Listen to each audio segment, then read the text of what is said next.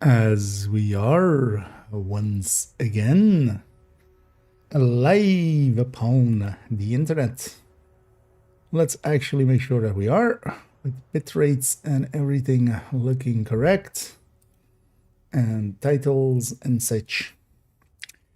And yeah, as the title says as well, we're going to be recording some stuff, which is the second part of the unit video, which just requires one last thing filled in. So let's go get set up for that. Make sure this goes over here. Let's already make sure these all work. Yes. Okay. Oh, and hey, Dag. And we're jumping on a little bit earlier. Not too much. But of course, yeah, already streamed quite a bit today. This is the second part. Oh, yeah. Let's figure out the high-end situation and what we can do. Because in a very obvious sense with AR, this combo. And then we can even take the salvo to still lose a little bit. Although, of course, yeah, this would be more, you know, like that. And then, like, this would be loadouts. If we're being real, I mean, well, that would be then, like, something else. Well, something else can now be a unit. How does this actually land? 58. So this actually with an AR with 3 would be 63, which is a little off.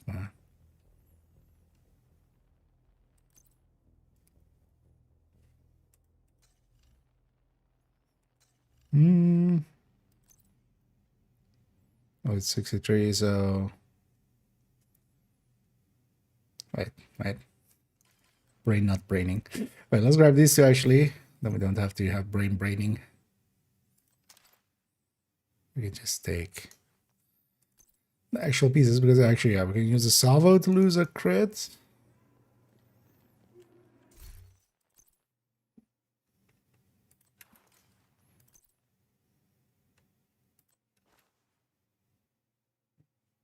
No.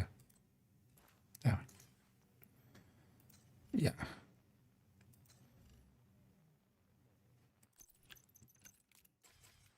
Am I still 58?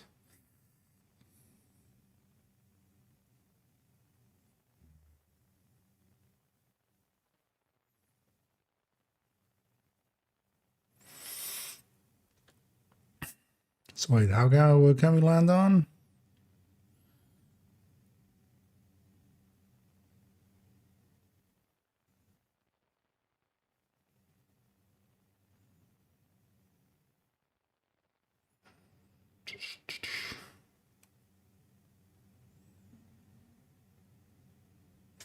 So 50. I mean, let's just.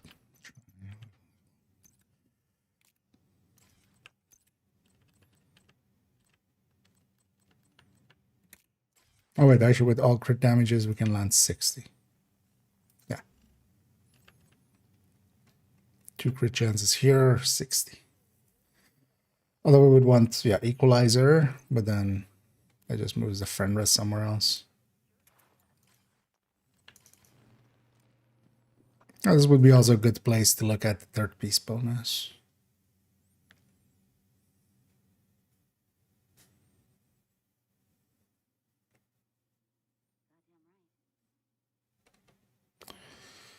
Don't have friendless mask, but we can.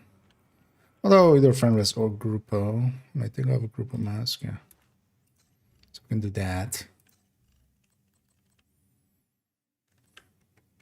Starting crit damage, yeah. Oh, except there as well, actually. So we can also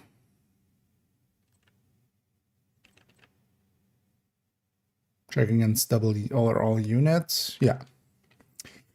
Yeah, let me get you up here. I needed this.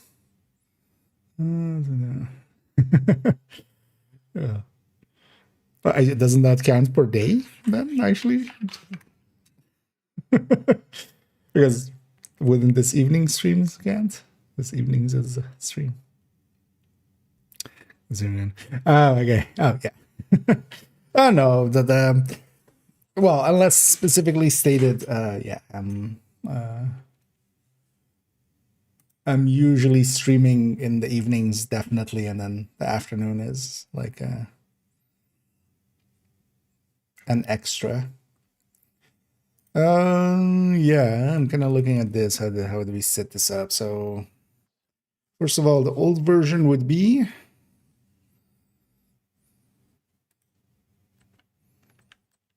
so yeah, we're not taking contractors there. So Grupo Fenris improvised. Mm.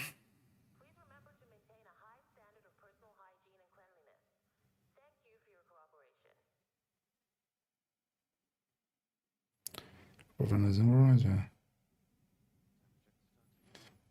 Or Hollow Man, but you have an AR.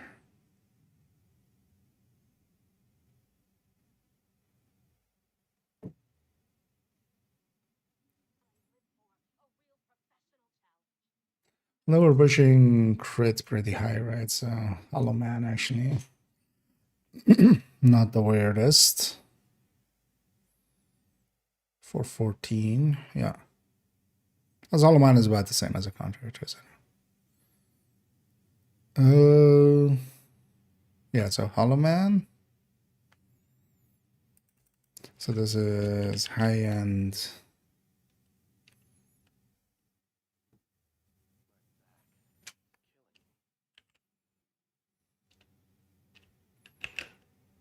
Obly. Overdags. Obly VG Overdags. Oh, that's well. We should look at the glass one and what we can gain there.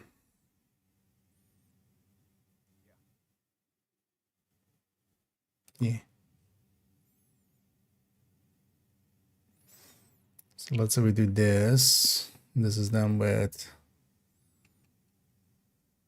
Hollow Man. Also loses a crit chance and get a different multiplier in there.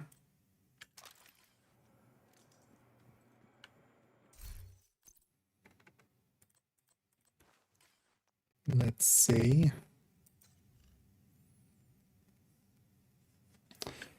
Well, actually, all right. Let's take this for a second.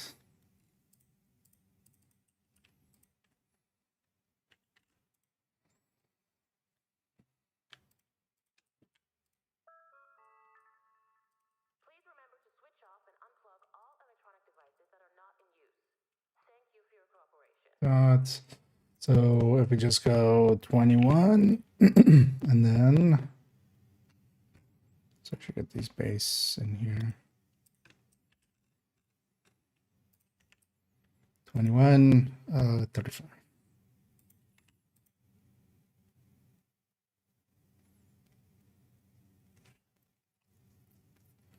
Okay.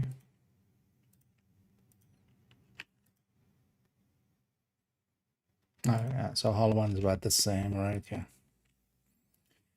Oh.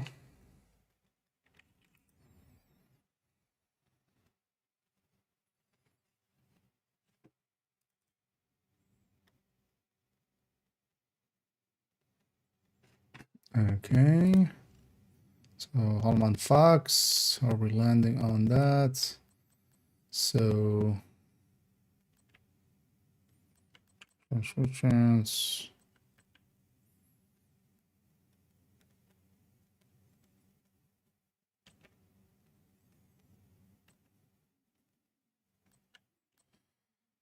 It still has its crit chance of losing crit damage as well.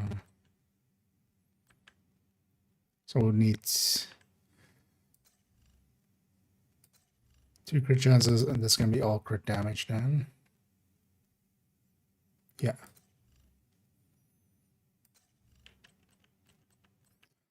So I'll work out though, actually.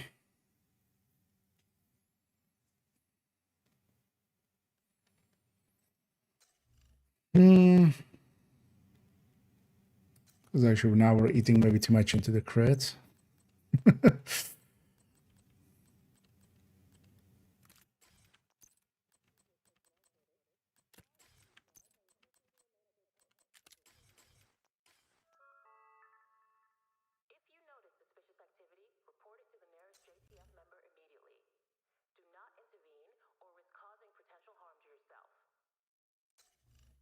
Let's try this first. So wait, let's go back to Fenris Grupo.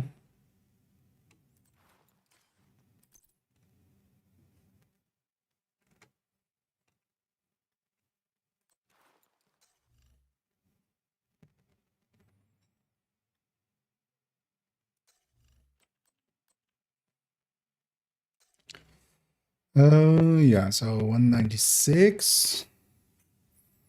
Let's put this one in first. Yeah, so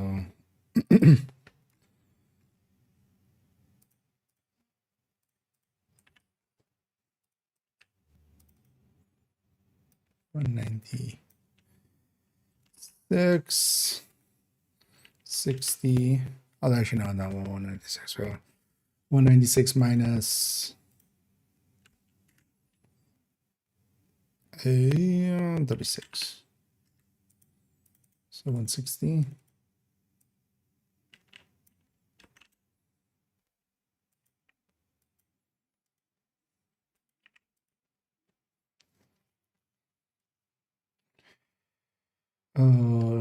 Is 20 plus 25.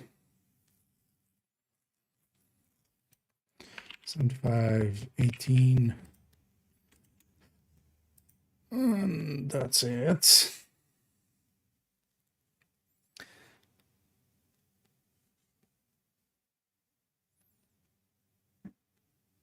And this is 40. Okay.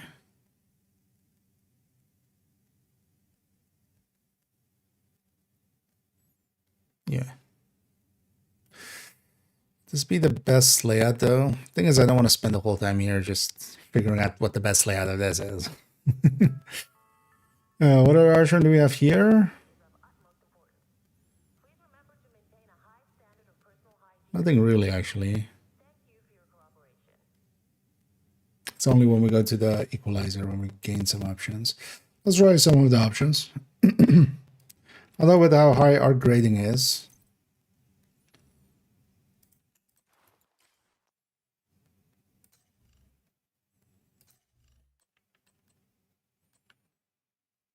So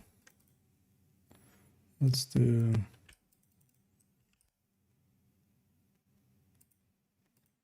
and Diably.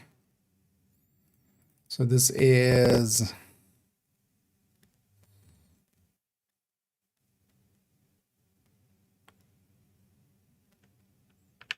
2x or so like this. So this is equal plus salvo. This is equal plus unit.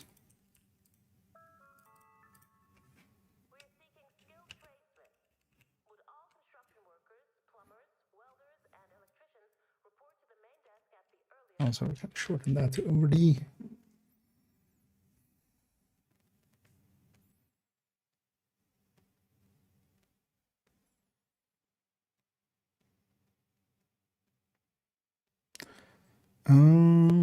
So equal plus unit. There's all these spaces at the end.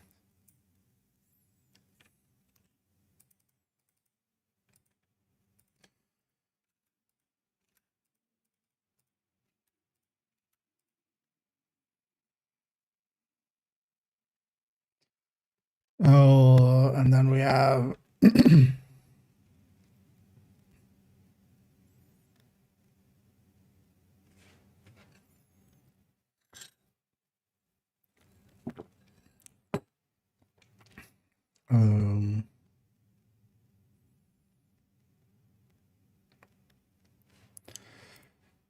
catch up here for a second. Wait, what? See my chat things. Buffer broke. I'll fix that first. It's interesting that's breaking like that now.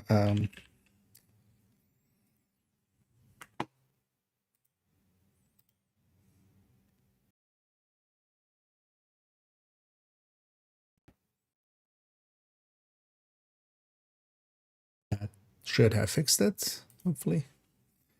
And the theory. Thanks for pointing in that side. It's kind of into that. And it is me.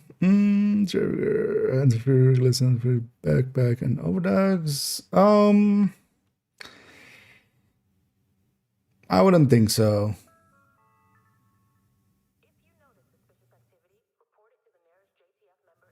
Just for consistency's sake, because yeah, the second you're shooting the wrong, like you would need to be sure to be catching the right enemy type, because also you're just putting a 25 versus a 30 effective. Effectively. Plus a brand bonus on top, so it's already pretty close to 30 because you're not getting a damage on that end back. You're getting the disorient, but I need a Spachinki. I need over there. Your Tinkerbell, and it goes. I think Dagger already linked to you, but basically Tinkerer can go into any red build. Like there isn't a red build that's. Oh well, no, that's not true. You want something that either the chest or the backpack isn't. Like you want it to be that it's just one of the pieces that you need. Which with a lot of gear sets, the big exception is especially on this Fury. But yeah, Strikers, Negotiator, Tinkerer, Umbra, OD. No, OD is the big poster child for Tinkerer anyway. That might be a one to grab. Because OD has so many good access to so many good talents. And Hideruki. And Hideruki. Although I think I said that already, but otherwise, you know. Stick that one in your pocket for different. So let's figure this out. So salvo is 49. Because of equalizer as well. Because the equalizer definitely goes in, of course.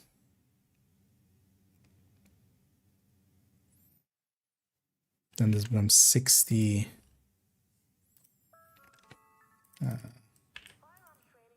So 159 minus 36. 123.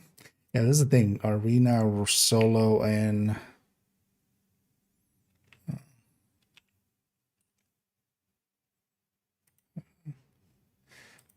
123.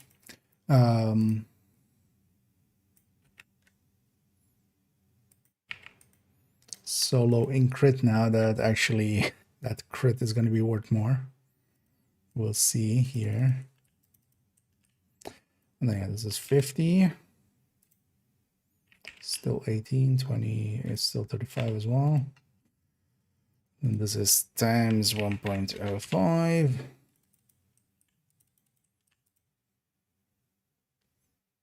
And then actually this is times 1.10 for the salvo. Yeah, so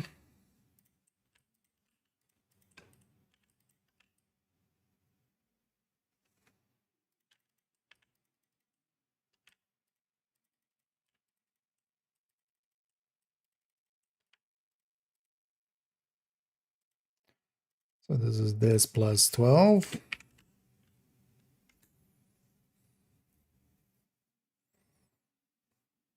I don't know, the rate of fire is going to win.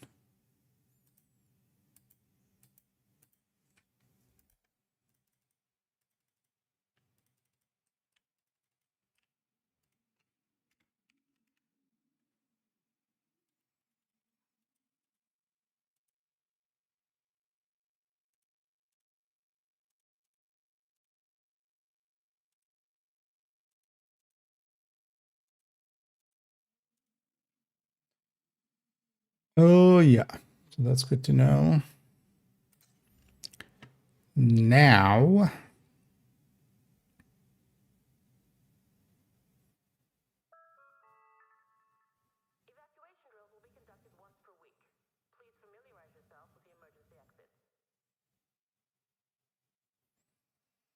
where do we go from here?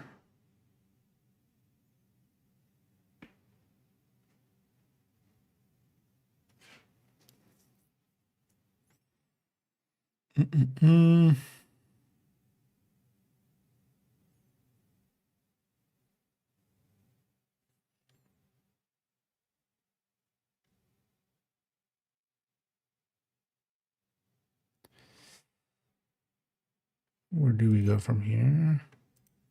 So now can try sticking that third piece in, but that would just be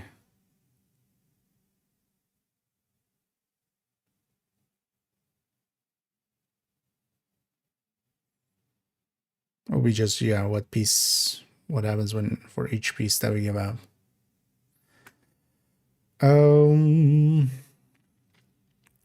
So layout wise, we don't really have any other options, right? This would be the top one. We take the Cheska, we take the foxes. But let me just quickly. So what if we take the fox out at this point? Because this is solo, that might be worth it. So this would be, let's mess with this one. So this would be 10 basically.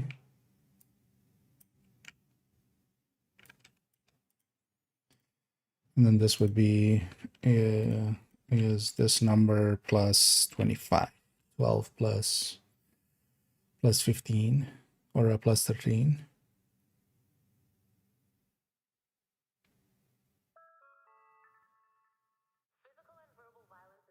Yes.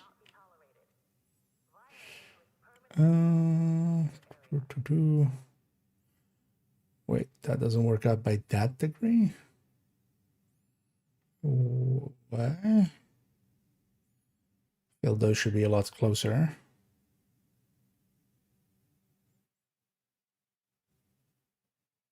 I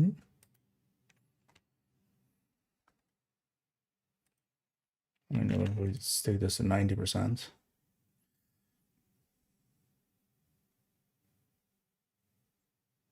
Oh wait, their RPMs aren't the same.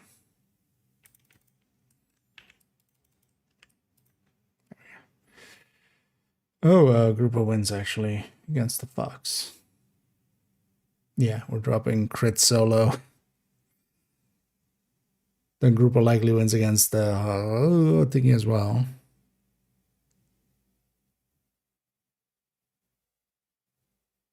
Against the Hollow Man. And then likely the fox is bigger than the Hollow Man.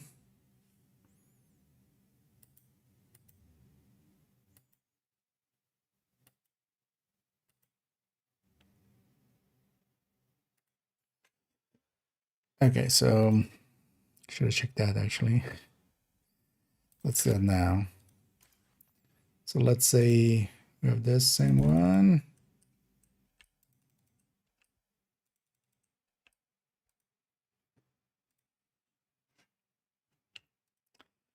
So 21. And this one is this number plus 25.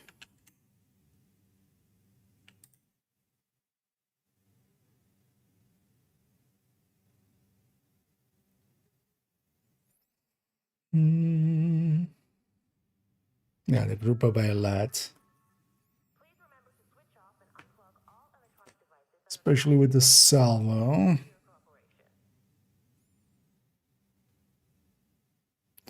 What if we don't have the salvo, but this is also plus 12 then?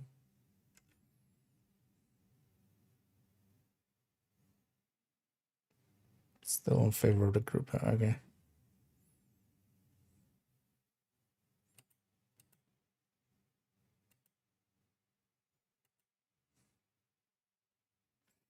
Yeah, let's take that then as the basis. So this is then 21. This is then. It also gets us one of the crit chances we need anyway. Oh, that's also the reason we actually need crit chances. So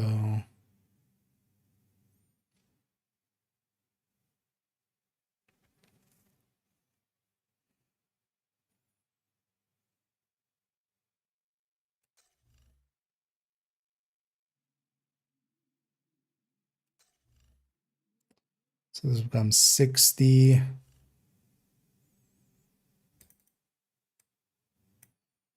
160. 6160 and 6172.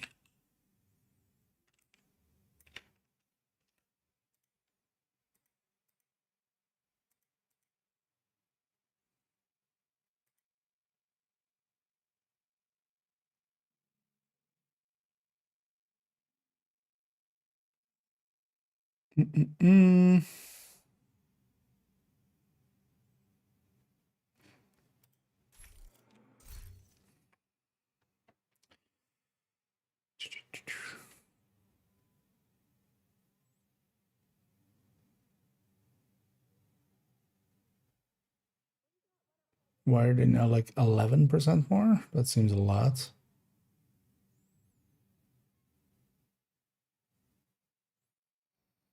I mean, yeah, we're adding to a bunch of multipliers. Actually, that's not that weird. Oh yeah, we're kind of getting 5 or 4 from the weapon damage, and then another like 6 from this.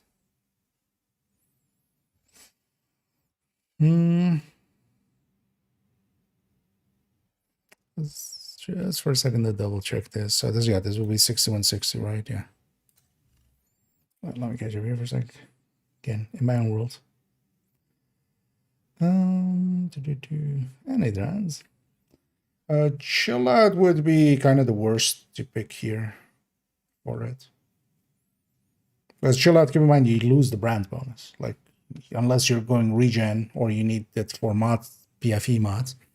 A chill out would be just worse than a group of piece or anything else here. Just you would give up a brand bonus. Yeah, you can stack 3 crit damages, but we need crit chance anyway. And Hollow Man always also exists for the masks. So.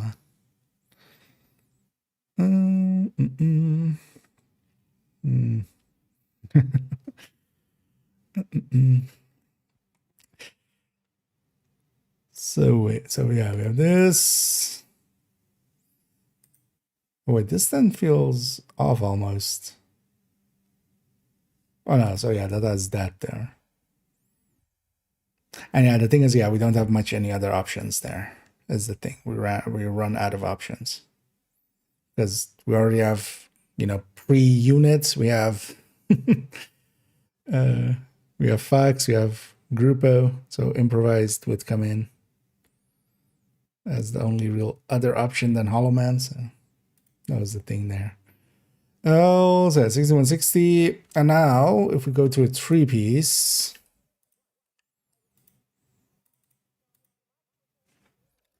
This unit.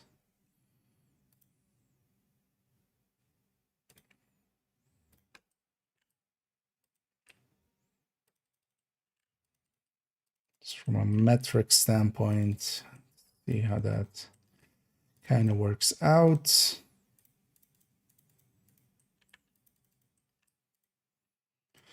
So that would be, this was a unit 2.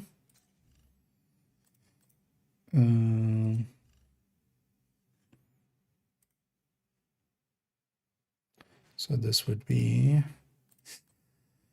135.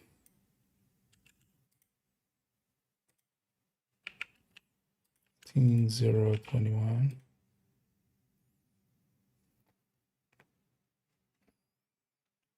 And then we would have this. And then we would have times 1 point. Is it 1.5? It is 1.5, right? Yeah. Oh, actually, we have another 12 as well. So, oh, sorry, that's just 147.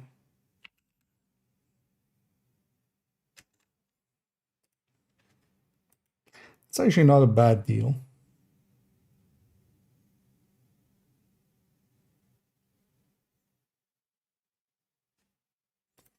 That's just a 4% gap.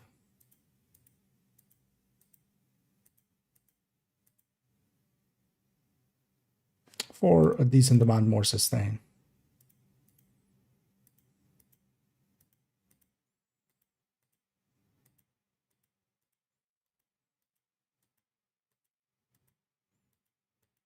It does not.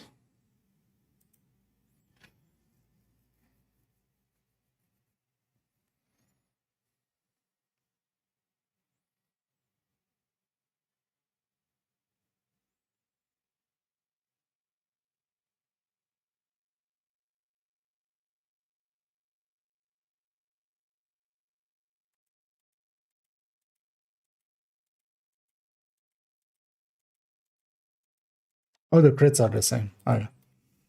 Yeah, that makes sense. Because here we're trading that in for that. Which does kind of work out, but not to that degree. Although actually, so yeah, if we are shooting 0%, even then it's the other way.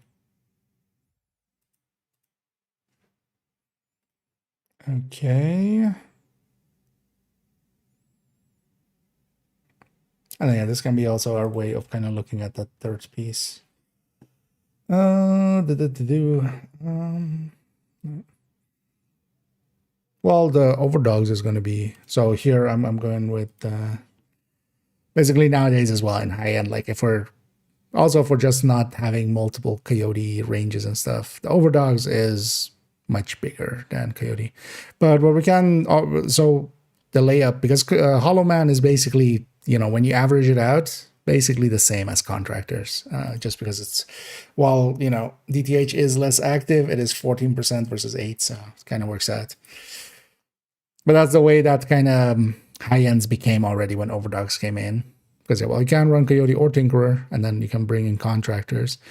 The difference isn't that meaningful, because actually when we're pushing it down too much like this, actually, it doesn't work out for the crit side of things. The Grupo is actually better than, that would also be better than contractors. It's already better than also Hollow Man, so it's actually, but those pieces are only really better when we were pushing our crit super high with like, Coyote, Cheska, Grupo, Fenris, and then everything having also like stats. Here, because we can also take the Salvo, we can either 12 crit to trade it into 5 rate of fire, which works out. That Fox's Spur in there works out. So, and hey there, Melon. So today indeed. Well, the continuation of because this is starting now, as it should, to start looking like a completed one. Because also it needs to be in like half an hour when we go start recording for it. So yeah. Let's just check this one. If I just check that one, then kind of by virtue that all of them are kind of calculated off of each other as well. At least for the crit and crit chance, crit damages, this should work out. So 6147, yeah, that lines up. Yeah, let's go check these things' damage numbers. Although this is also kind of going to be the place to talk about that third piece bonus where, yeah, we can get a lot of damage from mag, a bit of sustain, but it just doesn't work out for the burst end of things. Although, honestly, in the high end, I'd be totally okay taking 3 pieces of this. Like this makes sense at the very least. But yeah, we kind of have to go through 2 pieces to get there, which... Or yeah, we basically need place for 3 pieces, and then also, like, you know, the only real reason it works here still is we're not, you know, dropping vigilance here and going all the way down to there. Because we don't need to on the high end.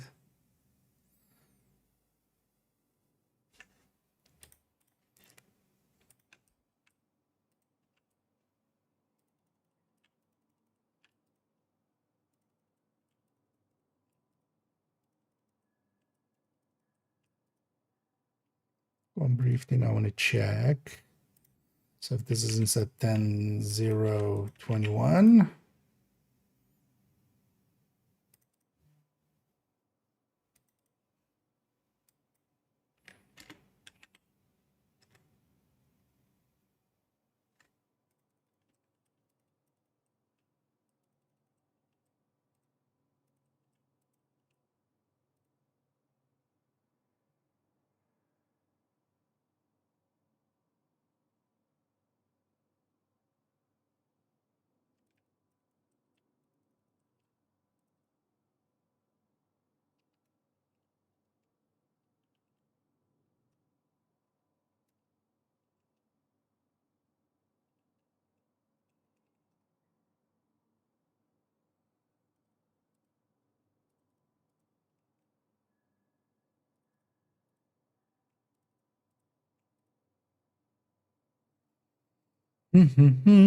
Would that actually work out that way?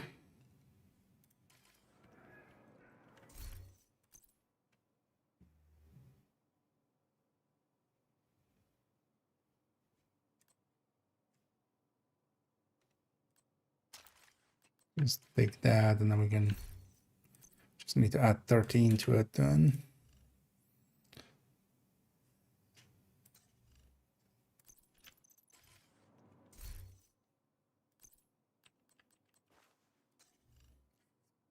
No. Oh, we gain a crit chance there then, yeah, of course.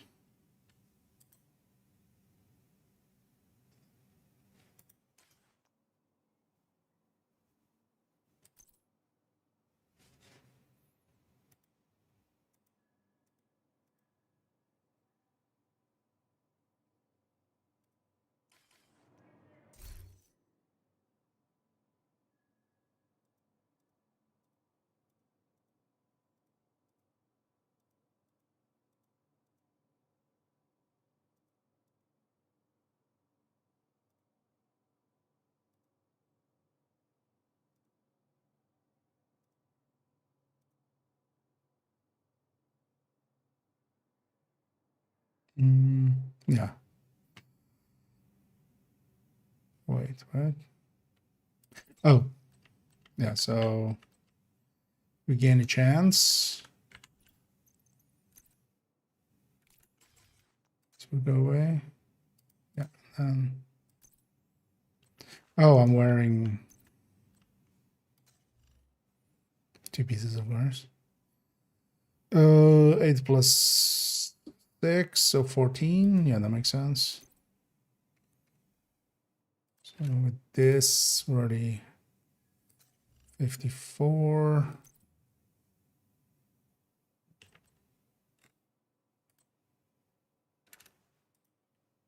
$60. And then we would gain another 13, so 160. Not 12, 172. Yeah. Okay.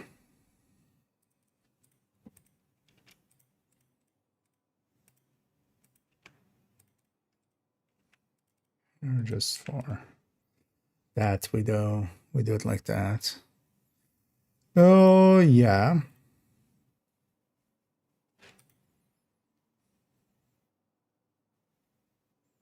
Oh, that's all right. Yes. Okay. So yeah, the group actually is competitive there, but just barely, but then not when killer comes in. So we are still at that edge of box versus Grupo. So now we're 54 again, right? Yeah, so 1 crit chance mod. Although actually we don't even need to put the crit chance mod in there. We need just the crit hits. Let me catch up here. Jeff goes, well, the calculations for video games are generally like, with most games, either people figure them out. In my case, I came to it by the time that people had figured it out, so I just asked. But usually they're not too hard. You just fidget with the numbers until it fits. If it fits, it sits. Oh, what were we changing this setup? Lima backbone, mask, holster, overdogs, turmoil, picture of chest with glass cannon. Yeah, overall, the sacrifice. Sacrifice is a better deal overall. While you do take more incoming damage, you won't feel the difference between that, but there is like a 2% gain with as Thierry said as well. Is my way Jessica dead and everything else soon? No. I mean, Jessica in general is still very alive in some places, just not against Equalizer. Especially Equalizer is just in its own, like, it's like way ahead, playing its own race. So, but Jessica, for instance, even like if we want to go overdogs and striker with a chest striker, we put Jessica there.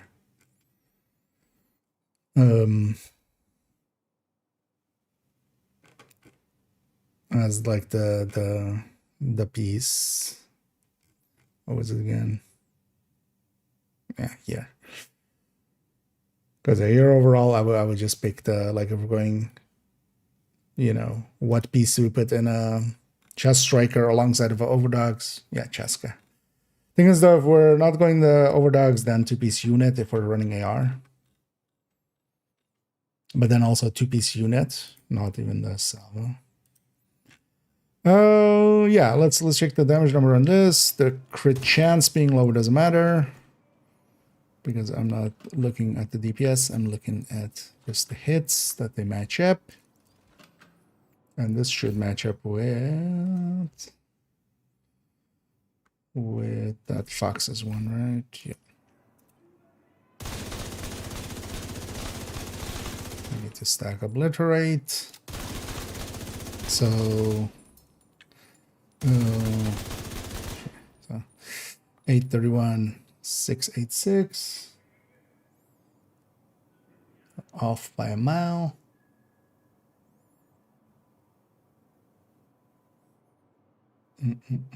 This is an ungraded weapon. That helps. That actually takes us the other way. Wait. Do I have like modifier on? No.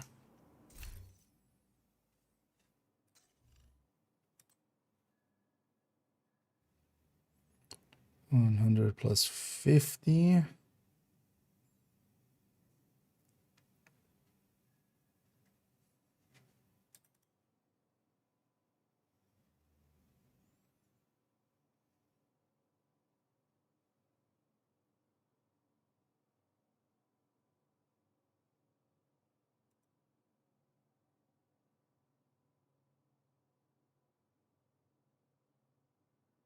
Oh wait, can blank it.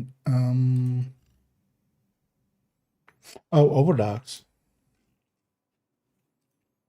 Yeah, how about we stick overdogs in here if we have overdogs? Brain was already like, that looks like 30%. Oh yeah, it is.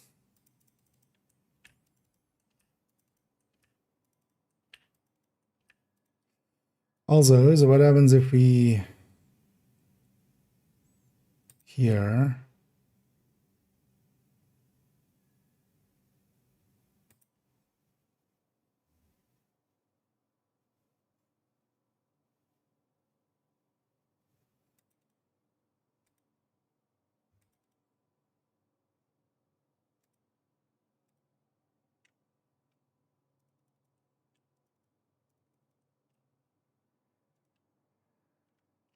15. The rest is the same, right? Yeah, and then 60. And then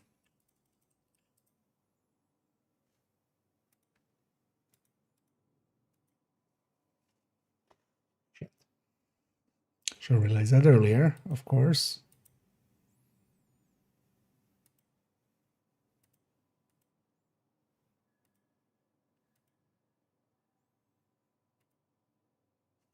As we also want to know Grupo wins there. So will Fenris be an option?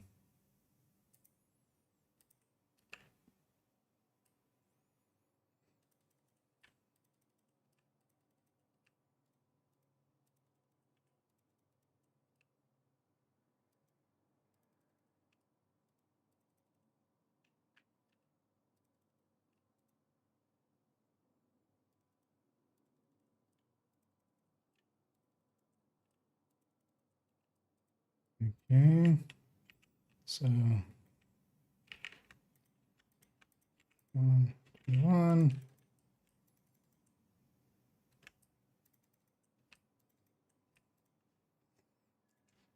Okay.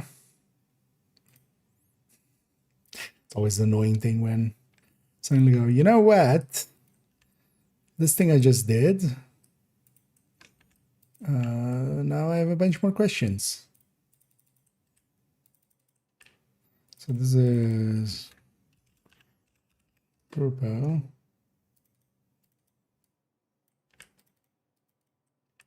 And this is Fenris.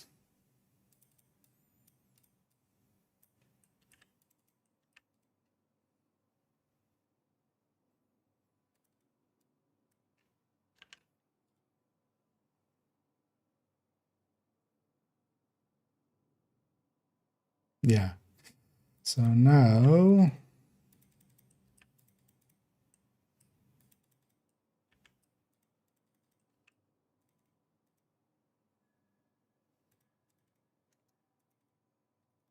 what's on both of these is it's -13.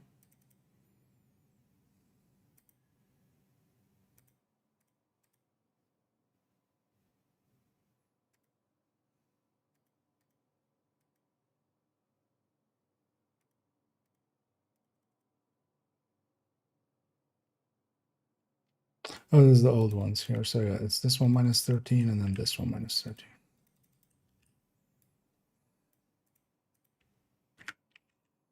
And then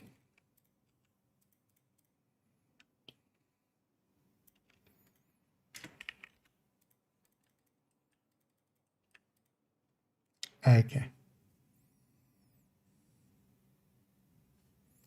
Something broke here. What broke here?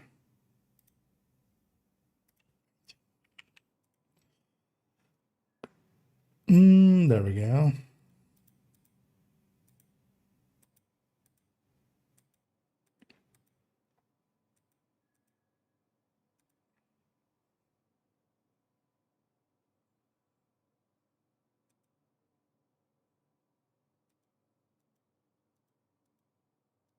Yeah, okay, yeah, it doesn't matter. Oh, yeah, let me catch up here for a second. I need the title. And yeah, we're gonna start recording in a bit. Basically, this is the last one. I need to prepare for it because everything else is ready. And then we're just gonna try to get through all of it.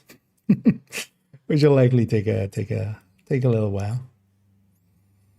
Because it's what's been done on a spreadsheet you can remember.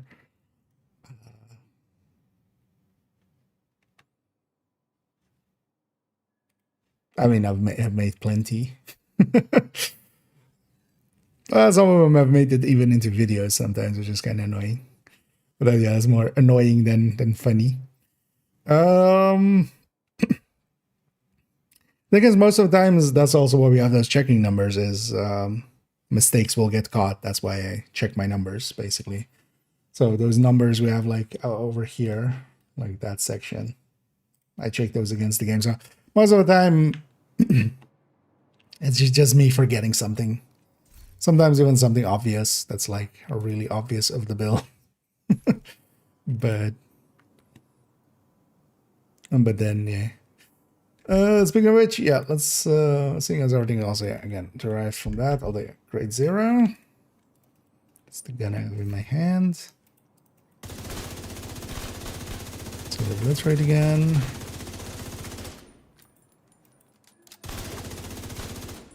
.336, 715, 714.3.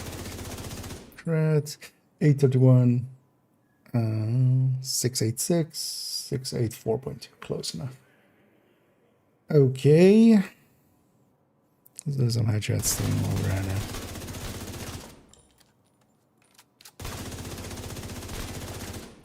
$589, 251, 250 there, and 1080,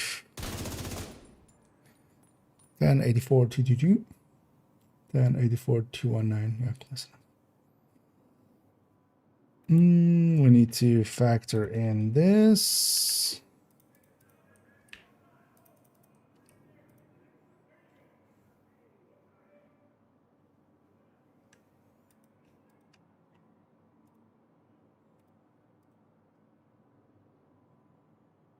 And then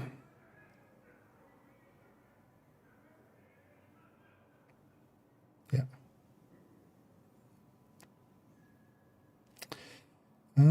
How is this, and this not? What happened? Oh.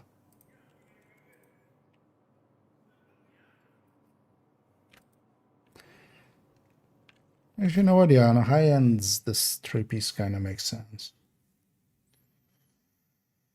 Although actually, yeah, so wait, this needs to be here, of course.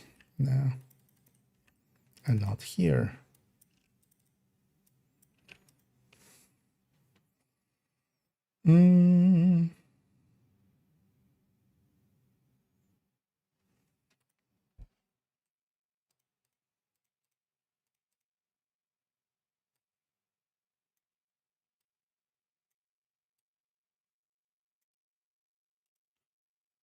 Like just looks like poop. Oh, let's take that one just as a high end. It's yellows. Because if we go the high end yellow, that's too similar to what we already have. Oh yeah, let's say like this then. This becomes this color. And then here each of the second ones becomes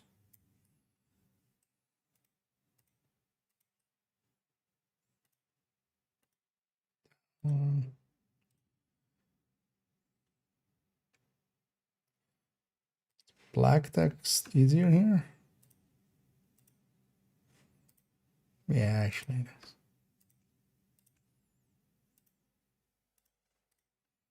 Yeah, that's more. That's better. Okay. Do we hook in measured? I mean, we should.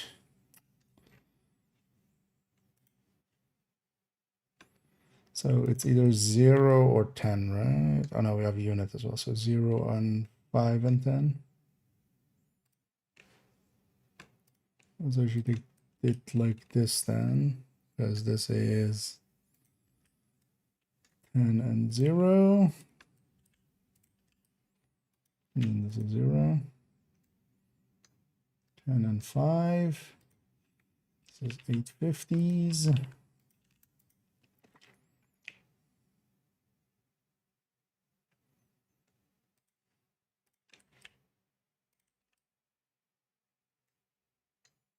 And 10 and 10.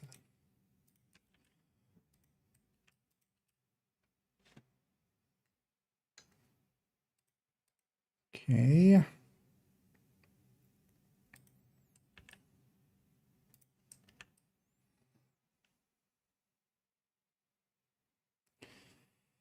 $390 here. Okay.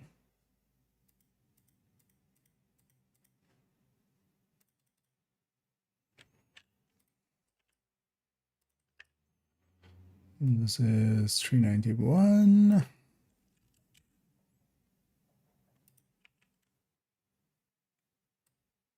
And oh wait, no, that's 390. This is 391. So that's times 1, 110, 105. So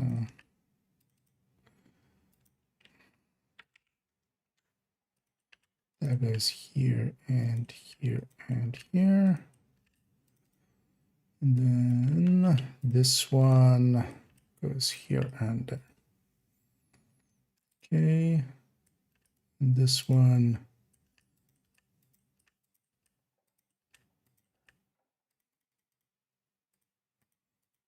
goes like that. There we go.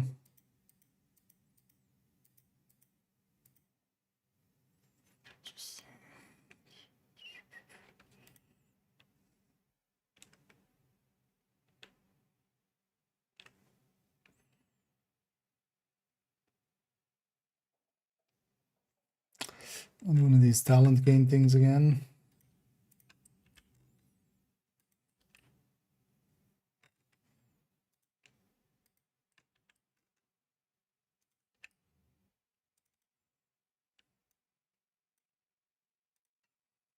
Okay.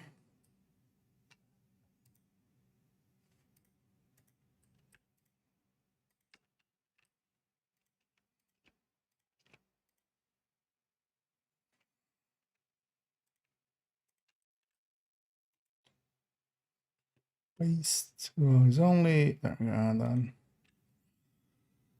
So that's that. That's that. And that. Okay. That all looks good.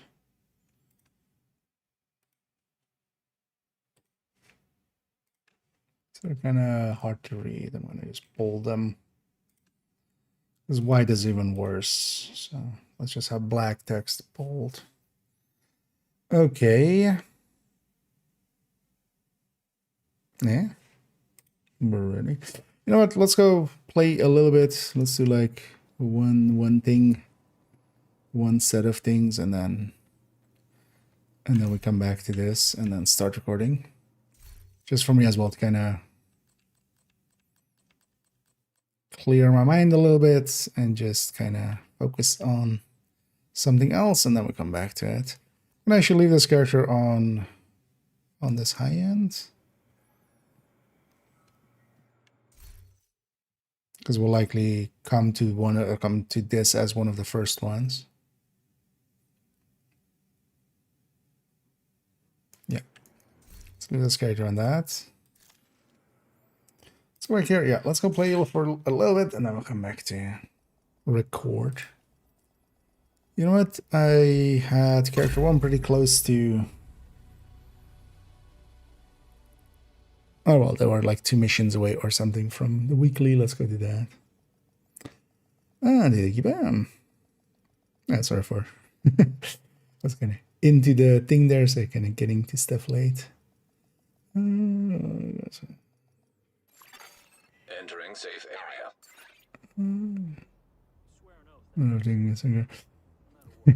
Yeah, I mean, I've done that on mistake sometimes. Yeah, like giving the wrong talent to like builds that don't have the talent and stuff. But that's also why, I have that checking section and stuff. So I'll make the mistake, but then like it'll get caught. That's also I'm not too bothered about like going a little fast. But then I always check my work and.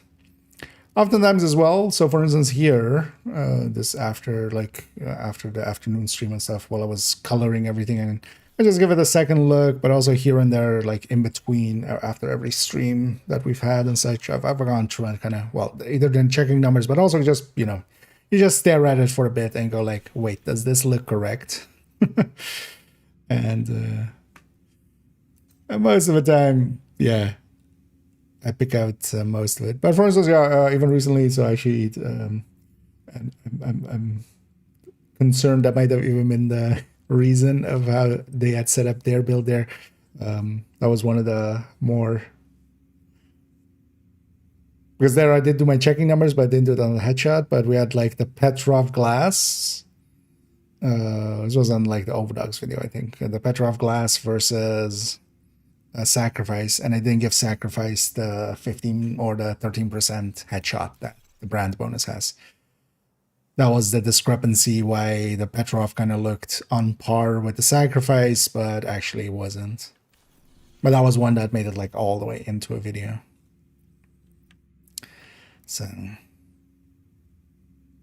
but there, yeah, I didn't check the headshot numbers, or because usually those don't change too much. But then, you know, because normally on crit builds we don't have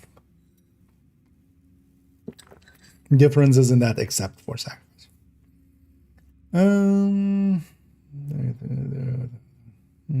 It's frustrating. I mean, it's always frustrating, but also on the other hand, it's like I'm okay with it. I've made so many mistakes by this point. It's more about I'll make mistakes. Like that's just gonna happen. That's just the reality of making things, especially things that are kind of, you know, metrics based. Viewpoint density space. Okay. Okay. Yeah. You know what? Let's go do those. I don't know if anybody's interested in these two. I'm just going to do these two missions and do some activities in eSmall, not the entirety of the weekly, but if anybody's interested in doing those parts, feel free to hop on in if you have me already, or just let me know and we can get you in here. What can I take that can deal with a few directives? Golden bullet being assembled by hostile. And we'll take this. Oh, this agent has joined your group. We'll take this. Hostile completed. Actually, you know what? Then I'll just go red. Oh yeah, let's go tipping. Let's go OD equalizer. We'll go tipping instead. I don't know. Let's just take basically everything except pistolero. And if anybody else wants to join us, let me know. Otherwise, we'll get going here. Let me actually track that.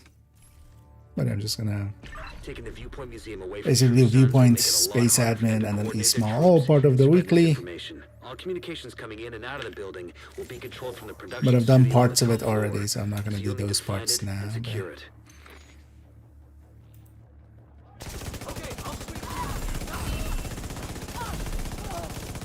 There's also actually the next big wind up for spreadsheet. I don't know. First it'll be Cocoa and Bittersweet, but Bittersweet is pretty easy from a spreadsheet perspective.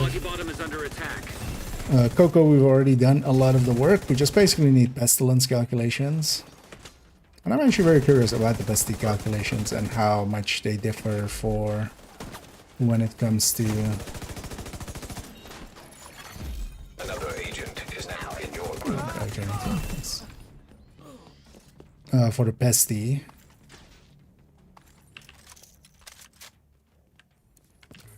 Although the layout is kind of dictated by Overdogs. So we're going to take the backpack just because we want to avoid the chest. And then because of that, we're going to take, you know, either sacrifice or equalizer on the chest. Radio intercepted. And so the division thinks they can just so we can take Overdogs. They don't know who they're fucking with. Go dark. Like that's the layout, but still want to see from a without Overdogs perspective how that works out. Oh yeah. Oh yeah. I missed that earlier. We'll get back in here. Another agent has joined your group.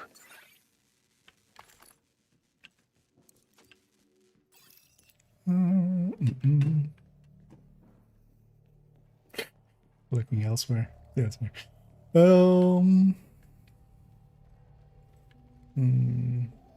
Isn't there the mail server? Okay. Well, no, everybody's getting that. But it's just the elite ones. At least, I believe it's just the elite ones, right? I've been shot by purple ones and I haven't had too much issue with. Yeah, if the elite ones are around, especially with retaliation and control points, it's a little bit of an issue because you know you see a lot of them there. But also, you know, just shoot the turret off, shoot the thing of the turret off if they get it down. But you can also even like shoot the turret off while they spawn. Like, I definitely go out of my way to.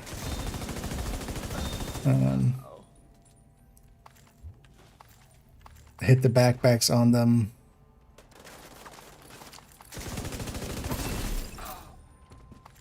If I can and stuff. Yeah. Let me catch up here. Hey, the 2 minutes. Yeah, definitely been a pretty good day. Nice and relaxed for me. So, always happy with those. Although, well, tomorrow is going to be a long day for me, so today's my kind of rest day. I haven't got the video up today. The journey caches thing went up, so that's ready. You could build circle off of the wall. What's the ad?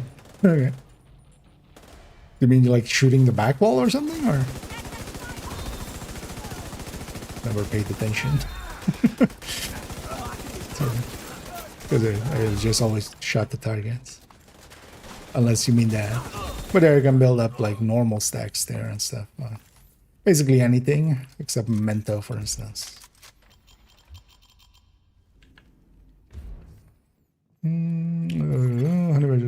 Good. It's insane. It's basically just as good. No. Also, I don't think it's like barely behind the numbers. It's quite a distance. If I remember right.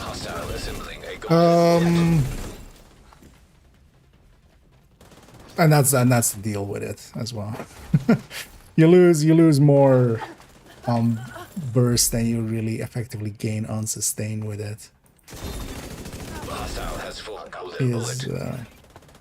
But Unhinged is not bad. At least it's better than, for instance, yeah, Carbine 7. It's definitely in that pack of P416 M4 and P416 M4 and Honey Badger, which is kind of the second line weapons. The thing is, a lot of fights in Division are very much more towards burst in terms of our engagement lengths and stuff.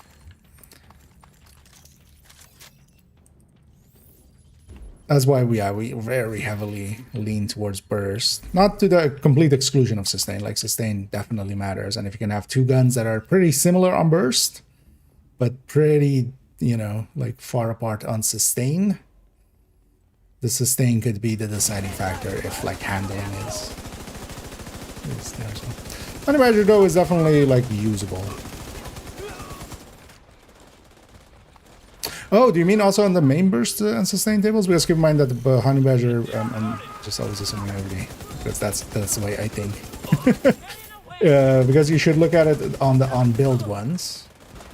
So there are those tables in the DPS tables of like on-build, which is, for instance, for the AR one, it's AR on Striker. The thing with Honey Badger is you also give up one weapon mod. So the base stats have actually a little bit of extra stats baked into them to make up for a little bit for that mod loss. But that means that, yeah, on the main tables, it looks quite higher than it is. But yeah, it gets to have 3 crit chance or 3% kind of damage less because it has a crit chance mod or crit damage mod less. So keep that in mind as well. Go! Get out of here! That must have been Wade. Would have been nice to bag him, but he's not your primary objective. Get to the TV studio and get. Yeah, actually, yeah, the Division 1 thing. So Survive Fest did not survive. Dun. Yeah. Although, yeah, they're gonna restart it, I saw. I hope whatever prize they're gonna give as like the participating into this one because I didn't do it because I was waiting for the weekend mostly to do it or to do it today later on. Although most likely on the weekend jumping in there. Look for the transmission control. But honestly, from the communications perspective going of bad at this point. If you reset it, you'll lock out the True Sons and we can take over the channels. from the perspective of Make sure it completes the reset sequence. event, they should have kind of done it actually around that time. Although it's just busy times, but yeah. It was kind of weird for them to put it as well up against the 3 times in Division 2.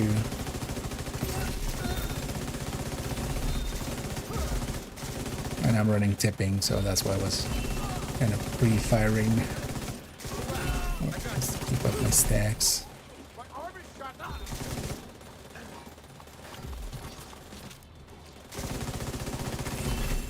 All site facilities are reset to default or under direct SHD control. That's good to hear. Our comms are coming online and the True Sons are in the dark. Fluctuations in local power detected. Communications facilities offline. What the hell? I'm seeing multiple hostiles on the roof. They're setting up EMP jammers around the radio mast. I need the Wade, trying to rituals. sabotage the mast. Without it, Yeah, no one can they're broadcast from trying to viewpoint. catch up Agent, again. Get to the roof. You gotta stop Oh, them that's from only taking can out this the mast. Oh, okay. Never. I should never noticed that before. Electromagnetic I'll charge try that. detected. Wade is using EMP jammers to overload the radio mast. Take There's them out also before this. the mast is destroyed. System disrupted.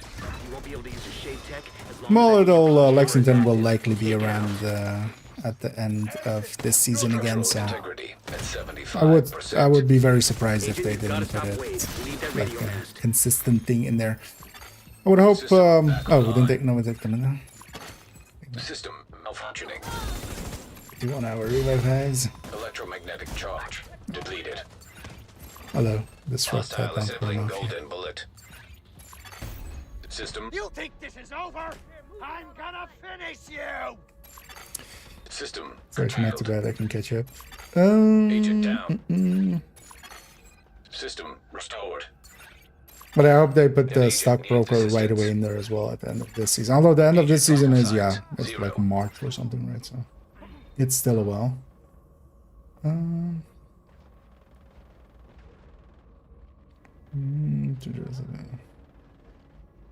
Yeah, I haven't paid attention on to if it's RPM or if it's. I saw, or yesterday Tess was also saying it was RPM. I wasn't paying attention to if it's RPM or if it's just plain damage. They do a lot of damage.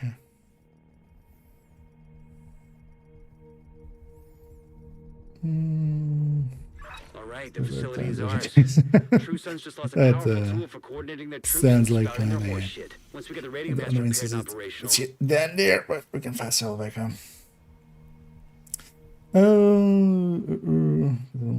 Not sure if it's slow, but wait. Should just let me fast travel up there. Guess it thought I was trying to do it the mission. Is it want my tech ass? Yeah, next up let's go do space admin.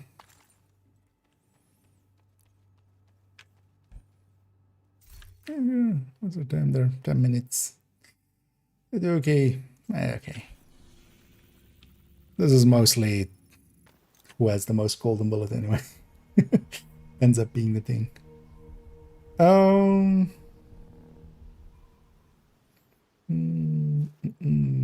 mean anything.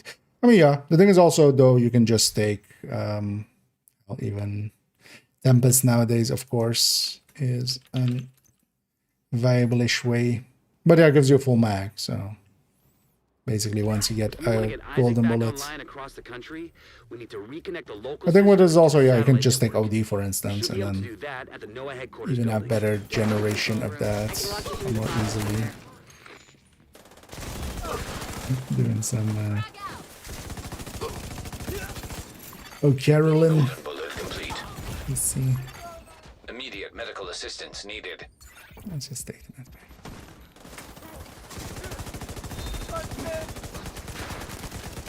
You're going down, agent. Received. Golden bullet.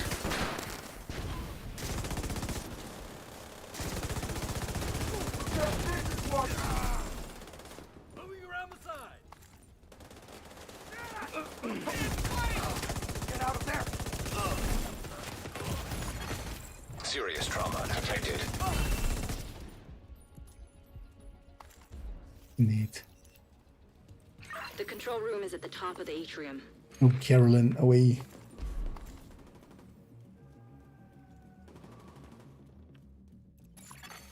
Hostile radio intercepted. It's the division!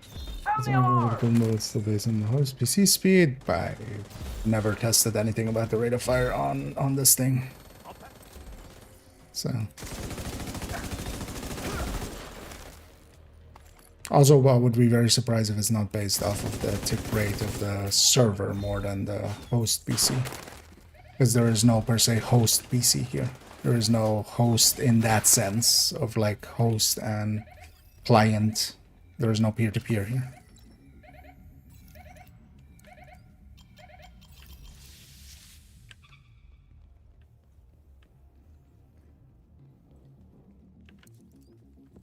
That's also why somebody can leave without like everybody having a loading screen or something. It's definitely a session owner, but as far as I know, that doesn't dictate too much about the game. I mean, it dictates some stuff specifically, but it can cause these things to happen if they have server network issues. But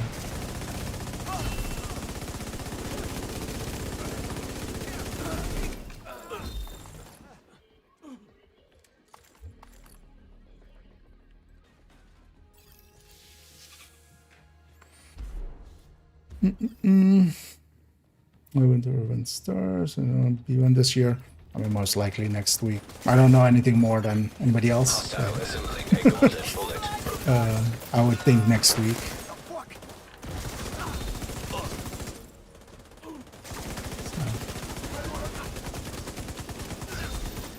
Basically, the schedule is the event timeline as well, set up till next week. Heads So up. I'm seeing we'll hostile get what movement we'll on the get roof. next week, or we'll get an answer next week, if nothing else.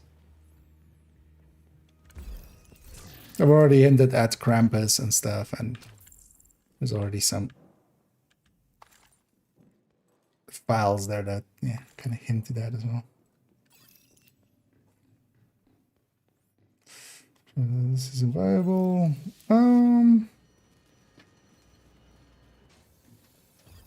You wouldn't want to combine both Tempest and OD, like either or. That would be because Tempest can do the 5 directives because it's a pistol. OD can do the 5 directives, but then with not a pistol because it's Vital OD. signs critical. So combining the two is gonna make for a pretty Hostile weak has game. full golden bullet. I've sent the coordinates for the dishes through Isaac. Because at the end of the day as well, you need to still be able to kill. You're still gonna have to adjust each dish, but this will speed up the process. There's actually multiple dishes going. We have golden bullet just for speed purposes.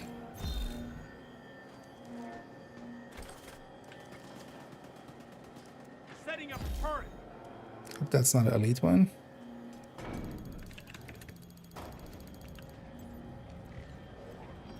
It's a purple one.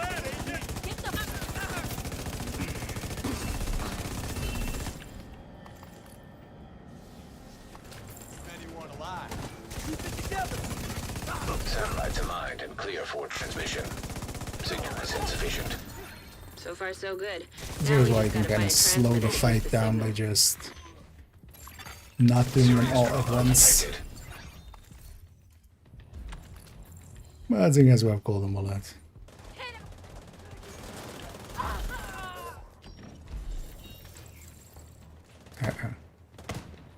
I just want to see, is this thing just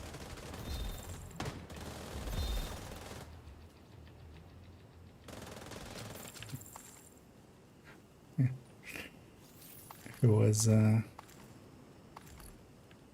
but in either case they do a lot more DPS. It's on the damage end or fire rate, and because also fire rate for those things will likely not matter for how much bullets they can spit or spray.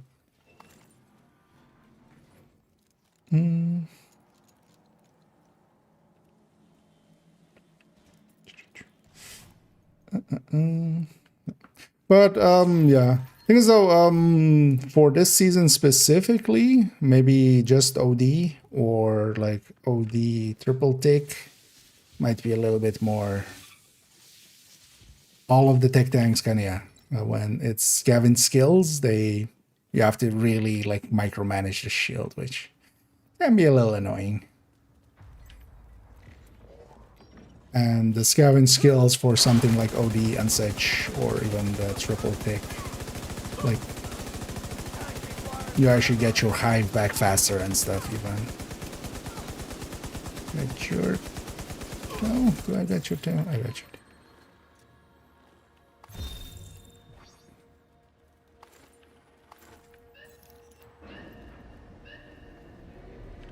That's it. We should be able to extract the radio once it's docked.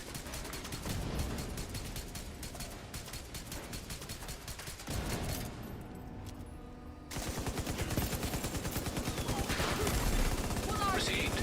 Golden bullet.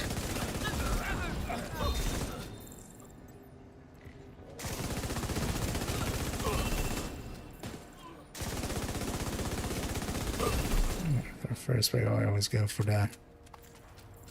Stragglers that spawn. I'll let Kiba hit an all set up here for guys that spawn on this end.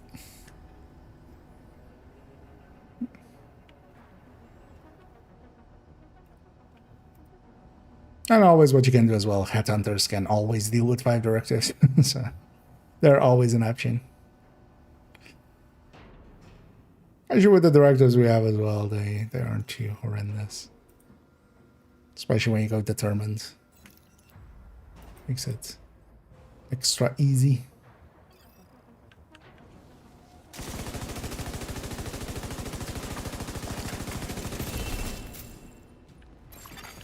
Hostile assembling golden bullet.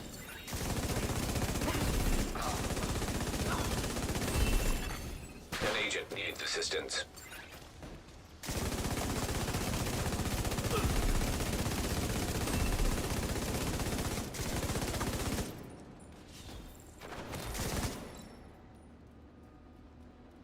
And tipping skills and golden bullet definitely also work out.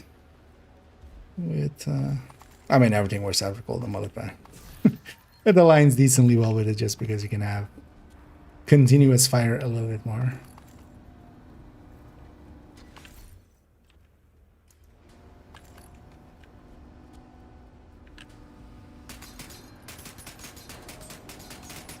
Alright, let's finish up this mission. If you guys are up for it, I'm gonna go just do some activities in East Mall. Also part of the weekly. Or we just go and capture like a control point and see what else is available.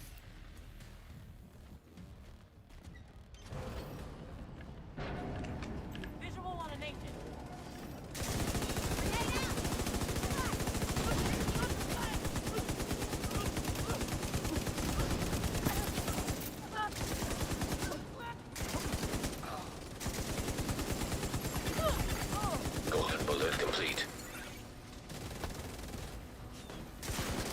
Actually, not a bad idea. We need some of those with golden bullet as well.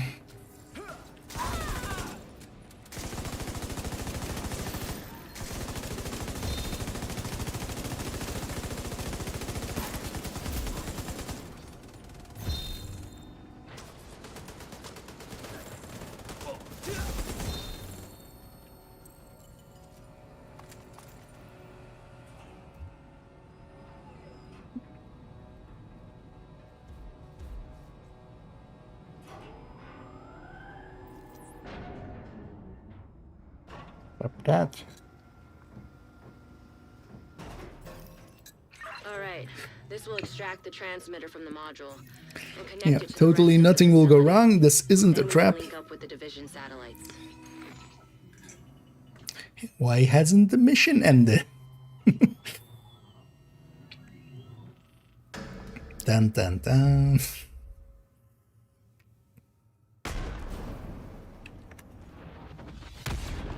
Agent, are you alright? Sounds like you've got company.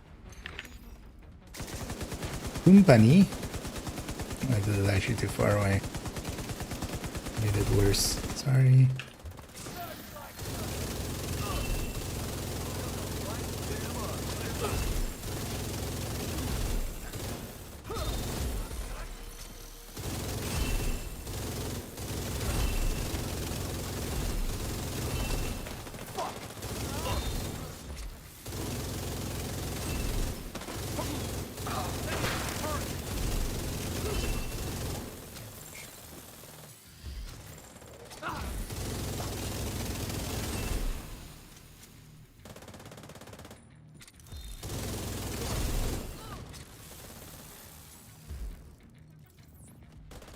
What a dick.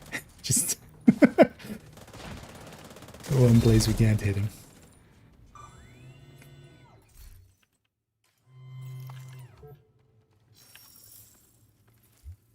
Satellite network is back online. I'll send a team to secure the transmitter for Actually, safekeeping. yeah, just to show it as well. Agent. Let's go get the key chest upstairs. Just to have gotten that. This is one of the few places nowadays. It doesn't matter anyway because the key chest. Although actually no, this key chest still scales to mission difficulty, right? And then there's one key chest upstairs to get. Oh, there's also part of a daily actually.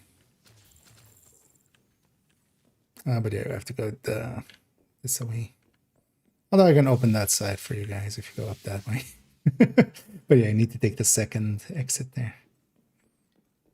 But also I can open the gate on this side. But there's a corridor there.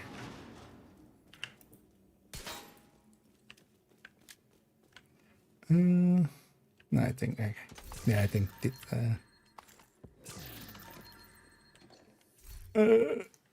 I think Doug has it's full up on stuff anyway, so doesn't care what doing. Let's go take a second to clean up, and then also I'll turn on some world directives. So let's take. Do we have any ODs available?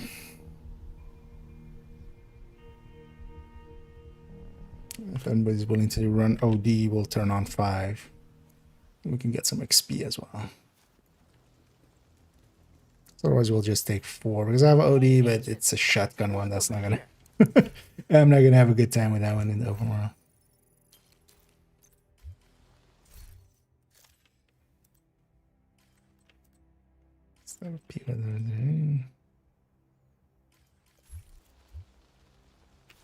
Oh, let's turn on 4 then.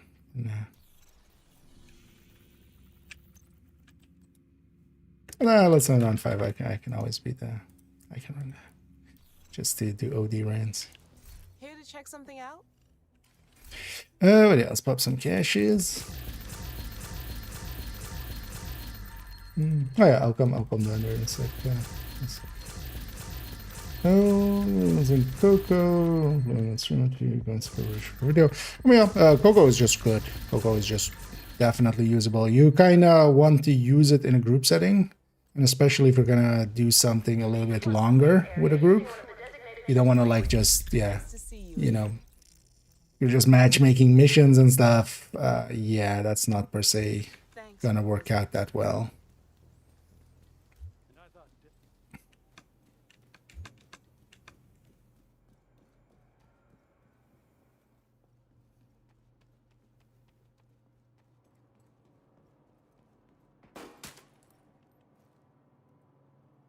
That one? Alright, wait, let me.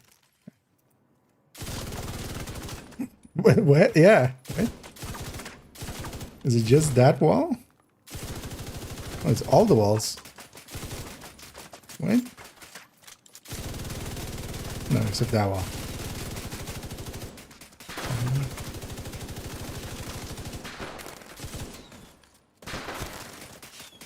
This definitely was not the case in the past. So wait, why? What would change even about this? Because I've shot this wall. Although actually, well, it didn't seem to be working on that wall. But I've shot some of these walls quite a lot for just testing and stuff. Or, you know, pattern testing and stuff. I am pretty confident in saying I've likely done that at some point with a striker build.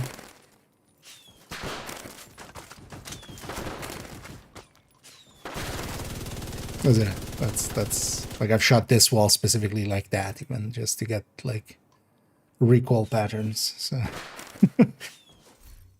that would have been with a striker anyway. Interesting. Interesting thing they've created.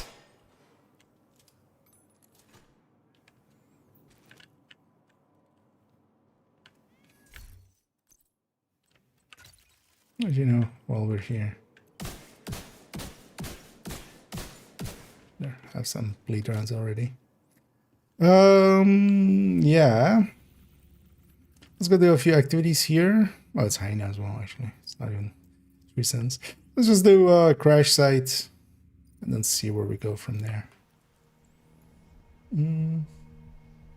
But a Coco is actually pretty good. At full stacks, it is with, you know, just Lexington, Striker, Obliterate Striker, Equalizer, even the newer variant, versus Coco at full stacks.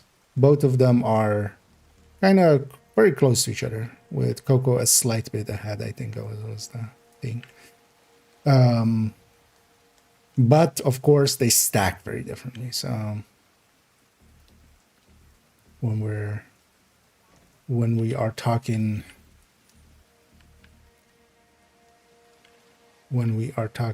oh, these guys are returning with food. I don't want to get them actually. Before they disappear. Oh, I forgot to change back weapon wise. The plan there was to actually armor break like that and set them all on fire. I'm gonna hold this lower area. Although yeah, I have Tinkerer on, and I should have The golden bullet. back to this. No, good thing. Yes, I do want to give up my special. Agent down.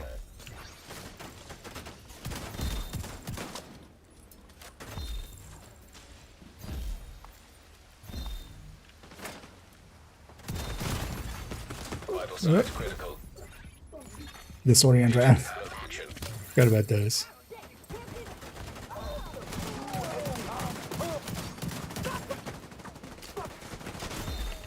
An agent needs assistance. Heavily armored hostile detected.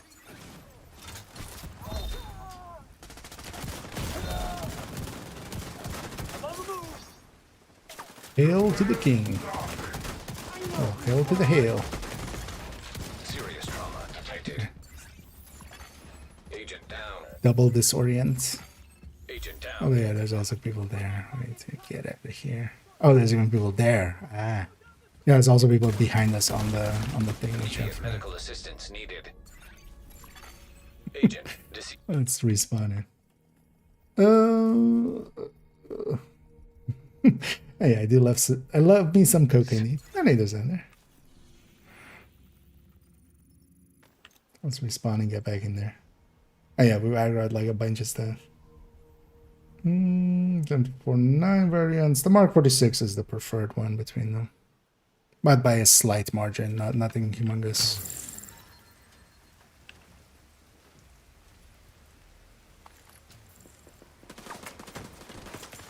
Oh, I have no ammo. Serious trauma detected. Agent incapacitated. Oops.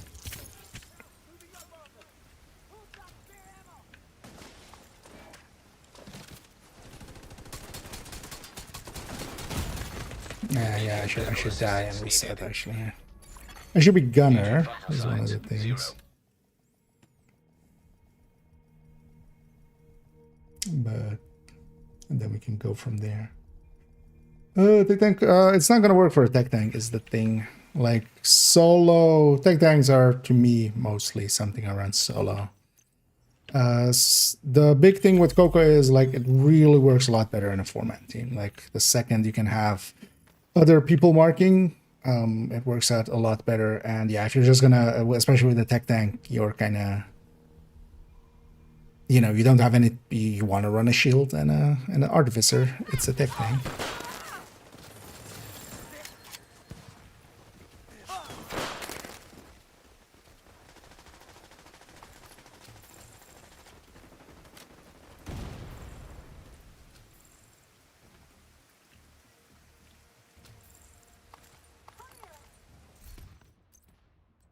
Take a Crusader shield.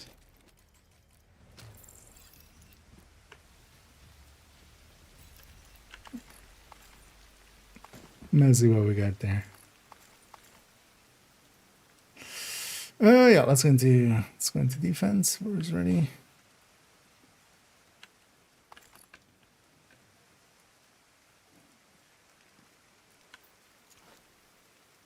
You. Reinforcements incoming. Detecting additional hostile contacts. Slight handling improvement. I mean, there's a guide for that. Because I'll link to the guides here. There is the 14.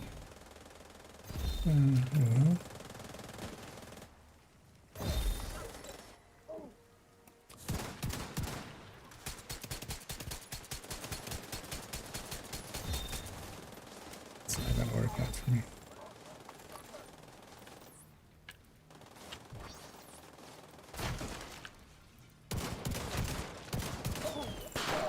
Of course, he stops like a centimeter short. Oh yeah, that's the downside of this one. This one was always made for this, but now that I've put a tinker in it, it's very much isn't. Not sure what happened to you.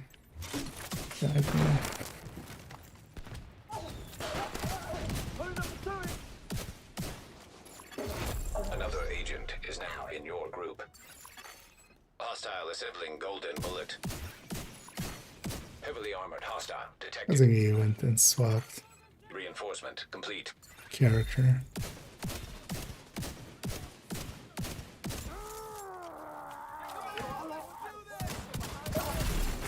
Received golden bullet.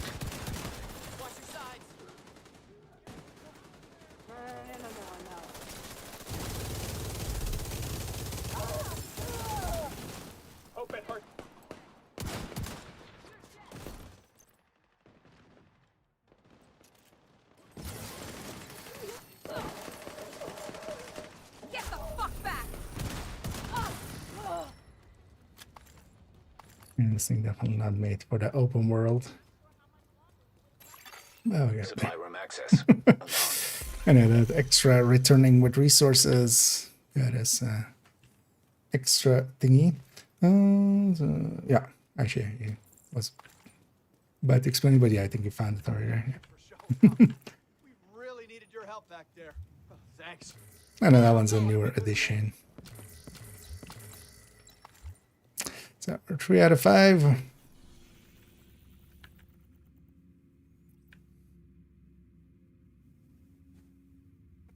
Should we just go for the other control points? Nice and hectic fights. So yeah, we're gonna go for 2 activities, but I don't mind also just getting a bunch of field recons as well. A lot, not so much, but let's just run from here. And then after this one, I'll take my leave.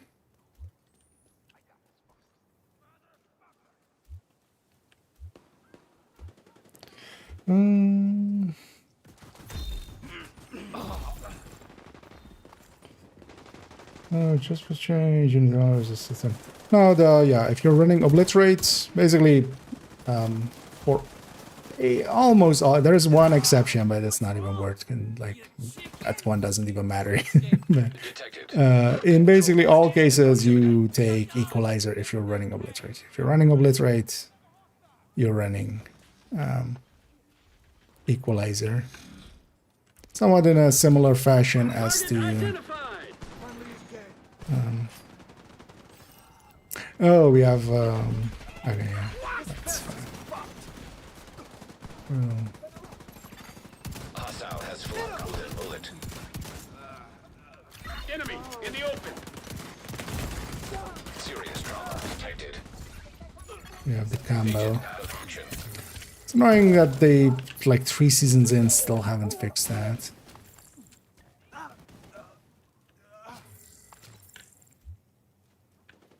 Would be nice.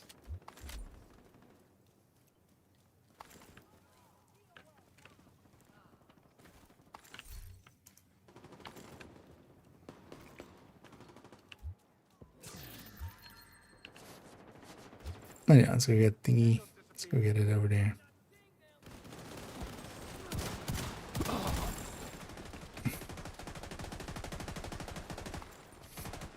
Whole army of them here fighting. You know it. You go, girl. You get those, whoever you're fighting.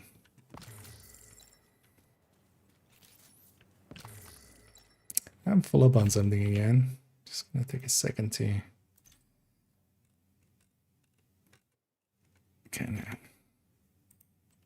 What am I full on? Oh.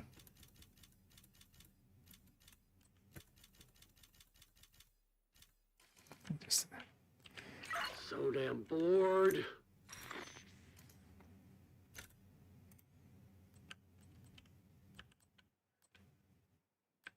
Oh, these are. No, there. Sheriff proficient already.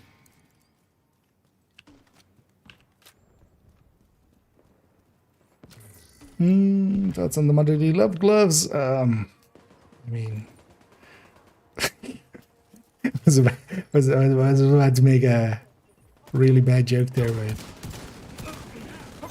it involved fornicating with one's mother. There's very few places where, like, it would make sense. Because if we're talking things like tech tanks and stuff, it costs too much to put those in. Like, there's a reason all the pieces are mostly going towards damage, and we're just taking blue cores as our lay-in for Agent down. it's hyenas, of course. This Orient rounds. Hostile assembling golden bullet. I wasn't expecting the disorient again there. Received. Golden bullet. Hey, thanks for that. Thanks for An the agent help. Yeah. needs assistance.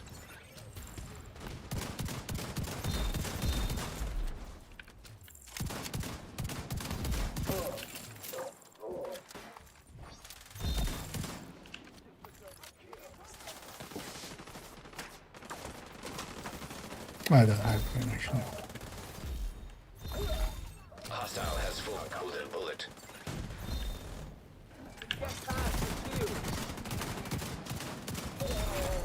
Heavily armored hostile detected. Oh, my rounds are out.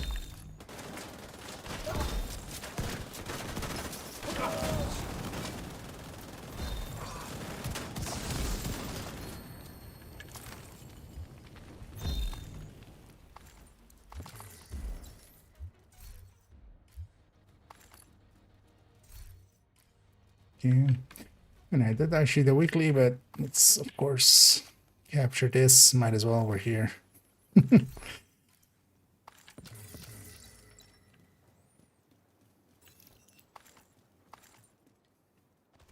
Let's go into defense. Reinforcements en route. Incoming hostiles detected.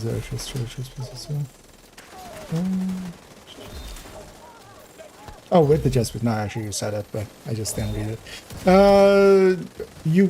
It's basically a head-to-head between going. It depends on if you're using an exotic. Well, first of all, that. So if you want to use an exotic still, and Overdogs and Tinker are actually still more powerful than two-piece units. But yeah, if you don't have a Tinker and you don't want to use an Overdogs, then two-piece unit with ARs makes a lot of sense. Heavily armored hostile detected.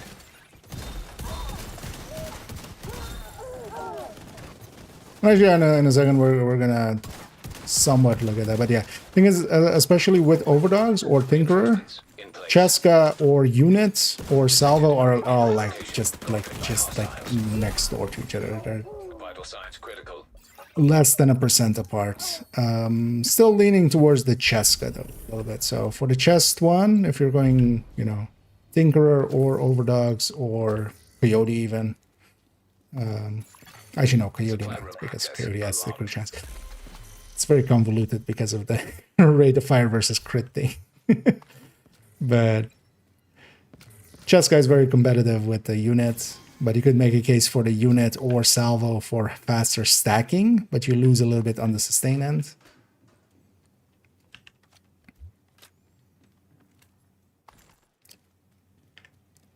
But outside of the equalizer, it's more, you could make a case kind of either way. Yeah, I'm gonna go grab the loot here, and then I'll leave you guys to it. So also, yeah, I'm gonna avoid getting all the resources here. Agent is no longer Thanks in for your a group. bit. But yeah, thanks for the help there, and GG's. As I'm gonna go and get set up for getting ready to record. Anyhow, for this one, we'll use this character as the intro with the huntsman. No, not the huntsman. Woodsman. Woodsman. I keep forgetting.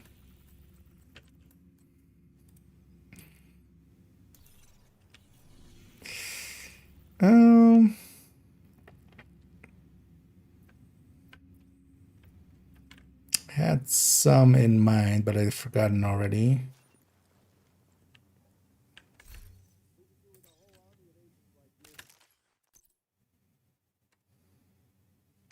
Well, first let's go get cleaned up anyway. Could actually, even now that we have because I've been meaning to use that as well at some point, the crashed plane, and just looking over the crashed plane and the Capitol.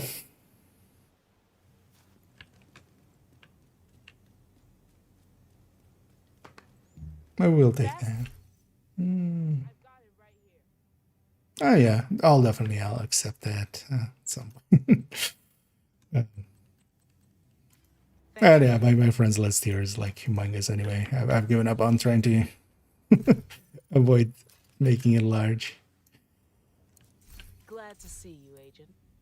At some point though, I am definitely considering on second again, I'm just gonna have a purge over there and just like completely empty that. Just have an easier time over there. Alright, GG's. Yeah, thanks for the help there. Yeah, that was parts of the daily, and actually, well, parts of the weekly, and also even parts of the daily. So I was kind of considering there maybe doing the rest of the daily, but yeah, I also need to start recording on this. Plus, also that time is maybe better spent later on some bounty cheesing, because it is LMGs. I could definitely optimize up some LMGs, make some space to fill some of those up, and then I'll, you know, have way too many bounties saved up as well, so wouldn't be a bad idea.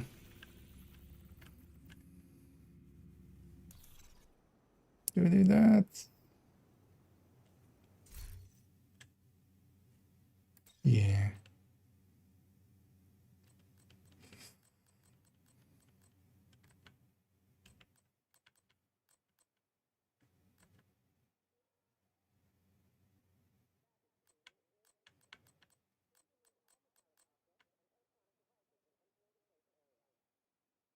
It's kind of a mantis that would fit again with this outfit, I feel, but we used it already once. I'll go with a shroud on our back. That'll fit a little bit with this. just as a weapon. Yeah, let's do that. Actually, yeah, let's go see how does this even look. Also, depends on, yeah, if patrols and stuff are there. But we only really need the intro to be there, and then we can do the rest more maybe over here, where it's a little quieter.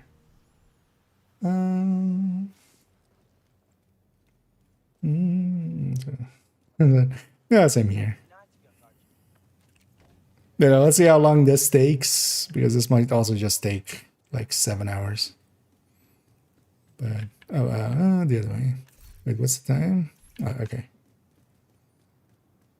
It's gonna settle there. Okay, yeah, so we should definitely be on this side. I mean the wing, right? Is the other high spots? Not really, right? We just go here.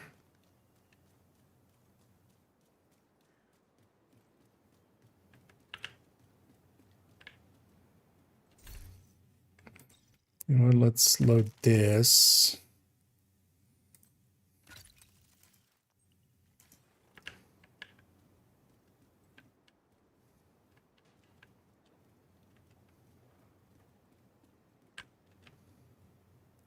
Yeah. Yeah.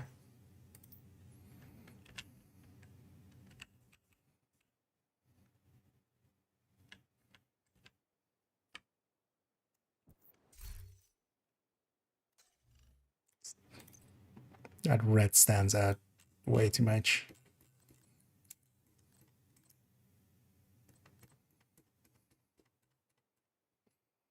I love free scrolling mouse wheel.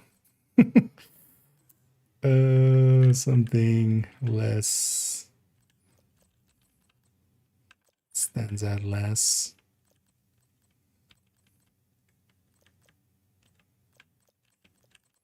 Why all colors so bright?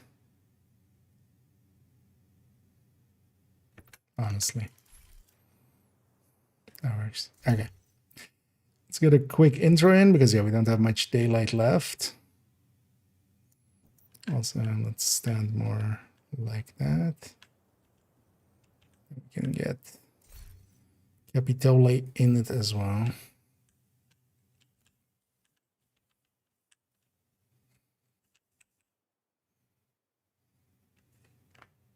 That looks pretty good, right? Let's make, although, well, no, we'll record first and then make the folder. I'm just going to make a folder real quick. So 25, 12, 11, yeah. Unit PT2 underscore idea. We'll fill it in a second because we don't have much sunlight remaining, and this shot works pretty well here. Yeah, so hi, my Kia, thingy, unit alloys, part 2, timestamps, spreadsheet, big ass spreadsheet, yeah.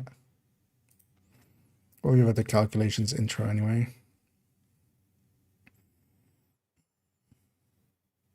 Yeah. Yes. Right, let's the test recording that works. Okay. Hi, I'm IKEA, and for today's video, I want to have a hair in my mouth from my beard. It just felt weird for a second. Yeah, I lost my train of thought there instantly as well. But why am I slamming that button?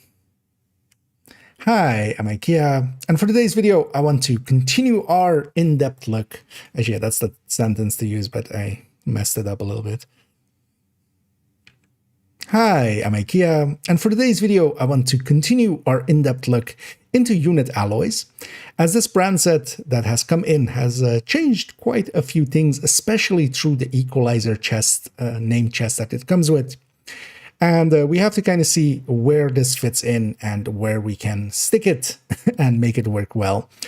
We have already done a part 1 in which, and it'll be linked down below as well, and in it we've already gone over what unit alloys and such is, and we won't repeat that here, so definitely if you're interested in those parts, go look at that. Our focus there was very much on Striker, and it was basically just covering Striker by itself. But in there as well, we went over kind of the minutiae of the pieces by themselves. Here we're going to go over several builds. Everything will be timestamped down below, so we can jump around. We'll be starting actually again on Striker, but looking at some of the things we didn't in the first part. But then we'll be going over several different gear sets in tipping skills, in Umbra, in Negotiators, in Hunter's Fury, even going over a high-end or two, and looking at some of the tech tanks, which I definitely am curious how they will land, of course. And yeah, everything will be timestamped, so you can jump around to a specific one if you want to have that, but we'll be going over them one by one here. So yeah, let's go, get started. I kind of fumbled it at the end there. Let's take one more. Let's take one more. We always have that one, but... Hi, I'm IKEA, and for today's video, I want to continue our in-depth look into unit alloys, as this is the second part of a two-piece series into unit alloys. In the first part, we have already gone over what unit alloys is and what brand bonuses and such are. We won't be repeating that here. So if you want to catch up on those pieces, the first part will be linked down below, of course, so you can go watch that. In that first part, we already went over especially Striker and what the Equalizer, the Salvo, and just unit alloys in general can mean for Strikers. And in it, we went kind of in-depth into each piece and kind of looked at how much we would gain from each. The conclusion of that video was definitely that if we're using Obliterate, Equalizer has no equal, but Salvo and Unit, depending on the builds, especially there, for instance, on Striker, Salvo actually quite often lost out to just a unit piece, just a normal unit piece, where we were taking a crit damage rule instead of that rate of fire that is special about the Salvo. Here, though, we're moving away from from Strikers, although actually the first few we'll look at is again Strikers, as we didn't cover everything. But we'll go into some other builds, like Tipping Skills, like Umbra, like Negotiator. All of those will be coming up here. Everything will be time-stamped down below, so you can jump around if you're looking for one specific answer. But yeah, we'll be going over a ton of builds and answering a lot of questions that I myself have had. And how do we set up these builds nowadays with this new brand set? So yeah, let's go get started. Oh, that felt 1,000 times better. So we'll keep keeping that one. Let's make sure audioed. Today's video, I want to continue our in-depth look into unit alloys. I myself have had no sync issues or stuff like that. I know, let's get off the wing. It's going to be in there. We'll be a little bit more protected. It's already as well put on. So the first one we're going to cover is, yeah, part one was all Striker, but this still has a little bit of Striker. Because it will start with this chest one and then go to stacking. The stacking one, yeah.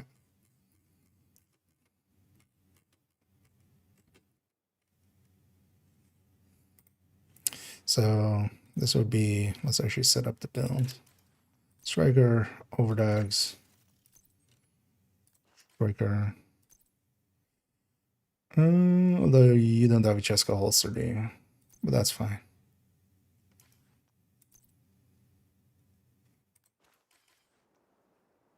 Although actually we take it to the range, right? Yeah, let's take it to the range where we have... Because here as well, there might be just enemy patrols and stuff that just come in and break everything up.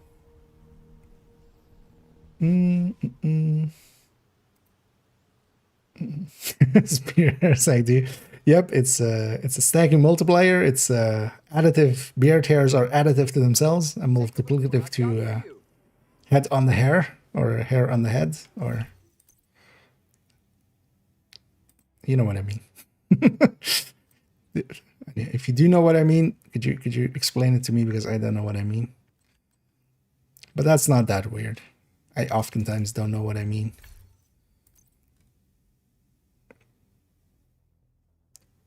Just from an explaining standpoint, let's just take this.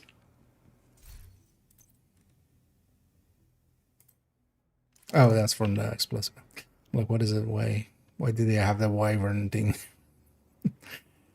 Yeah.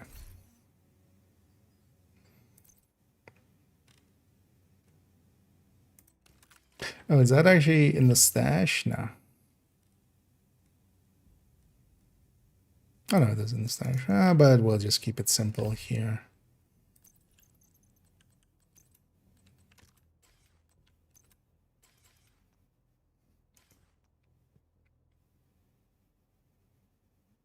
Yes. And yeah, we need to basically give an intro to the calculation sheet first, and then we start into all this.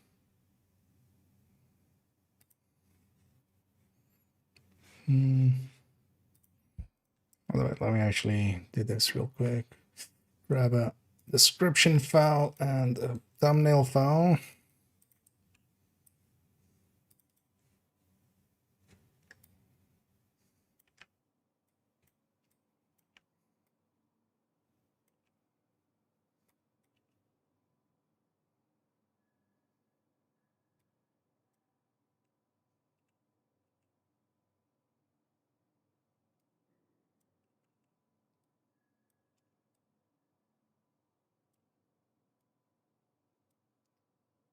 Let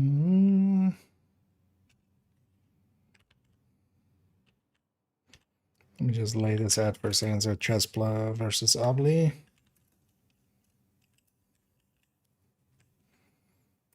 So actually, we're gonna have that as our second. That'll be our only chart as well, and then just calculate. It's already altering the.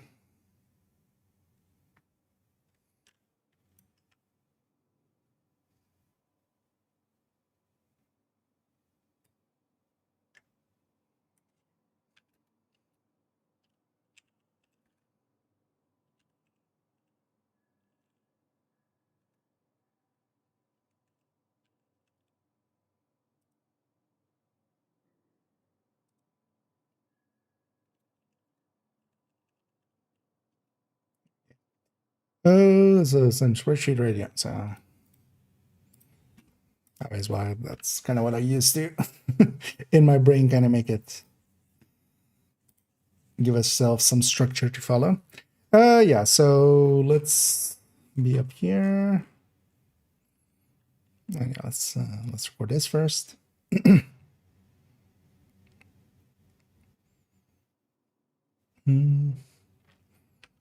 And for all this, we'll be using the spreadsheet that was used for part 1 as well. That is the upper sections of this, but then it has been expanded and expanded and actually expanded and then expanded some more.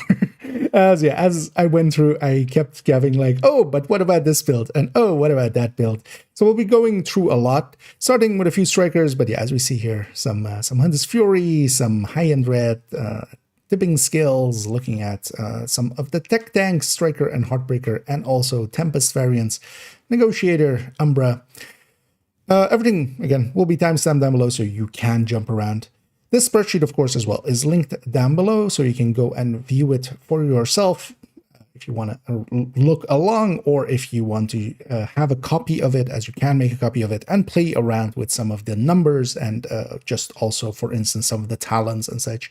If you are specifically interested in something, these multi-calculators are of my design. They are set up where the input happens here in the lower parts, together with the weapons stats going in here, and we can compare up to 10 builds. Basically, each build is a row, and what we especially get out is a mag damage, a burst DPS, and a sustained DPS, and percentages to compare them against.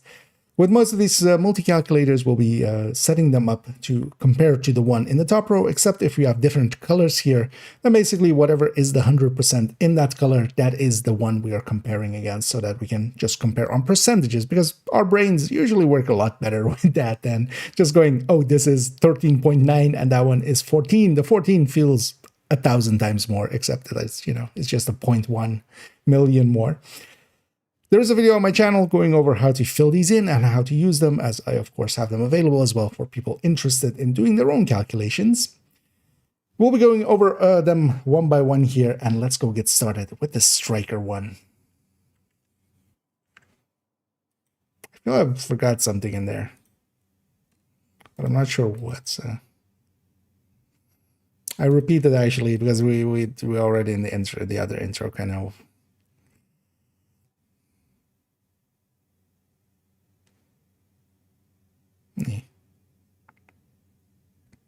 It's fine.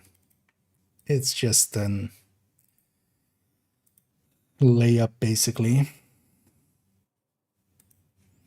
Okay, so we start here. First striker, yeah.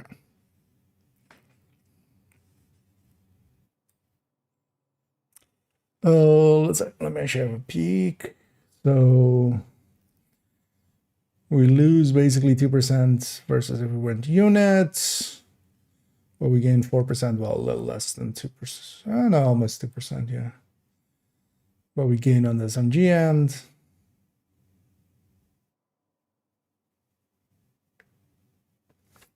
Yeah. Okay. And even though our first part there really went into strikers by a lot, we'll be continuing that here for a little bit with 2 segments into striker. In the first one thing that we didn't per se cover is, although we did in parts but not in full, was especially how much with a chest striker we could gain or lose, especially if we are, for instance, using an AR and an SMG, and what the differences would be if we went 2-piece unit, which would heavily favor the AR, of course. And here especially basically excluding an exotic. So we're not putting in Tinkerer or such, we're not putting in an, because Tinkerer as well would not work if you're running an AR and an SMG, for instance. Nor would, if you also don't want to use overdogs if for places that it doesn't apply well. Because yeah, we did look at it from the perspective of just taking unit, at least just for ARs versus, for instance, Cheska, but we didn't per se, yeah, compare them in this way. So we're doing that here, and what we especially have here is at the top, we have a chest striker. This is going at 200 stacks, giving us a 180 multiplier, separate multiplier there. And if we went the different layouts for it, and that's basically repeated here, the first 4 are with ARs, and the second is with SMGs. And also, we have set them up here where, yeah, we're kind of going over with the SMGs, but because, of course, SMGs have a second stat, that's crit chance, we kind of have to, otherwise we lose too much on the AR side of things, of course. And that was always a thing with SMGs. Now, here going from 2-piece unit, which, of course, gives us that 20% AR damage, that is going to be one of the bigger bonuses. And as we saw in the first part, that really only gets beat by exotics, really, if we're maining the AR. The way to go for it as well, actually, in there is to go salvo plus unit by a tiny margin, at least for the burst DPS side.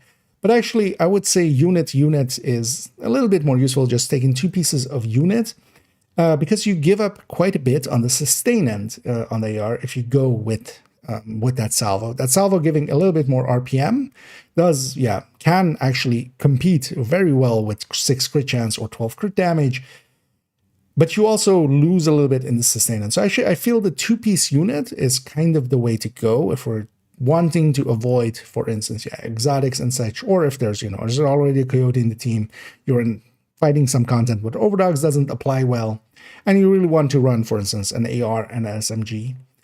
Now, on the SMG end, or on the AR end, if you were to go, for instance, either unit plus Cheska or salvo plus Cheska, because one of the things would be, of course, that first piece unit with 5% rate of fire would apply to both. Cheska would also apply to both. So here with Cheska, we're gaining a little bit of universality. On the AR end, that Cheska, just being 8% crit chance versus 20% assault rifle damage, of course, yeah, doesn't hold up against it. But on the AR end, where we lose, on the SMG end, we gain. So the 2-piece unit, of course, if we're swapping to a secondary SMG, which, for instance, with the unwavering SMG is very popular to use in that way, the SMG side of things, the 2-piece unit, that basically won't have that 20% AR, of course, active on the SMG. But the Cheska would be active, and we're gaining there a little bit, about 4%, which would be meaningful, definitely. So it really depends on if you're maining an AR or not, to which side of this you want to go. Because if you're maining the AR and the SMG is just as a backup, just in case you run out of ammo, for instance, yeah, taking two-piece unit actually is, I would say, the preferred way. One of the things, though, is that when killer comes in, it also kind of depends here very much more on talents and such, because with killer up, now that difference is actually a little bit larger in favor of the salvo, because effectively what we're doing, we're taking a different multiplier there in the rate of fire side of things. So when killer comes in and feeds a lot into crit damage, of course, they make a difference.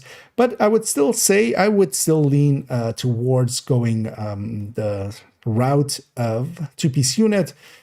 The loss in the damage per mag and in the sustain is a little bit larger overall than we gain from the burst DPS there.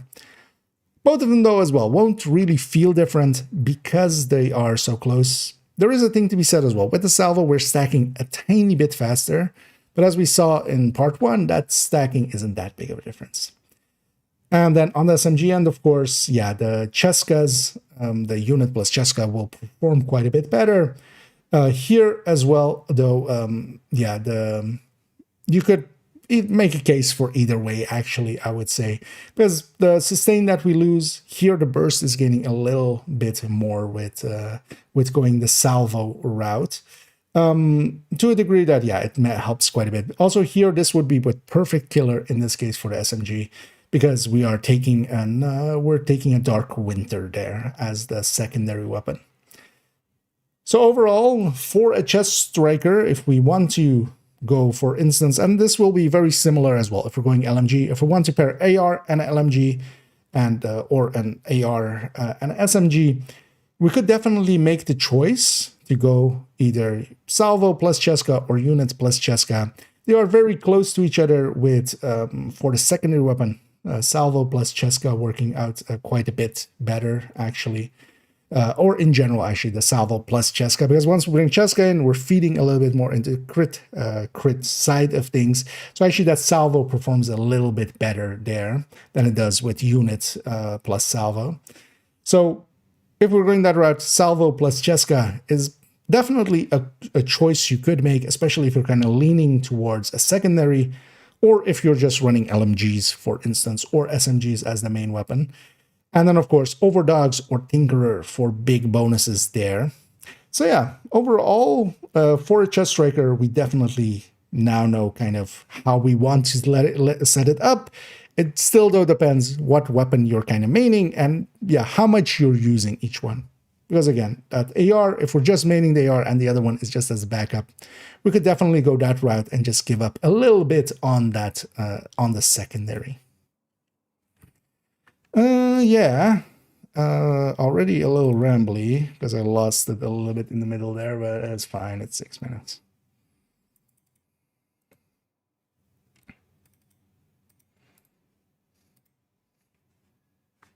I didn't say anything wrong, which that's usually the parts while I redo it.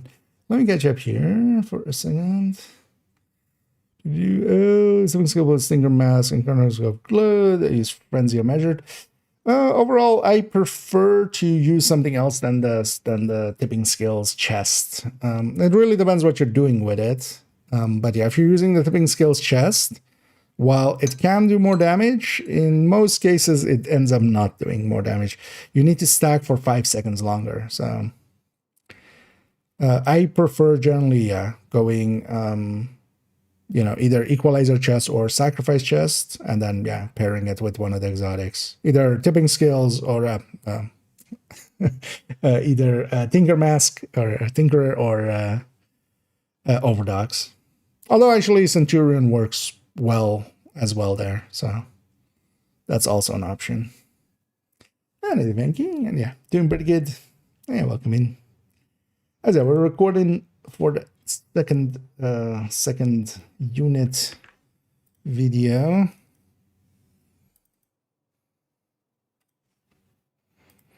So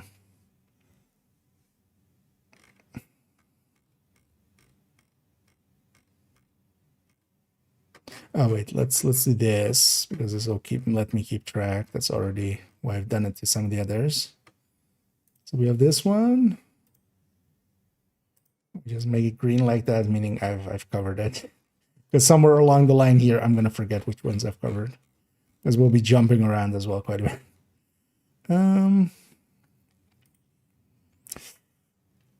The 50%, yes. Which one? Oh, on like what we had up there. The thing is, you have two options. You have 50, you have 50. Well, you have 55, 58, or 61, basically. The thing is, though, with the AR here, you want to hit 55 there. Like, because you want to hit 55 there if you're pairing it with the SMG, because otherwise you have no way of not going way over. Because if the AR is 55 with 3 crit chance mods, the SMG with no crit chance mods is 21. So otherwise, like, it doesn't work out at all. But 55 is also kind of the one that works out. Although the 58 is the preferred one, but you couldn't set that up for if you're going SMG. Because, yeah, if you're taking 3 crit damage mods on the AR, the SMG is like all the way over.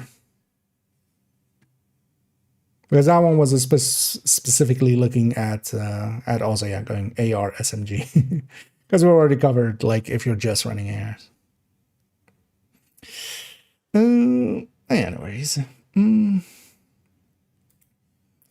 But I just make that part clear. Yeah, let's go into this. So, yeah. What was it actually? 149, right? Yeah.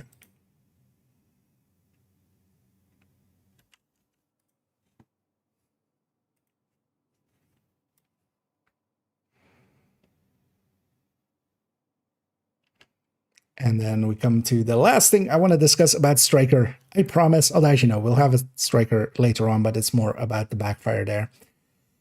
Here looking at what we get out of the equalizer plus overdogs, and if we then set it up against what we kind of considered as one of the preferred ones out of the especially if we're going overdogs, to go Cheska plus overdogs as we decided in part 1.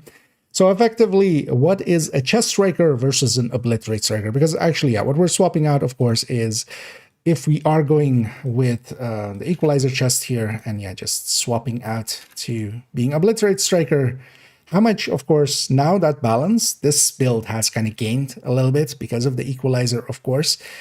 And how much is the difference now between a chest striker and obliterate striker? Because we actually didn't answer that in the first part. And also, did that really change the point? Because we usually say you need around 150 stacks to make a chest striker perform better than an obliterate striker. And that means that generally you would need to be above 150 stacks to make it worthwhile to run the chest striker. Of course, we have some means in the ACS, for instance, to get a little bit more stacks and such.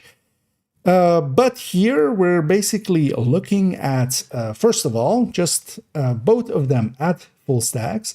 And what I'm doing here is basically capping the chest striker to 90 stacks. So even if we set this to 200 stacks, the number for the obliterate striker doesn't change above 90, and neither does the chest striker go above 200 stacks. So here, both of them at their max potential, effectively, and that's 22-ish% that it used to be between an obliterate striker and a chest striker. The obliterate striker at max stacks and max obliterate stacks and such has, of course, caught up a little bit. We have now perfect obliterate, and this is actually very similar to the numbers we used to have pre-nerf of obliterate, when it went with Project Resolve. It went from 25 to 20. And that was a good change, actually. And they're kind of undoing that now a little bit with this perfect.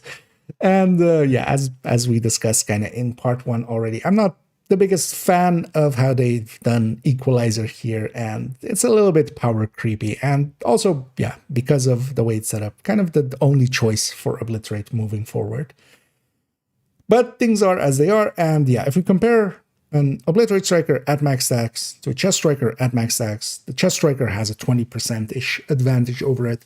And the difference is, of course, that Chest Striker needs to stack all the way to 200, which in some cases isn't hard to do at all. There are some places, for instance, Incursion famously, where with the bosses, you can basically ACS stack on them. Or for instance, with Right, the third fight in there, there's basically a cutscene where you can just ACS him in the face for as long as you need to to get to 200 stacks. And in that whole time, there is nothing else to really shoot at and such, so you can get to 200 stacks there consistently. Here, though, if we take it actually, and we want to now know, of course, Obliterate Striker got a little bit bigger. We used to always say around 150 stacks is a crossover point, and because of that, you need to be generally above 150 stacks. That was actually more closer to 140-ish, especially after the changes that happened to Obliterate with Project Resolve. It was actually closer to 150. We kept that 150 as kind of a ley line, because also it would be, you need to make up for damage lost getting all the way to 150 stacks, because you're going to be below it until that point. So what is the crossover point now? That is 149 stacks before looking at, because yeah, we want to have, on one side we have an Equalizer, on the other side Cheska. So because of that, Killer, when it comes in, actually changes it by 1 to 150. But here at 149 stacks is effectively the first point where a Chest Striker overtakes an Obliterate Striker. And the thing is, of course, the Chest Striker has another whole 50 stacks to go at that point, well, 51 even. And the way that I've set this one up, so actually if we look at it at, for instance, 0 stacks, we can see that basically all the way from 0, as I go from 0 to 10 to 20, the way that it's set up here, just because also it lines up in that way, we see that actually they are the same through 30, through 40, through 50, even though we're basically gaining those stacks here. And all the way, we'll jump to 90 here and then 100. Now, of course, at 100, now the Obliterate Striker caps, because it doesn't have the chest piece, it's running Obliterate. Of course, Obliterate itself, basically up to like 40-ish stacks would also be at 0, so that needs to kind of come up. We're not working with that here because, yeah, that would add complexity, but just for a ley line, kind of just getting the feel of things. Here, once we start, of course, going past 100 stacks with the Chest Striker, it starts moving up and up. And yeah, at 125, it is already at 90%, catching up quickly. And then at 150, because it has that option to go to higher stacks. But this, of course, all needs more time, more stacking to get there. And yeah, all the way to 200, of course, where, yeah, the Striker will stop stacking there as well. You lose also more stacks at 200, above 100 stacks, so you lose more there. But overall, yeah, we can kind of say that 150 is still kind of the crossover point with Killer active. Yeah, it is actually at that 150, and the 149 is still just a tiny bit below it, because of course our crits are a little bit different between the two. That led me as well to kind of take it and make it this chart here. And this one is just to showcase that, yeah, that Obliterate Striker is actually now, again, the Obliterate would need to stack as well. We're not accounting for that here, just for easiness. But yeah, it would actually start a little bit lower. Basically, the lines would start at the same point before Obliterates get started in. Obliterate Striker would start pulling away as Obliterate stacks a lot faster than Striker. Of course, one mag in, you will usually be at max Obliterate stacks. And then, yeah, Obliterate Striker ahead, basically, again, until that 150 point. So, Obliterate Striker, of course, yeah, getting to do more of its damage, more upfront. But Striker, with the chest, can definitely catch up and push way further. And this is, again, the thing why I generally say that both, there is no better one here. There is no, this is the better Striker, as some people that, kind of really go like, oh, no, only Chest Striker, or why would you ever run anything but Obliterate Striker? You can never get to 200 stacks. Neither is true. There are situations where you can do either and can make either work. That's also why basically on all of my characters, honestly, I have all 6 pieces, and I would recommend this for any other person as well. Basically have all 6 pieces. And then you always have your options open. If I need an obliterate striker, I can go do that. Same as well as having the glove here. If I want to make this a tinkerer one or a centurion one, I would need the glove instead of the overdogs. Opening up options here, because both are good and both are important to understand where they kind of benefit and not. And we can keep saying basically around the 150 stacks is the crossover point. So you basically need to be, for most of the time that you're playing, that bar on, if you're running Chest Striker, that bar needs to be 3/4 filled, 75% filled. If most of the time you're above that, and sometimes you can try hard and make that work, but sometimes also you really can't, and an obliterate striker makes more sense.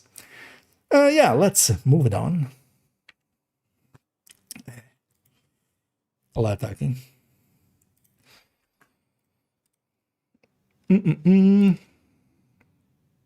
Minutes. I mean, yeah, this is just going to be a long one. This is... Although we're going to start moving a bit faster here because some of the ones are a little bit easier to do. Oh, yeah. Where do we move from here? The high end. The high end for the third piece. Let's mark that one as discussed.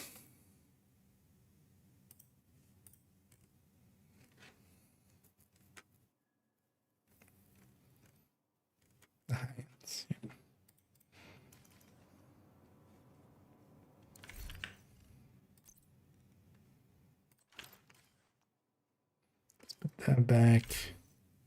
Let's not leave you on 6-piece striker. We'll come back later for tipping skills on this character, so let's go that.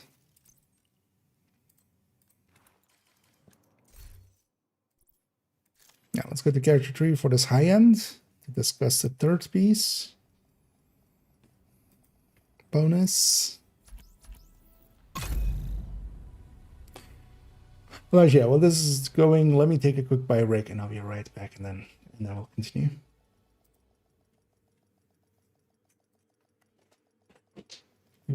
That's not the one. That's the one.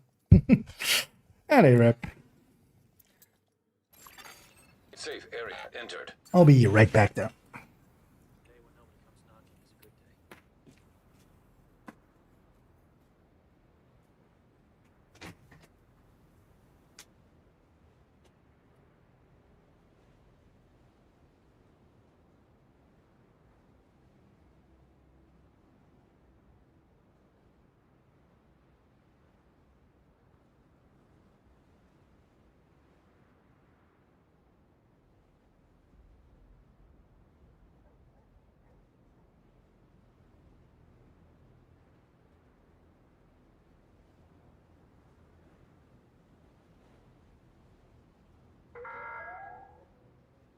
Baggage screening is mandatory.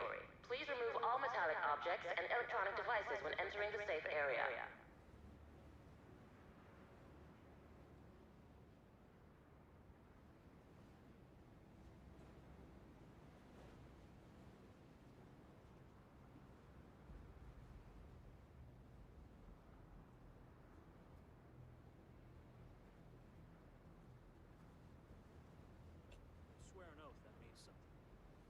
Okay.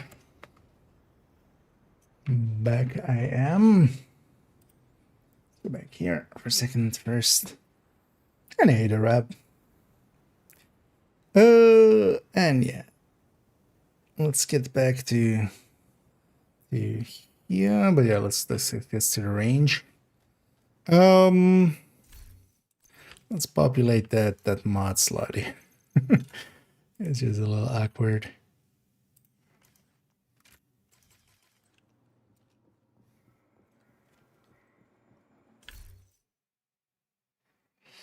Oh, yeah.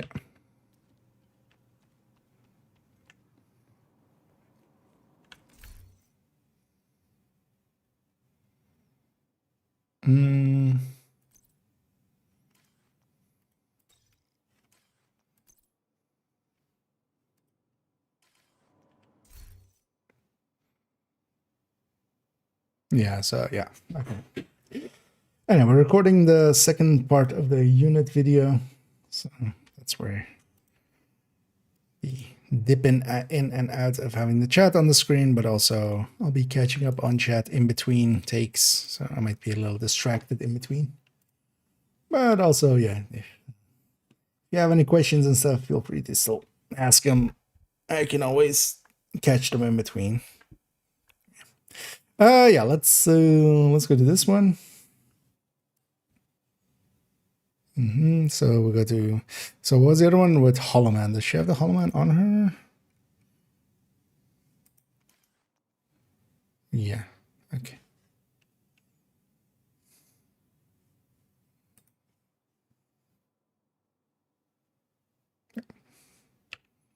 And now let's move it to this spreadsheet where we'll be discussing the high-end red, as it states here.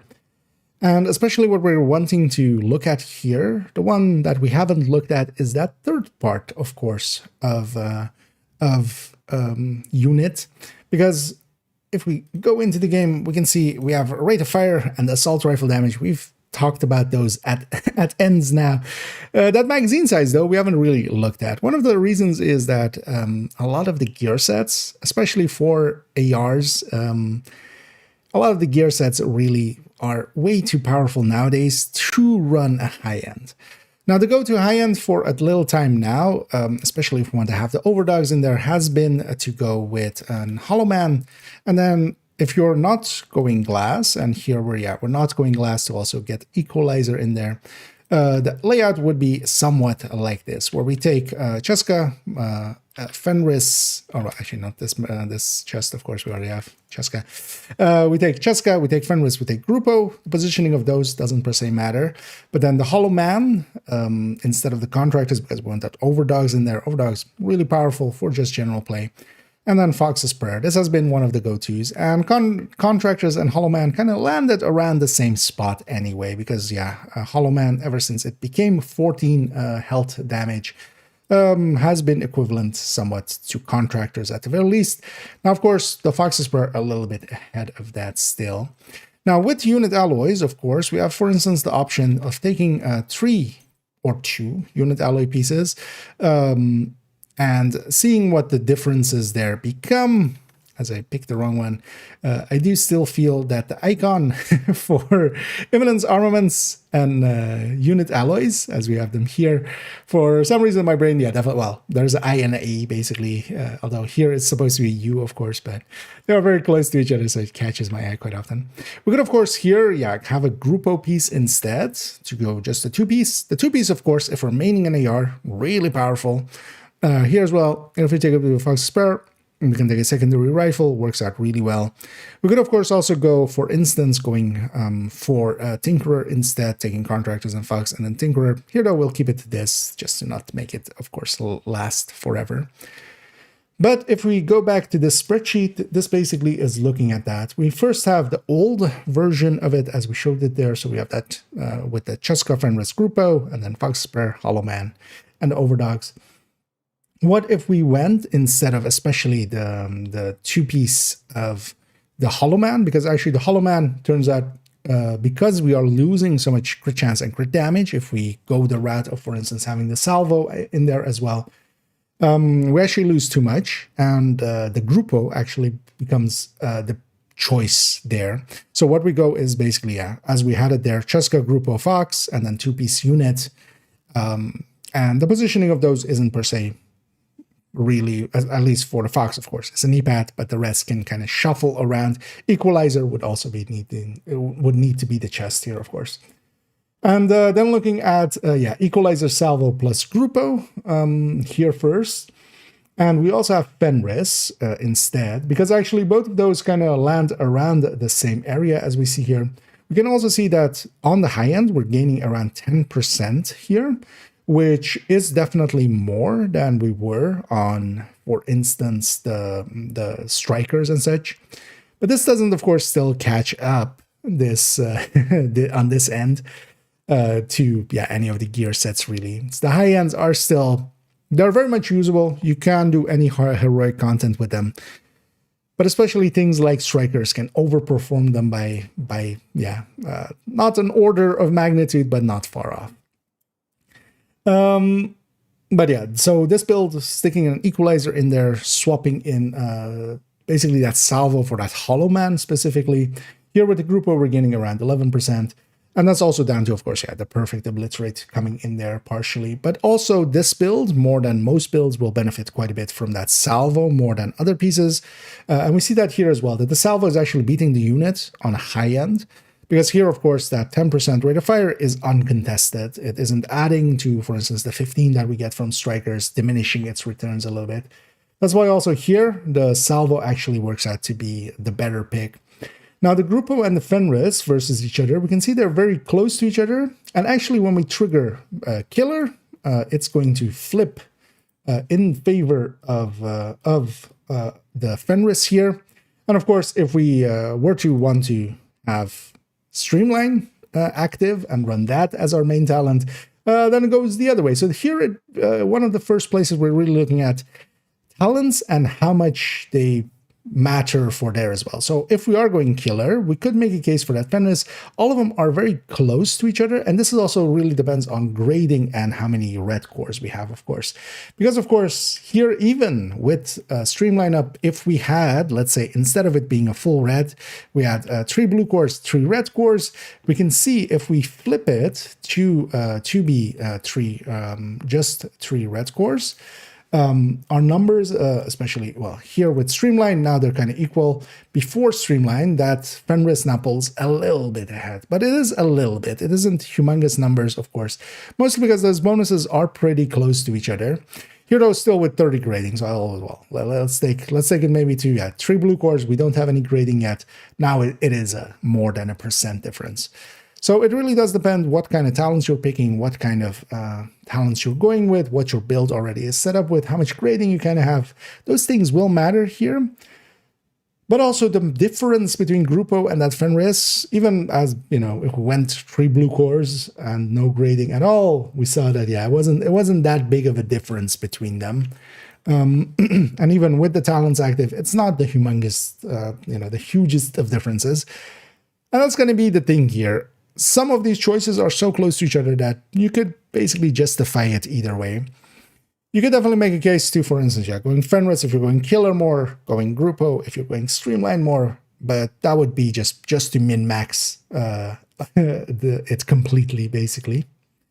If we then go, for instance, here, then looking at that third piece, because that's, of course, the question that we really have there, even though we kind of wanted to see how we want to set up our high-end, obliterate high-end like that. Here, though, we could actually, instead of a Grupo or Fenris in that slot, we could take a third piece of unit alloys, taking that 50% magazine size. This 50% magazine size, at least going from that, 2 really good bonuses, 1 good bonus, 1 extremely great bonus on the 20% assault rifle damage, leading into this 50% magazine size, that works out decently well because we've taken these 2. Much more so than, for instance, with Brazos, where we went with some skill haste, we went with a skill tier. The skill haste was not that useful at all, especially to a red build like this. Skill tier, useful if you're using it for something useful, for instance, with a shield or such, or with smart cover. But both of those weren't per se damage related. These are very much damage related, leading into a 50% magazine size. This is actually one of those places that I could definitely see leaning this way because, well, in the DPS end of things, we are basically, around that amount of a brand bonus, around that 4% that a Grupo is in a build like this. We kind of see that here as well. A little less than 4%, for instance, versus some of these. We lose that 4% on the burst, but of course that magazine size means that our firing time is a little bit longer. We reload less because we are just firing for longer. Every reload basically as well gets us 75 rounds instead of 50 rounds, and we see that in the return in the sustain end. And of course, increasing the mag, of course, increases the damage per mag.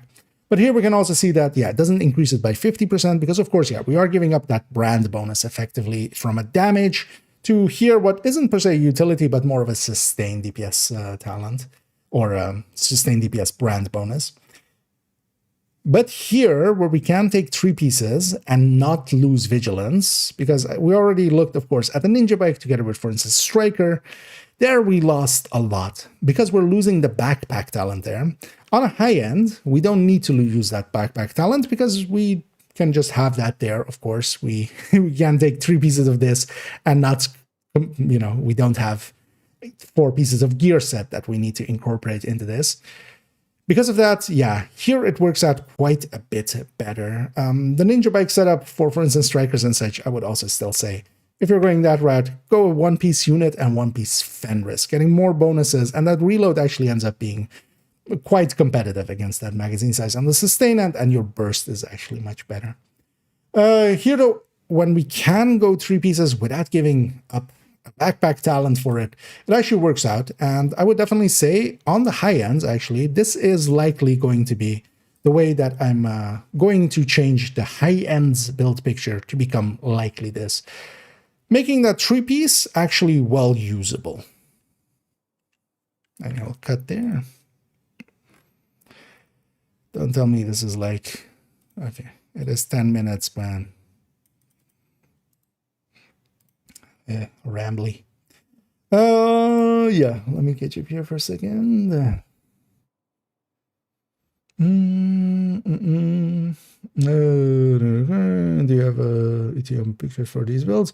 It's gonna be next week mostly. Although actually more likely this weekend, now that Survive Fest didn't survive. But yeah, this is the thing they're being based on, of course. I needed to do these first. But next week is, yeah, I want actually by the end of next week, basically, so this weekend, the next week, and next weekend, by that end of it, I want the build collection to be fully updated.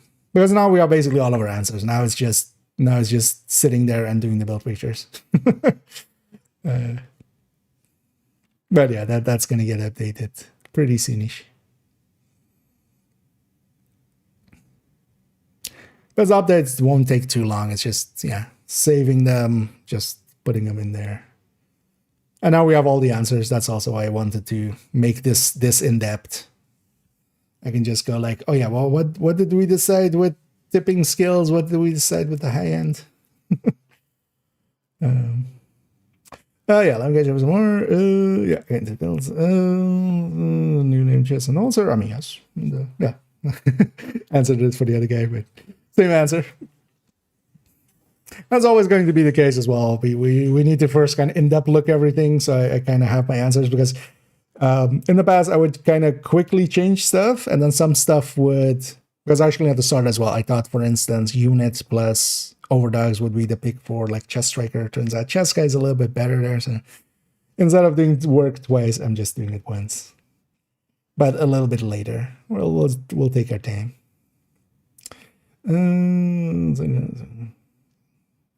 Yeah. Oh yeah, these will all be updated soonish. Soon TM.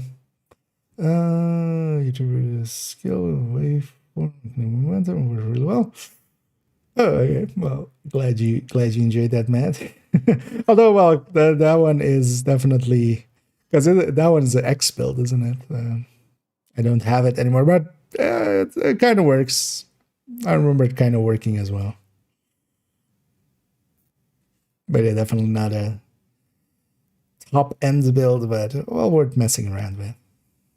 It's a quirky one. Oh yeah. So that was a high end. Wait, let's mark this one as completed. Completed.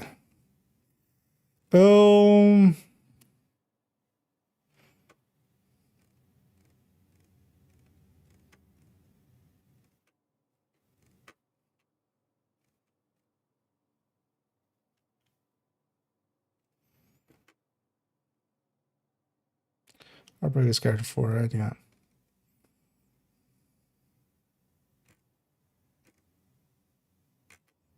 Yeah, let's do UI. You know what? Let's do OD, because that'll be a quick one, and that'll lead into UI again. Let's do OD.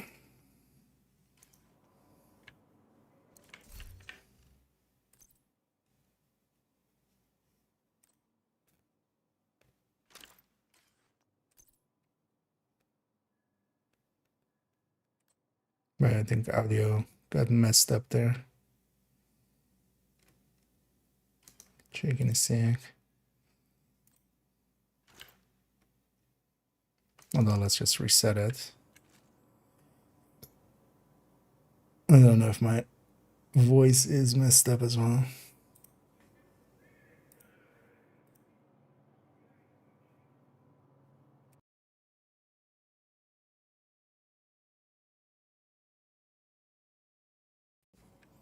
I'm just putting some stuff away and setting this up. Oh yeah, so Twinkerer. Oh yeah, unit alloys.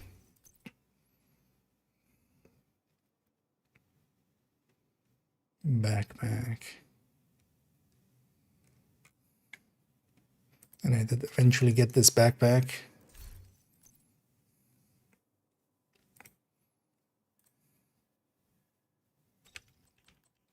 Because they're on the free talentable one.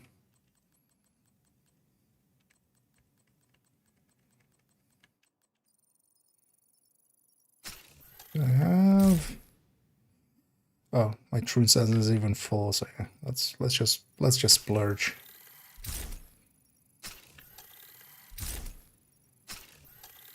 Are these resources for if not for this, right? Gotta look good.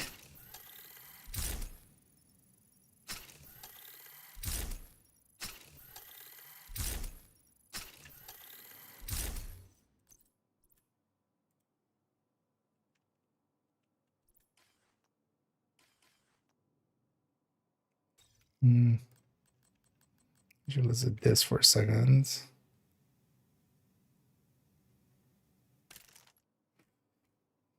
So I think that had a mod that was, yeah, that was a mod through here. You know what? Let's stick a 12 crit in here because we'll need it later as well. For now, okay. Tinkerer. Yeah.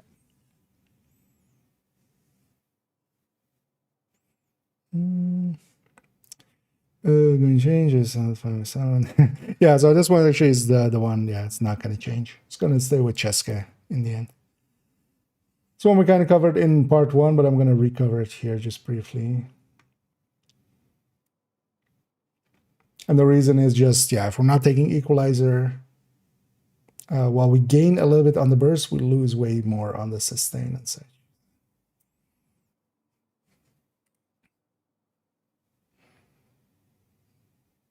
Yeah.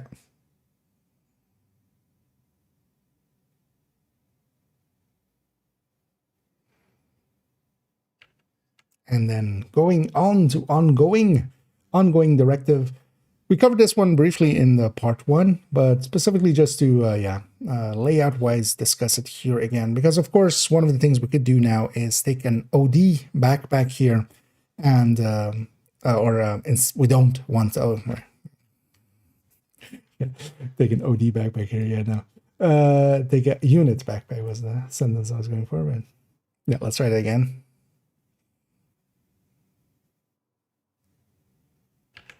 And let's go on to ongoing directive. As here, we already did look in part 1 at ongoing directive, but mostly just to put into context how much we would gain just by the brand bonus of unit on a build that, for instance, we're not able to take the chest piece. As of course, layout-wise, we want to either, overall, I'd like to tinker a lot with ODs. Effectively making the choice that we can take either Cheska here, some other brand bonus, but Cheska was always the biggest one, and then put that up against unit. And what basically, if we were to go with a unit backpack, although we would want to have a crit chance mod in there, basically to make up for what we're losing from Cheska, and then we can make up actually a little bit by just swapping around crit chance and crit damage mods on our weapon to shift up and down our crit chance a little bit. And overall, the conclusion for this one, and this is also one to show that yeah, not everything is going to get unit into it. Because in the different variations that we could go with that unit backpack, and especially this 95.59.5 is the preferred version of at least going with the unit side of things, where we take it with 2 crit chance mods on the weapon and 1 crit damage mod. We do gain a little bit in the burst, and this is one of those reasons as well to not just look at burst by itself, because we do gain in the burst. So you might go, oh, we just take it there. Now on the Chesko or on the ongoing directive, the Chesko or the unit, well, the rate of fire of course changes between them.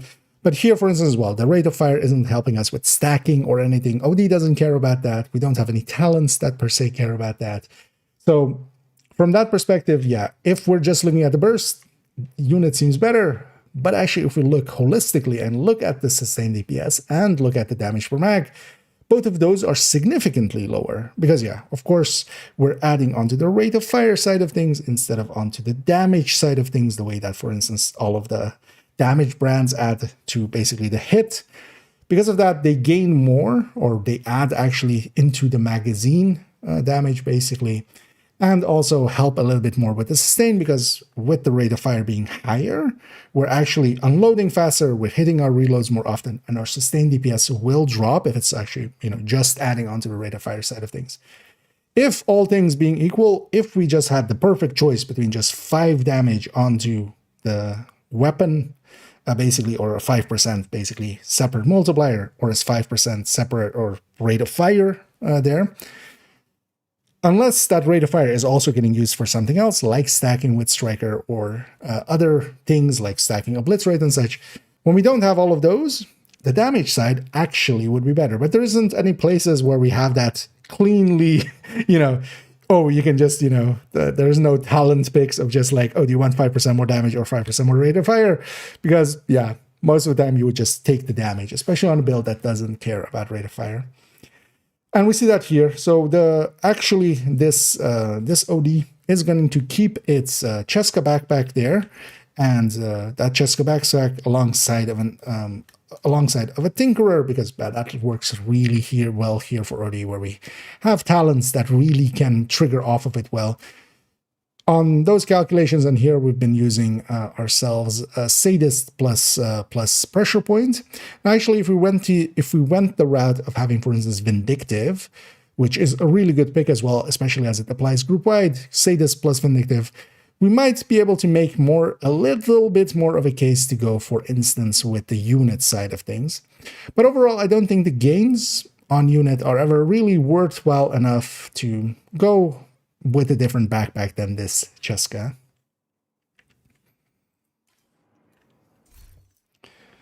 Let's just to kind of reiterate that one.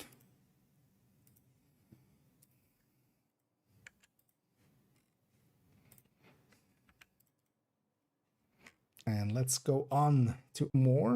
Let me actually, oh yeah, I wanted to check the audio on that other one. But because of that, yeah, here it works out quite a bit. Load actually ends up being quite competitive against that magazine. Okay, that's fine. Oh, I made the text screen. No, I want that there. Okay. Now we go to Umbra. One that's more out there. Actually, do we go Umbra or do we go somewhere else?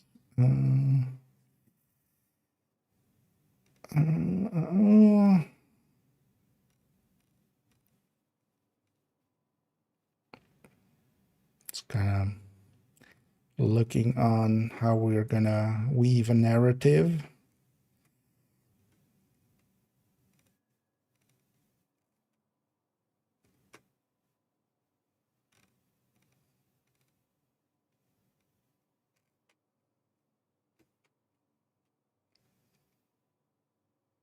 Because we can go Umbra, Heartbreaker, and then from Heartbreaker into the Heartbreaker Tech Tank, then into the high-end Tempest there, then the Striker Tech Tanks, and then the Striker Backfire, And then Hunter's Fury. And then Tipping Scales last. That sounds like... Oh, right, we have MD as well, actually. Somewhere in there. Yeah. Let's do Umbra. Oh, we should do, yeah, Umbra MD. Umbra MD HP. So yeah, kind of this section. And then...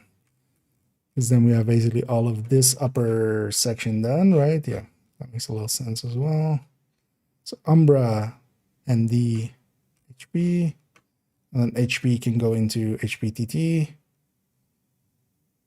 Then we can go with this high-end Tempest Tech Tank. Then the Striker Tech Tank. Striker Tempest style. And Hunter's Fury and end with TS. Because the TS is going to be expanded in the future. It's a lot still. Whose idea was it to do this much? What an idiot, that guy. If I had him here, I would punch him in the face.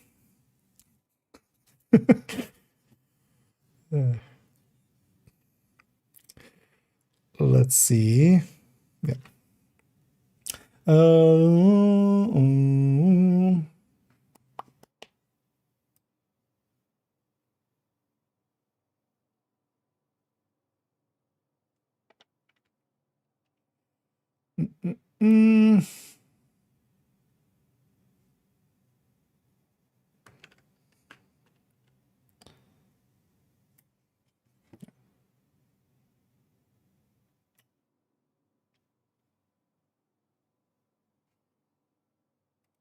Yeah, so just making sure I have the right build and everything. Yeah, let's get going.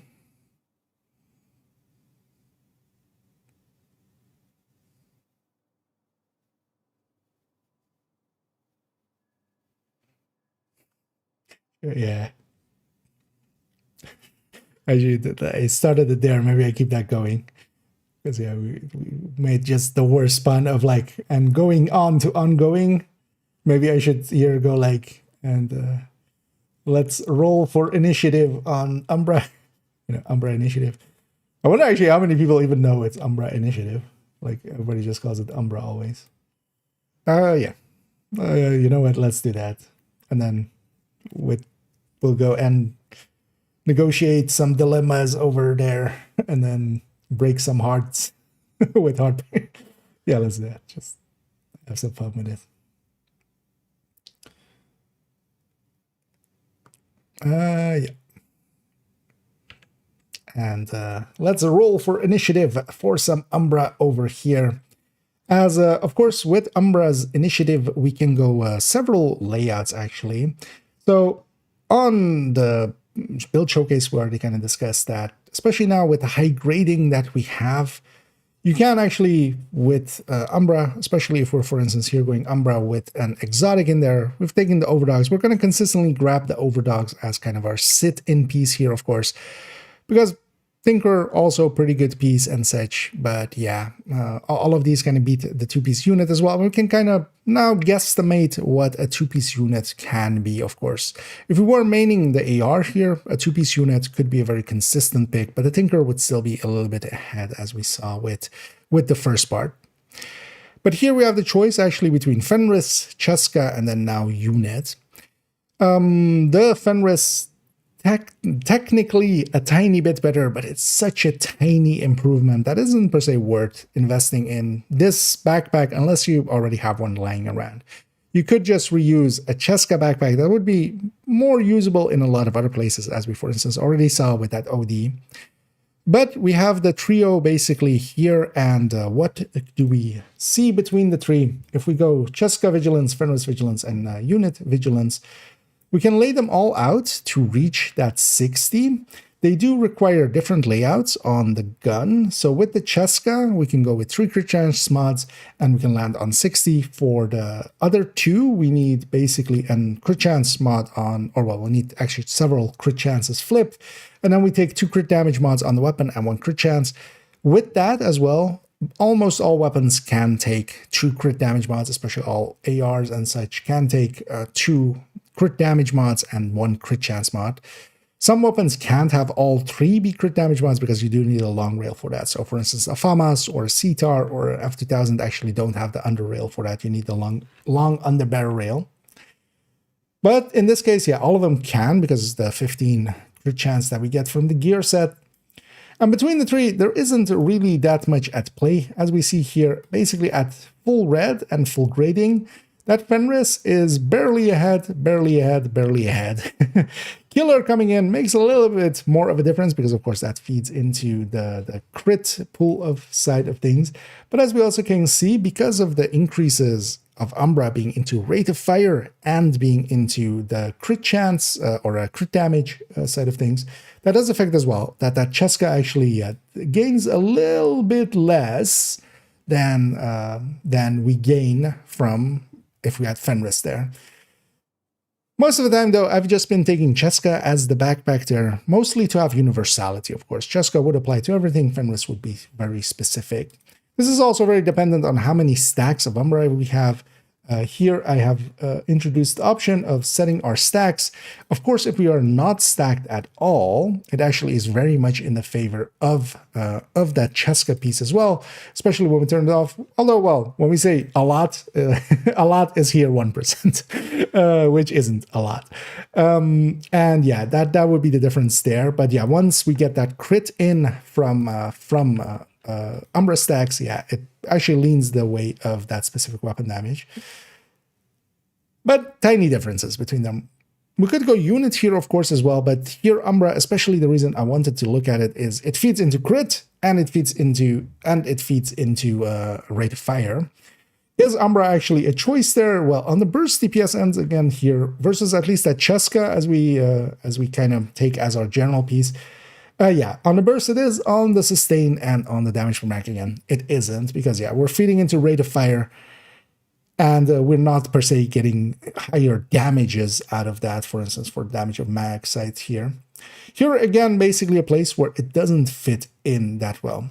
Also, it affects, for instance, because on Umbra Initiative, as we have here, taking Killer is a lot smaller than it is in a lot of other builds because we're already feeding from the gear set a lot into the crit damage here. Measured has always been one of my more go-tos for it, but here as well, we're feeding into the rate of fire, and because of that, actually, with the units, we're getting less returns from that. And we do see that here a little bit as well. And actually, the weapon damage being a little bit higher helps Measured a little bit, not a lot, but a little bit as well, meaning that Fenris actually benefits a little bit more than when we're running Measured. And here again, basically showing that it does depend a little bit what talent we are running, because generally units will actually lose a little bit for Measured. And of course, Killer will be much, will be a little less on things like Cheska than, for instance, Fenris.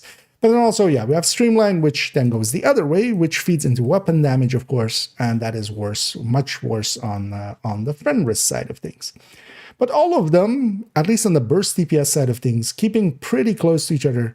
If we take the damage talents out of here, and again as well, depends on the grading a little bit and on that tiering, because here as well, if we, let's say, take it with 2 blue cores and we don't have any grading at all, it will feed into the side of the Fenris piece, of course. But at full red with 30 grading, just the maxed out version, they are basically head to head.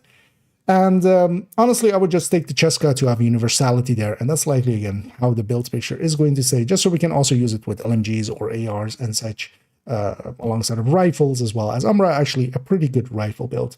The unit actually losing in the sustain and the damage per mag means that unless we're doing something with that RPM extra, it's not per se worth it. And yeah, we don't per se have any talents here that would go off of that, because again, as well, we have Vigilance, we don't even have Obliterate here or such. So, and if we do want to really be min-maxing, yeah, going a specific weapon damage backpack, so for instance, for the cases of an AR, that could be an option as well. There's definitely also something to be said if we aren't going with that Overdogs to take 2 pieces of unit, but we haven't included that here just to keep it simple. Yeah, let's move it on.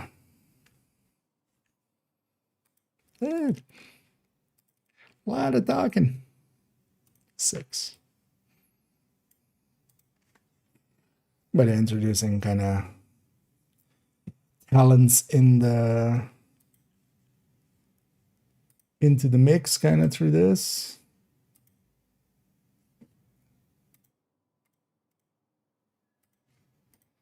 Okay, that's Umbra.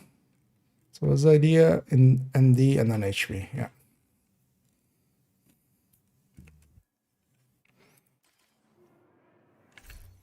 Do you have any other pieces still on her? I just said Hollow Man.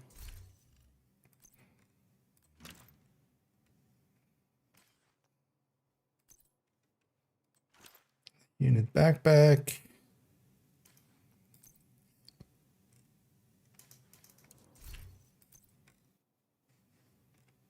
Okay. Let's go to character 4.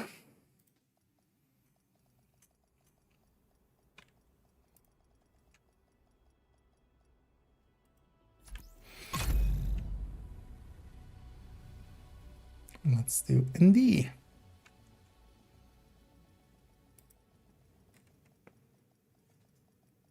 By the way, are the Division 1 servers like completely down or something? Because I wasn't per se.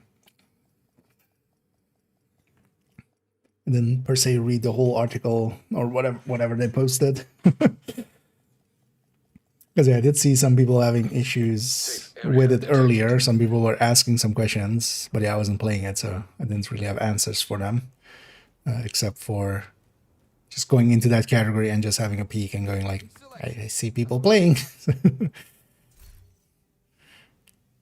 But yeah, Survive Fest did not survive. Which is, yeah, pretty... And it's still from... when I was doing the testing numbers there.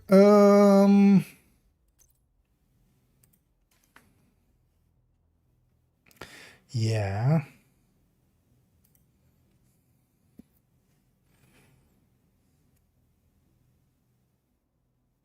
Just and equal. Oh yeah. Let's make this actually a 60, just for clarity.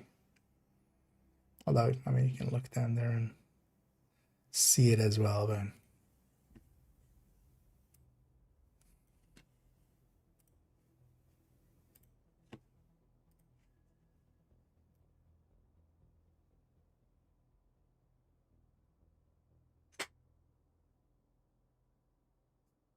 yeah.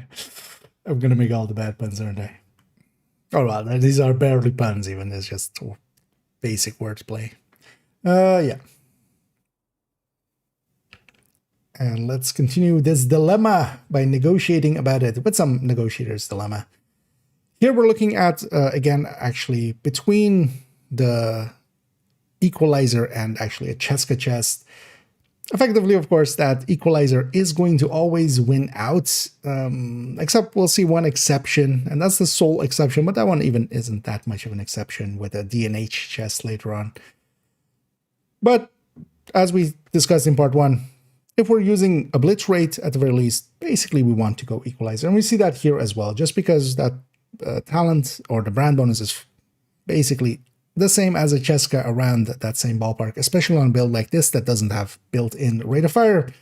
And the blitz rate itself is, of course, larger. You need to stack for a tiny bit longer, but that's not per se hard to do. And this is looking at a negotiator here as well. We're just keeping that OD going, or the overdogs in this case, going as our pick for the exotic, just as well for a very simple lay-in. But of course, this would be similar if we're going Tinkerer or Centurion in the outcomes of it. We're just taking different bonuses, different talents and such on there. Now, of course, with Negotiator, we generally do want to take the backpack nowadays. Once they buff this to be 112%, the backpack is now actually pretty good and one of the mainstays in there. And that lets us, of course, again, then we don't want to take the chest really at all. Taking that from 3 marked targets to 5 marked targets is in my opinion, basically never worth the chest talent unless you're doing something very specific where you can mark for 5 targets. Most of the time, it's much better just to take a damage talent there and just have 3 targets to mark. So yeah, we do want to take the negotiator backpack. We do not want to take the negotiator chest. So that chest piece becomes a high-end piece. Here, taking the equalizer up against the Cheska, yeah, of course, the equalizer is going to win. That's consistent as has been through all of this. And then, though, here, actually kind of looking at it, we kind of looked at Chest Striker versus Obliterate Striker, where we, of course, have the Striker chest on going up against it. But here, alongside of looking at it and going, you know, how much do we gain if we go that equalizer route with that perfect Obliterate? And again, we can set it up with the equalizer. We can actually go 2 different ways with it, especially if we want to keep 3 crit chance mods. Yeah, we land on a 58. If we stick 2 crit damage mods on the weapon and 1 crit chance, which again, most weapons can take, that way we land on a perfect 60. And that actually works out to be a little bit better. So kind of worth it to set it up that way, especially once we, for instance, yeah, bring in Killer. That, of course, reliant on the crit chance quite a lot. So that works a lot better, especially at the 60, and gains us a little bit more there on the talent gain from it. Now, taking this then, and especially what I kind of wanted to look here at is, yeah, if we take, for instance, unit plus class and Cheska plus class versus sacrifice perfect class, especially there, how much differences does it make? And then, of course, here with the sacrifice, we're getting that brand bonus of Providence, just 13 headshot damage, which, as long as we're headshotting quite a bit, makes a difference. Here, though, we have it set to 20% headshot rate. Now, the second we take this a lot higher, let's say 50% headshot rate, that sacrifice is going to pull ahead, especially if we take it to 100% headshot rate. Yeah, that sacrifice is quite a bit ahead.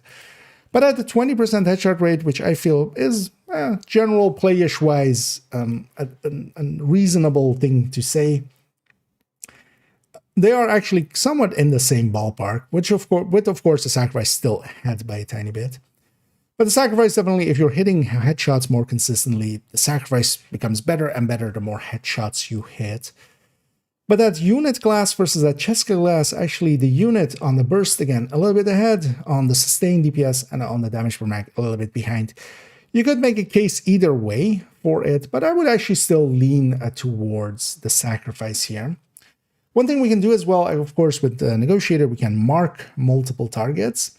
And that does make a difference a little bit. So here I have the option, and this is basically how many extra marks we're hitting, so how many extra targets we are putting our damage on. And of course, all of these based in theoreticals, 100% hit rate, basically, at least on the accuracy end of things. But for comparison's sake, if we take it to having 1 target extra there, we can see actually the Cheska moves a little bit ahead. And that is, of course, we're spreading the crit. Now, the rate of fire isn't per se feeding into that. We're just critting more often because of that rate of fire. But because a negotiator is kind of a little bit leaning more towards that crit side of things, we can see that the difference actually leans quite a bit towards Cheska here. And especially if we take it to 2 targets and look at it from there, we can also see actually that here, the difference became a little bit smaller. On the equalizer, though, the equalizer still wins out just because, yeah, it is a bigger bonus there. But actually, if it was basically a unit with a normal obliterate, it would now fall behind. I would see here as well, actually, the sacrifice pulling and the Cheska pulling a little bit ahead of the sacrifice and the unit plus class. And this is especially the parts where, yeah, I would say you're losing too much on the sustain and the damage per mag to make that unit a choice, especially here where we don't per se care about rate of fire. Although you could take the unit here and with a glass, and then actually for rifles, perhaps, making a little bit of a difference, for instance, with some of the rifles to be able to stack obliterate a little bit faster if you're doing that. But honestly, if you're going a rifle, I would just go glass, just to not be reliant on that. One thing we can look at as well is when we here bring Killer into the mix, now then that Cheska falls behind again. So talents, again, really mattering here. Streamline, of course, is going to basically be linear between all of them. None of these is per se interacting with weapon damage. We don't have a specific weapon damage here. So the streamline numbers are exact same percentage differences, even though they, of course, all go up by a decent amount. On measured as well, we see actually that, yeah, it favors that Cheska a little bit more, just because of the crit that it has a little bit more. So yeah, but measured kind of linear as well between them. If we take this back, yeah, to having 0 marks and with measured, we can see that actually the unit loses a little bit of its gain over that Cheska piece when we are triggering measured here or having measured active and averaged out. So talent choice is still making a difference, but here especially, for instance, I would say, yeah, if we're going obliterate negotiator, we're going equalizer, because equalizer too good. But yeah, sacrifice still, I would kind of be my pick, because most of the time as well, if you can get some headshot extra out of it, it can also, actually taking it back to this 2 mark, because of course, a damage being spread. When we put this, for instance, to now 50%, that sacrifice pulls even more ahead than it used to, because, yeah, we're transferring that damage across as well. And quite often with the negotiator, you can mark 2 enemies and then shoot an enemy that's close by and try to get those headshots in. Then that sacrifice will actually pull ahead quite a bit. But just for an obliterate one, yeah, equalizer, of course. Rambly. 8. Yeah, let me get you in chat. There's some movement there. Okay, on the one, yeah. Yeah, I mean, well, they've moved the Survive Fest to a different time as well. I wonder if they were talking about giving something for people that participate now, because I didn't, because I was waiting for the weekend kind of to participate. Hopefully it isn't something I'll feel I missed out on. We'll see. Anyhow, Ricky, catch you around. Yeah, how's Negotiator, Heartbreaker? Are we doing overdogs here as well? Yes, we are.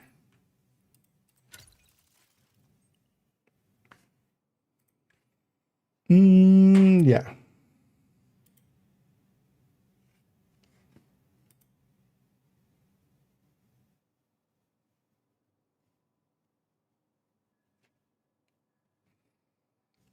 Oh, I have it with Coyote, actually.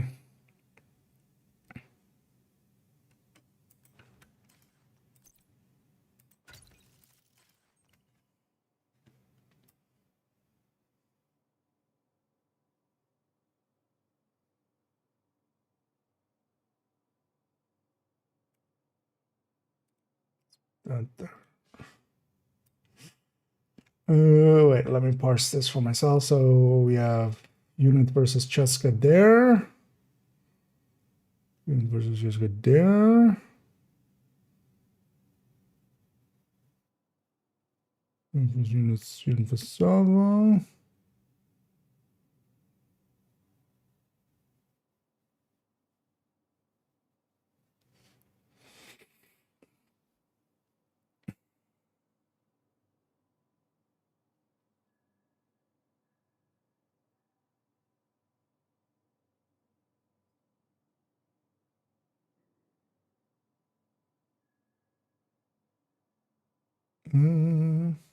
Yeah. Let's go.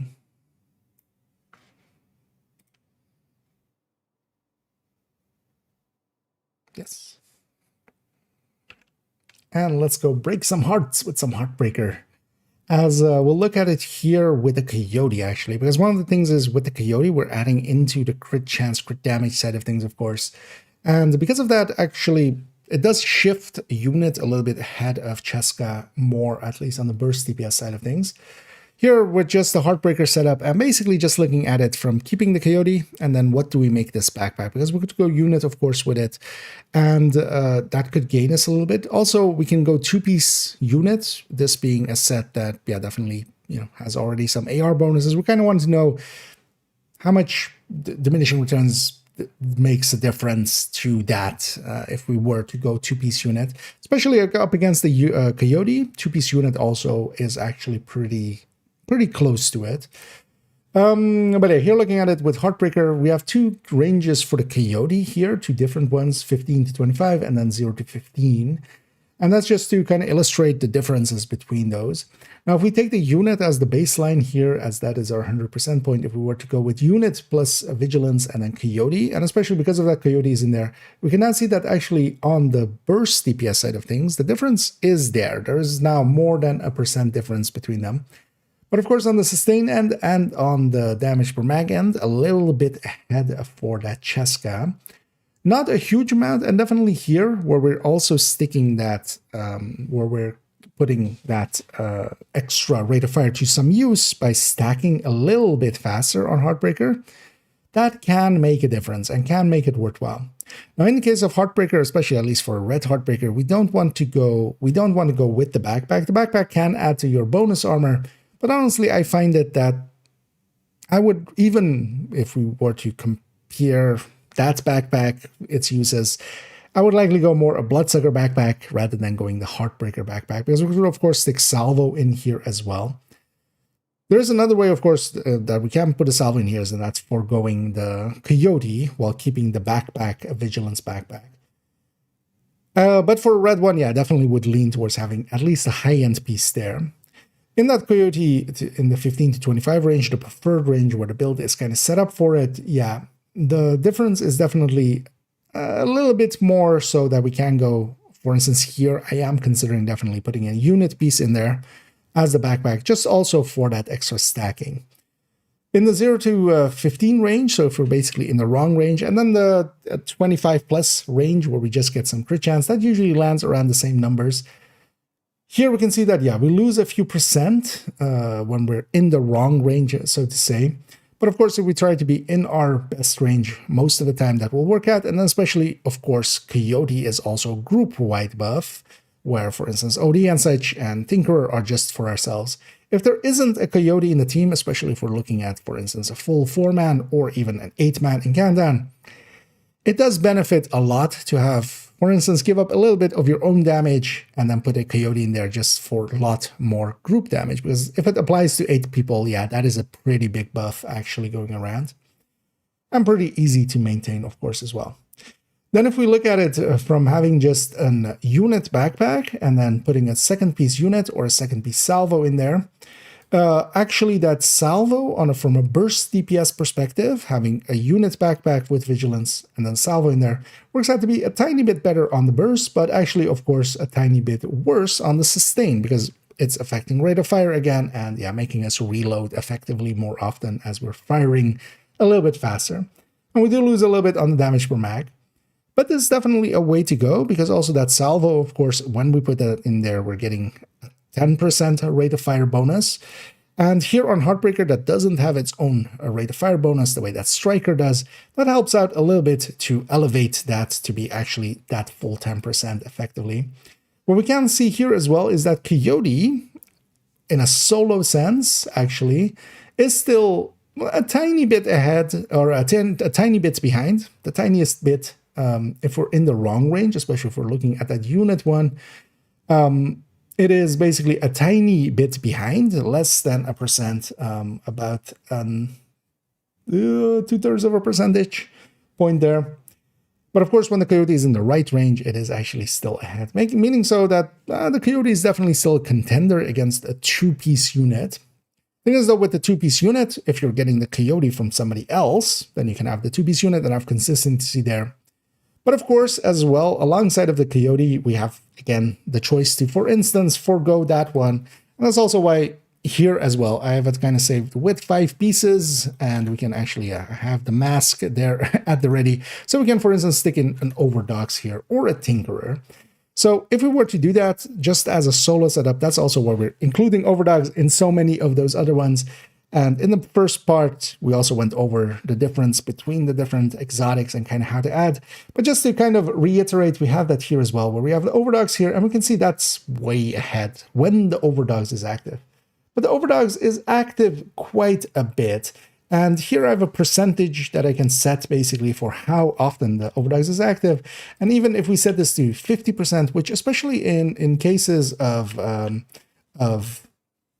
the open world and such, you'll be way above it. I see actually it's broken, but we'll set it by hand here. If we set that to 15, this is still 10% ahead effectively.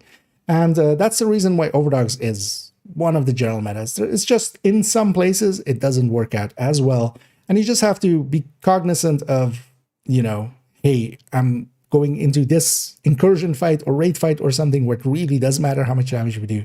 And does it work here? And if it doesn't, we always have a fallback option in either, taking a coyote or, for instance, taking a tinkerer. For the tinkerer, of course, we need to introduce weapon talents. We've had them off till now, but if we take flatline on every build and then with the tinkerer bring in basically a killer as a secondary, for the killer, we would need a kill to activate it, of course. But if we were to do that, at that 50% rate for the overdogs, we are actually ahead with the Tinker when Killer is active. Now, of course, Killer isn't always active, so when Killer isn't active, it is actually pretty far behind, of course. So you need to consider a lot of things. That's always the complexity of Division. It isn't that each step by itself is complex, it's just a lot of steps. And things can be on, things can be off, things can have, you know, uptime, downtime, and yeah.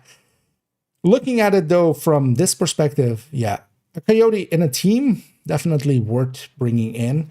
Overdogs, especially when it is just fully active, and in a lot of general play, you could even, if you kind of pay attention to it, really up its uptime likely into the 80%. And even in just general play, I would say, honestly, you don't drop below 30%. Or well, let's say 33%, as we set this just to a 10. And even there, it's still ahead of the coyote. And that's the reason why the overdogs is as potent as it is, and why I do recommend it so much as I do. And yeah, we have then Tinkerer available for some consistency, because also here, of course, we could go for different talents alongside of it. For instance, having flatline plus measured, which I haven't included here because that is actually a pretty complex one if we're doing it that way. But yeah, some of the options for that Heartbreaker. For this Heartbreaker, though, I am definitely considering, and I will likely lean that way, and you'll see the final version likely in a few weeks as I update the build collection. But going with that unit backpack, even though we lose a little bit on the sustain end, here though as well, once we bring in some of the talents and such, it is a little bit, it isn't that big of a loss on the sustain end or on damage per mag, but we gain a little bit faster stacking, and here that helps out. So we'll go likely with the unit backpack.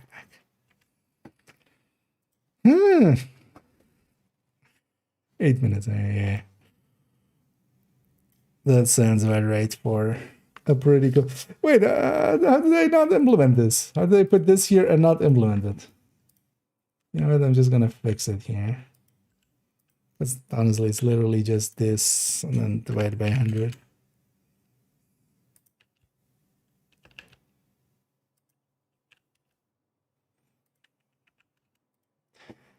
But yeah, we did it by hand. Okay, Heartbreaker.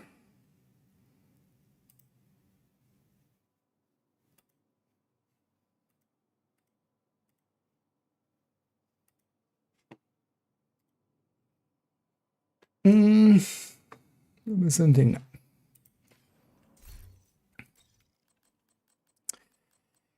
Okay, let's go to this.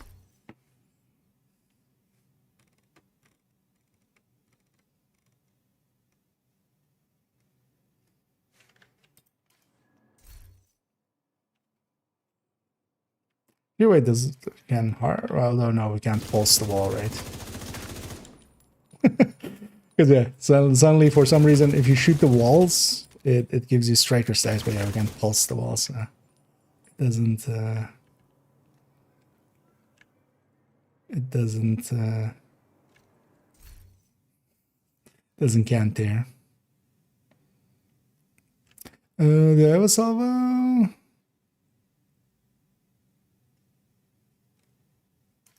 No, but I also don't have the Heartbreaker mask. So.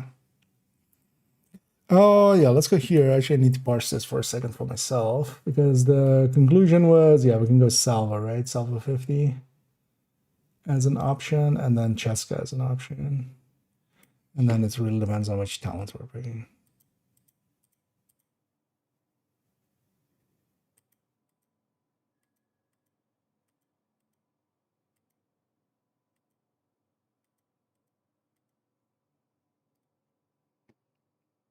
Okay, what is the crit now? 52-105, yeah.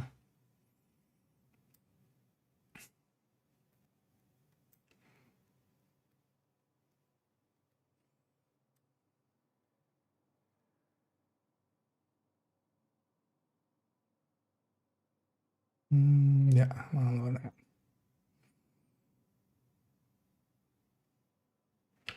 And let's continue breaking some more hearts as we go to the Heartbreaker Tech Tank. We'll have a slew of tech tanks here in a row because, yeah, they are definitely builds as well that could benefit in some way from looking at unit, especially here again with the Heartbreaker. We just saw it in the red version. What could it mean for the Heartbreaker in the tech tank variant? Now, of course, for those maybe unfamiliar with the tech tank variant, I feel, yeah, I have tried to popularize them quite well, and a lot of people attribute them to me. They aren't per se my design. No design is from one person or such.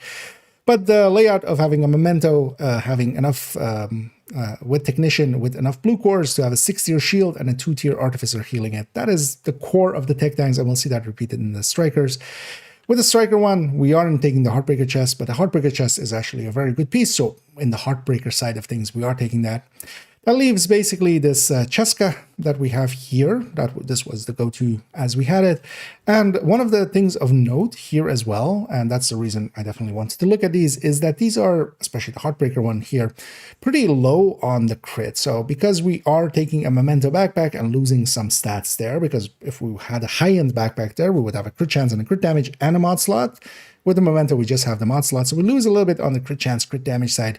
And I would definitely classify the Heartbreaker and even the Striker tech tanks as being pretty low on their crit chance and crit damage. We are 52-105 on the Heartbreaker, even a little bit worse than the Striker tech tank, because we also need that linked laser pointer. So that eats one of our mod slots into that.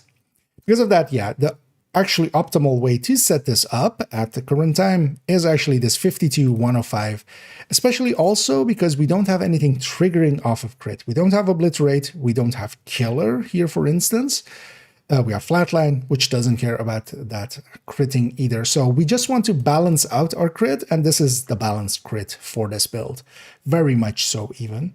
And if we then take it back to the spreadsheet, we could, of course, instead of that Cheska piece, take either a unit piece, but also we could stick in a salvo. Now here, if we look at the Cheska, we can set it up in two different ways at the 52 mark. And then if we add just the crit chance to it, crit chance mod, we would go to 58. Now, this is the reason we don't, and we don't just, you know, as some people say, you know, just max out crit and then the rest goes into crit damage. It doesn't make a big difference here. It's 0.4% basically, but it is a difference. And if we're min-maxing, especially on a build like this, that doesn't care further about crits, we're not, you know, running killer, we're not running strained, we're not running obliterate. Just balancing it out is the better way to go, and you gain a tiny bit. So that 52-105 works out better there. Now we can bring in units. Units could land on 50 or 58. And yeah, it is actually basically on the burst, again, tied almost with that Cheska. Here, of course, again, on a gear set where there's no rate of fire for it to compete with, so it is that 5% is effectively just full 5%. And this is around the ballpark what Cheska adds as well. So we get the burst DPS being around the same, and then again, the sustained DPS a little lower, and the mag damage a significantly amount lower. If we feed that even more towards that and go with the salvo, now with the salvo, of course, we lose a crit damage effectively because of that. Our crit damage is now actually basically as low as it can go. And if we do that, and especially as well with 2 crit damage mods there on the weapon to land on these 50 and 58s. So actually with these 58s, we are taking actually crit damage mods. and then taking more crit chance on the gear itself to make up for that, to land on that 58, of course. Because, yeah, otherwise it would be 50 and 56. But yeah, that 58 actually works out to be a little bit better overall.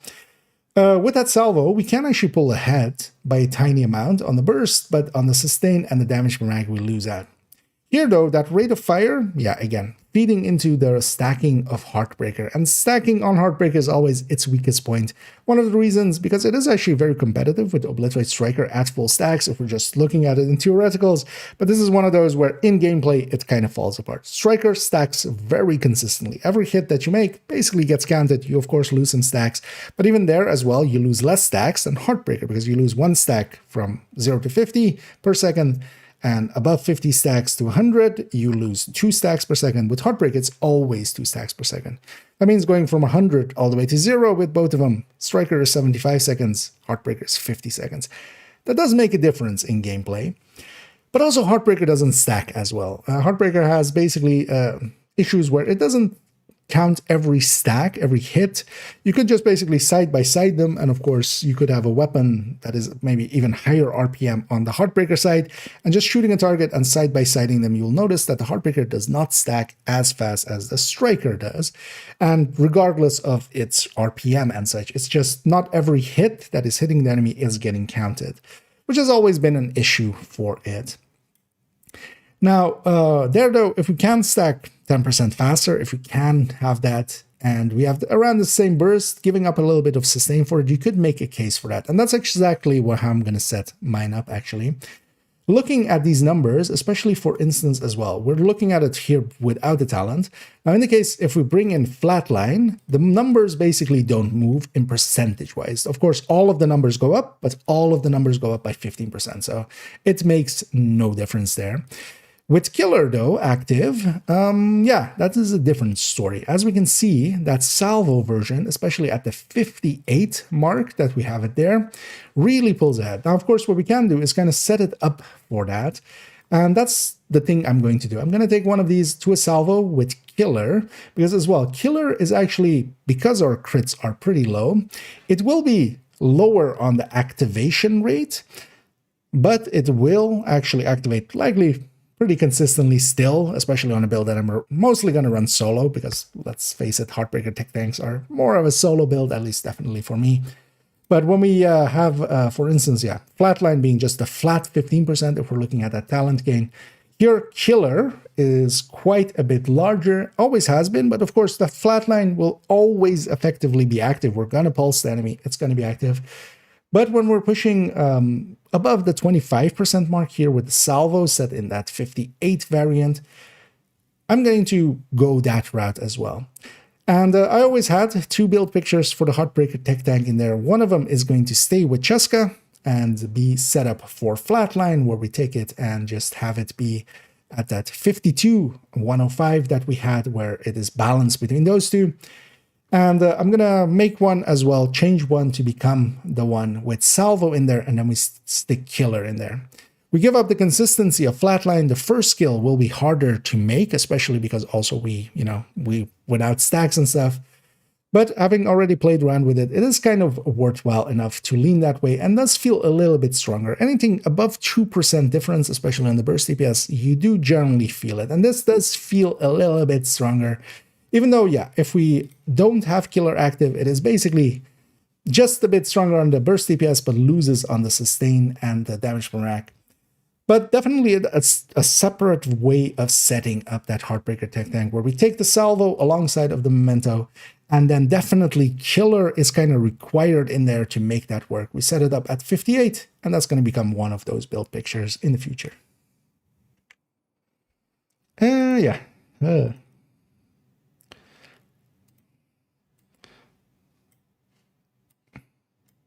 Do I even want to? Do I even want to see how long it's been going already?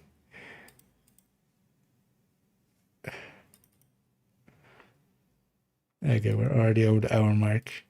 But yeah, this is hour 50. That was already that's what I was expecting. But yeah, I'm expecting people to kind of look at it, in segments. That's the idea there. Because everything's going to be timestamped. I'm exciting people to just kind of look at it at the segment that they want to see, and then others will have it just in the background for me to ramble in their ear. Let's go over here. Oh, that was also one of the longer ones. Will there be an option for armor with memento? How do you mean?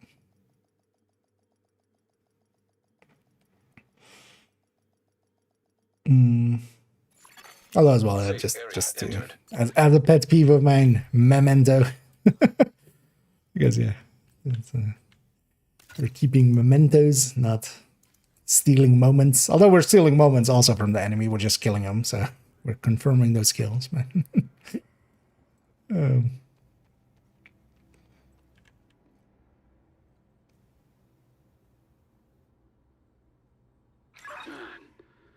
Guard duty's so boring.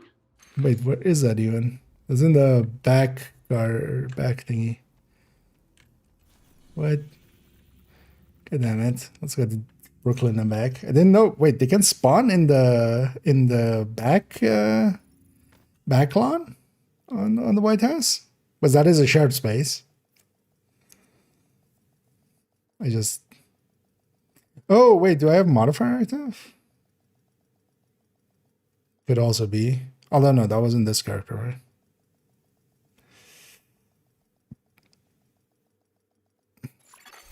Safe area detected. Modifier. No. No, golden is active. So this just makes him leave because yeah, otherwise we can go stand somewhere else. Doesn't per se matter too much. Yeah, so we're gonna go to the Tempest one.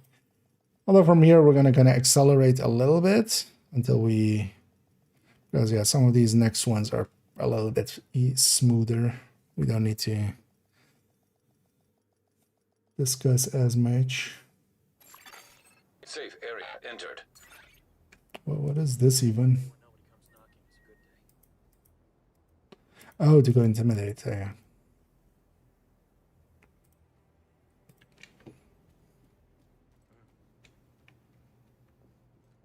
Let me be your one-stop shop.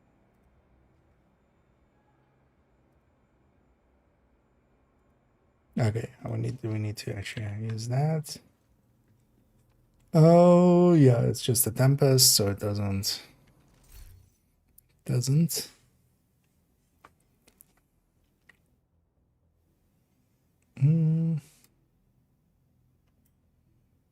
Yeah, let's go record this.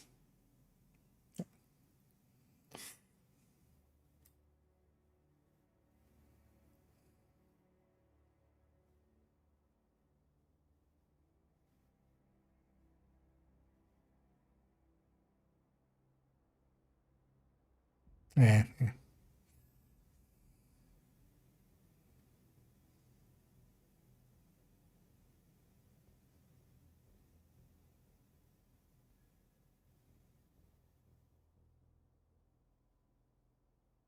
Yeah. And let's move it on to this Tempest on the high end. Tempest, of course, coming in, made several tech tanks with it, especially a high end and a striker one. We'll look at both.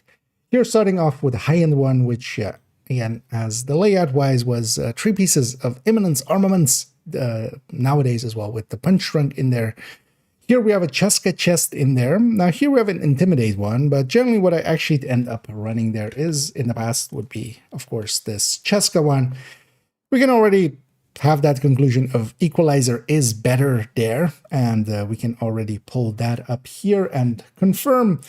And then the question becomes, yeah, how do we set it up? Because with that Cheska, we could land on 57. Here, of course, we can't play around with crit mods on the weapon. It is an exotic, that Tempest. And it'll either land 55 or 61. And we can kind of say that, yeah, the 55 is kind of the way to go. Which is also nice because we can swap out that Cheska chest that we have and effectively go to an Equalizer. And this is generally the way to quickly swap between the two, actually, is just to have a equalizer with a crit chance mod in there. You take that into here, and you land effectively close enough for government work as government agents that we are. This way we land on 55 with this. And of course, if we're going the route of obliterate, yeah, the equalizer again has no equal. That perfect obliterate definitely makes that difference. Because actually, if we look at it from the perspective, and we have that as an option here that I can toggle, if we were to take intimidate instead, because definitely that works out well for that build. And actually, for instance, 2 seasons ago, we had effectively an infinite amount of bonus armor, especially if you were with the shield, through a modifier. The modifier that season, basically, if the shield got hit, you would start building up bonus armor behind it. And yeah, that made it so, and that was also without a timing on it, so it would just stay until you lost it to enemy damage. And that made it so that, yeah, you could very quickly generate some bonus armor and have Intimidate be really a lot more effective than it usually is.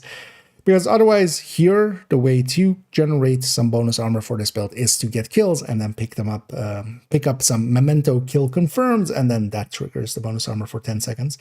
If we go that route, this toggle basically takes away that, obliterates all of the obliterates on them, and just trades it in for an Intimidate. Intimidate by itself as well, just to clarify here why it is 42 and not whatever number you think it is self-multiplicative, so it is 9 stacks of 1.04 as it is, and it is basically each a separate multiplier. This is actually one of the things that we could call multiplicative, as it is multiplicative to itself and by extension to others. If it is multiplicative to itself, it's going to be multiplicative to others. It has no choice. Intimidate there, though, if we are taking that, the Cheska actually makes it so that, yeah, the unit is actually a tiny bit ahead again on the burst, but a larger portion behind on the sustain end of things and also on the damage per mag. Here, especially when we're going to Intimidate, of course, we are no longer caring about our rate of fire that much, because if we don't have that obliterate there, of course, yeah, that was the one thing that there cared about, rate of fire, to stack faster. But yeah, we are losing actually on the damage per mag, on the sustained DPS, and that means that actually the Cheska is the better Intimidate here, in my opinion. So for that build, I will likely actually save it with that Cheska Intimidate. I will likely have an equalizer around on a character, or on that character for other builds, and then we'll pull that in when we want to go obliterate instead. Here though, showing that, yeah, as we have seen throughout this, especially if it's competing directly against Cheska and we don't have anywhere for that rate of fire to go into, and it is a build that isn't super high on the crit, Cheska is very competitive through unit as the brand bonus, but just not against the equalizer and with that perfect obliterate. The second, we are basically taking other talents like Glass here, like Intimidate. Yeah, Cheska will actually still have a little bit of a place, just not for obliterate.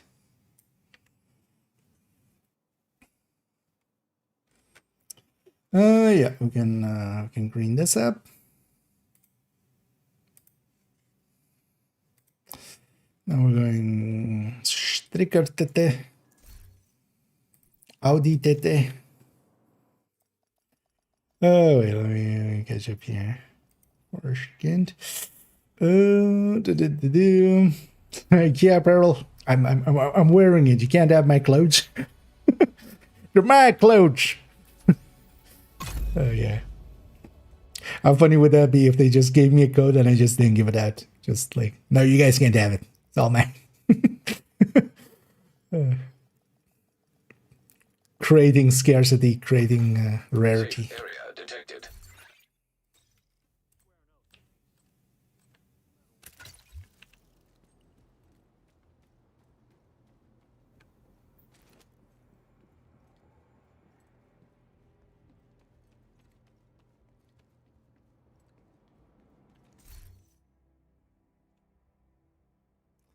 Oh yeah, let's go back here. Only those, yeah. I wonder actually, yeah, if at some point they ask me or something, yeah, what would we even put there? Because yeah, stuff like that, I'm not sure is gonna get approved. Like just Stuff like just putting only the tip or something on a shirt.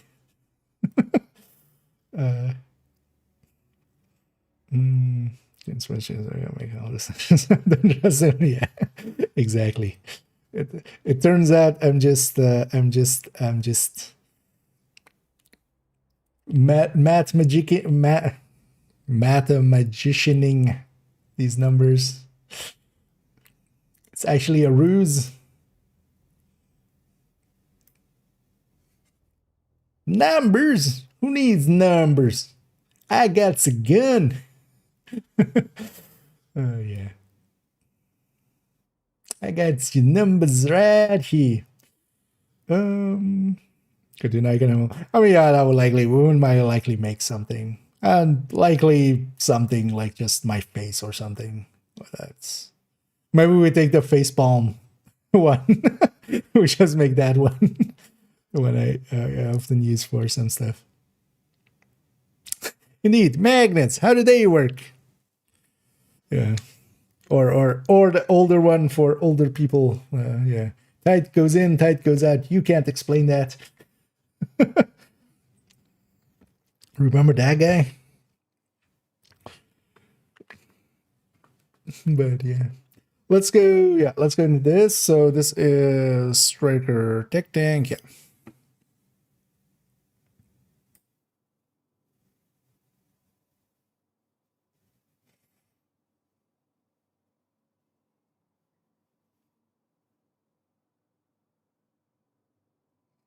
Yeah. 855, 61, yeah. Well, let's fix this up because actually I'm missing this.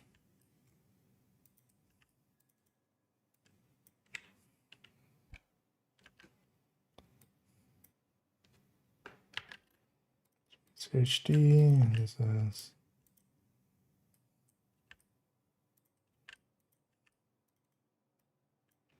HC, just these two. Yeah. Just add the mods there consistently. So here, actually, with killer, it's gonna go that route. Oh no, it doesn't. But even with killer, yeah.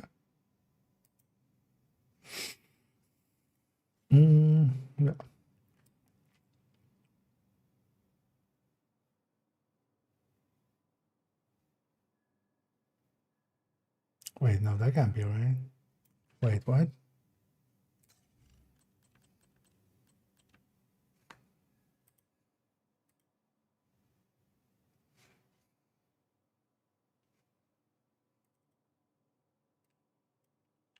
The typo, isn't it?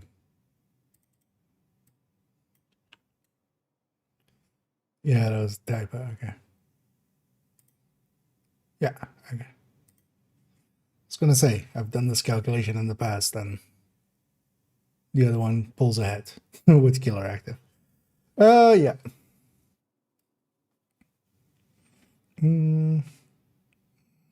Nice.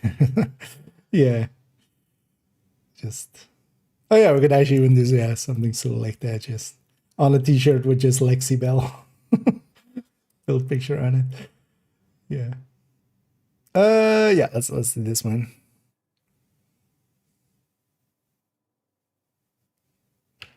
And let's now strike to the other side of the Tech Tank discussion with Striker Tech Tank. As similar layout to the Heartbreaker, of course, where we are taking it with Cheska chest, well, in the past, and this, of course, again, with an equalizer here being an option, it's going to lean that way. We have several crit setups that we can go with the equalizer, of course, again, with the weapon. But actually, first off, with the Cheska itself, there was always the thing of which talent you go for mattering there already. That's also why the 60 crit version, where we take 3 crit damage mods on... that's not... I did this wrong. This is crit damage. This is crit chance. That's crit chance, that's crit chance. Okay. Oh.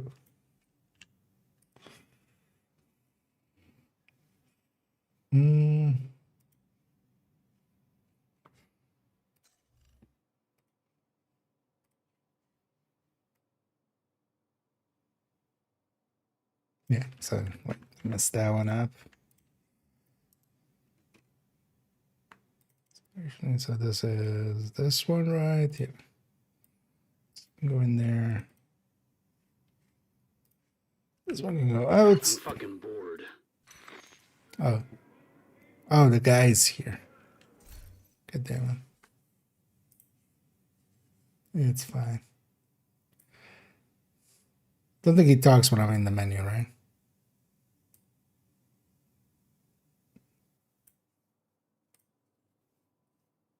Wow.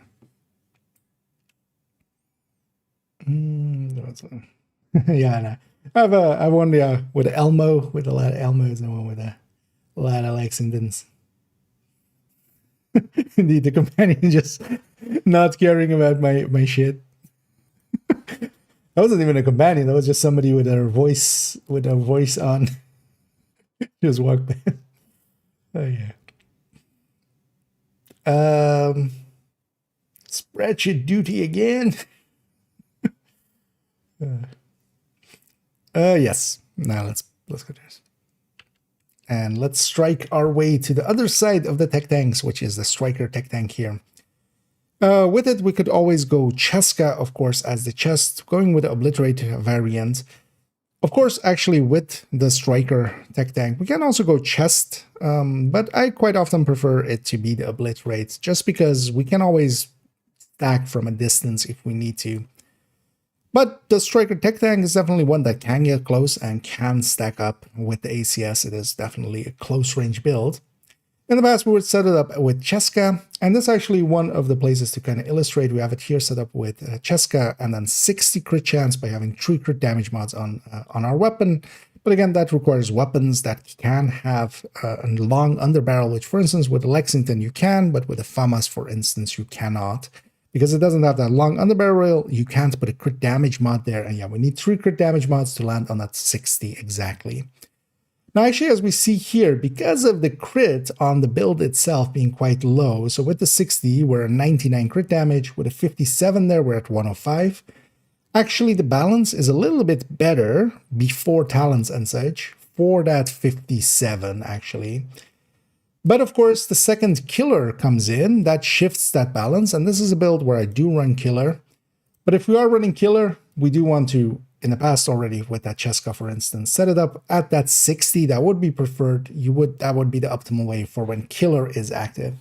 We aren't running killer though, and we're running measured instead. The difference between those actually doesn't matter, and then yeah, we would actually likely prefer that 57, even though we also need crit for stacking obliterate up, but 57 to 60 isn't a big difference, but also the differences here aren't major anyway. Keeping it at 57 with that 3 crit chance mods as well actually, for instance, allows us to put an Elmo in here or put a Chameleon without really swapping out pieces of the build. So that is some benefits to that. But of course, it being an obliterate chest, in this case, yeah, equalizer comes in, no questions asked. In any form, it is head, because even though that this is one of the builds where the crit is actually some of the lowest we'll see around, its crits are still high, well, are not low enough for it to beat out that equalizer. Because yeah, that equalizer, of course, as well, has a much larger talent. Again, that 24 total weapon damage that it gives at max stacks really makes a difference. Here as well, with the equalizer, we are actually, yeah, same differences of, here though actually the sustain is keeping up because we are so far ahead. But on the damage per mag, we're losing a tiny bit. But this is also going to stack 5% faster. So this definitely, of course, is going to be the pick. And no questions asked, equalizer going into all obliterate builds. One thing we can discuss here is how do we set it up for it, which is that we can go with 3 crit damage mods and land on 58, or we can land on 55 or 61 with just 3 crit chance mods. Now, the differences between them aren't very large. And this is, again, pre-killer, effectively. So if we were to go with actually even, let's say, a Chameleon or some such, we would actually lean towards this 55. So that's the way we would set it up, because also that weapon has effectively the same amount of crit chance, 15. And I do like the Chameleon, actually, for this build. But of course, if we are running a Lexington with Killer, that Killer is going to come in and make quite a difference there. As once we activate that, yeah, that it's going to shift quite a bit towards that 58, of course, because Killer is feeding a lot more into crit damage. But if we are, for instance, instead going with Chameleon, which of course doesn't feed, well, it does feed into crit a little bit, but not to the same degrees that Killer can. And actually setting it up at that 55 will also leave a little bit of a gap for the headshot buff on the Chameleon, which is 10, but we'll just take 5 of it to reach the gap.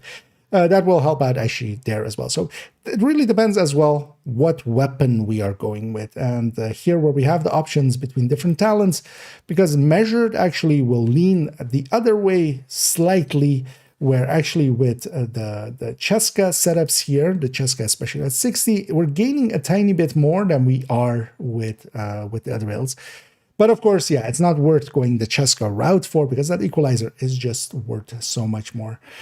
But yeah, here, depending on talent, we could make different choices on where we put our crit chance, especially.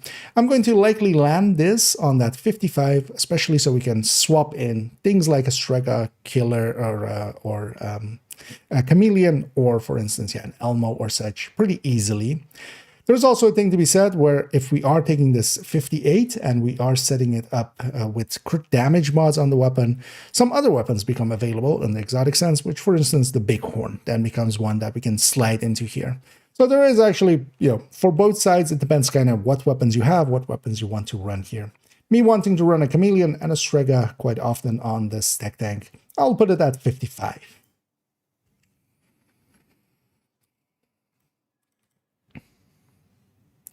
$527.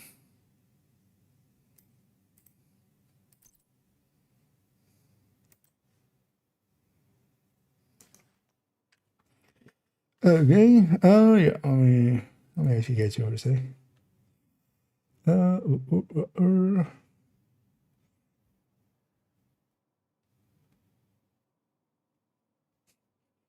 Answer with Coca and Unit, it's 2 more brands that create the build, but isn't the buff more the high-end builds create much more options variety. Thing is, any buff you make to high-end is gonna leak into, like, as long as it's not on the third piece, and they've tried putting some good stuff on third pieces. And that's also some of the high-ends that we use, like Lengmo, right? Like, that is one that is still competitive. Anything you put kind of on, kind of here, like with units, if it can go into if it can go 1 or 2 piece, yeah, it can go into a Striker or Heartbreaker. The thing is, they let this get away from them. Strikers, for instance, just from the bonuses that it has here, is too large. Heartbreaker was too large. Actually, Heartbreaker was the first kind of too large. And yeah, now they've let it kind of get away from them, and now there's too many of them. Because gear sets are just, yeah, the 4-piece gear set is just worth so much more than 4 pieces of high-end really can reach. What they could consider at some point, and that was that idea I've seen thrown around sometimes, is like you could have. I'd rather be guarding and fighting. He will be guarding. Having some talents and then going like, hey, you make it like with maybe, for instance, Perfect Obliterate or something. Some of the more used talents, you go like, hey, plus 15% total weapon damage, or it's 1.5. Oh, nah, that would be too much. Let's say it's 1.2%. If not using gear set. Stuff like that. That would be really the only way you could buff high-ends in kind of that way. There was an exotic in Div 1 that had that as its talents, or as part of its talent. Like, hey, if you're not using any gear set pieces, you get a bonus. So that was a huge misstep, yeah. Although, keep in mind, the Division 2 had that at the start. It started with 6 pieces. The original gear sets in Division 2 were also 6 pieces, but they were actually not competitive because they kind of forgot that they added in brands. Because that was the thing in Division 1 that you didn't have. Brands didn't have a brand bonus. You didn't have brands at all. It was just high-end pieces. Each piece did have a talent, but most of those talents weren't that great anyway. But yeah, Gears in Division 2 were actually 6 pieces, and then they rebalanced them basically to 4 pieces. And that's actually, yeah, one of the, some people go like, hey, I would love classifieds and stuff back. I'm not one of them. Classifieds took away build diversity, I feel. Just those 2 high-end pieces or putting an exotic in there. Also, we have so many much more useful exotics. And hey there, Tickle. I know you're catching us into some discussions as we're having them here. Although I'm mostly recording a video here. That's what I'm set up and doing. Second parter of the unit video. But yeah, welcome in Raiders. Out of the 50 rounds on some over gear to top builds, essentially. So, actually, we use a bunch of brands. We do use a bunch of brands.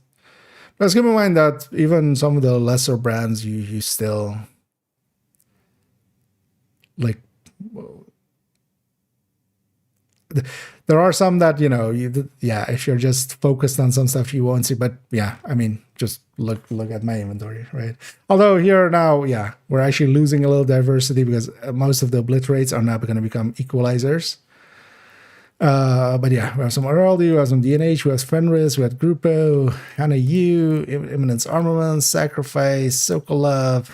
We have some stuff, right? But yeah, they didn't go through with their balance of Cheska and stuff in the end, which was kind of. I'm still like, because yeah, they were planning on going 6 and 12 with Cheska and Grupo.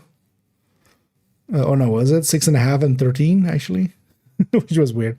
But yeah, they should have just gone 7 and 14 and just balanced them out that way. But they didn't in the end. But yeah, again, thanks, Tickle. Yeah, welcome in and welcome Raiders. Let me catch up actually here fully.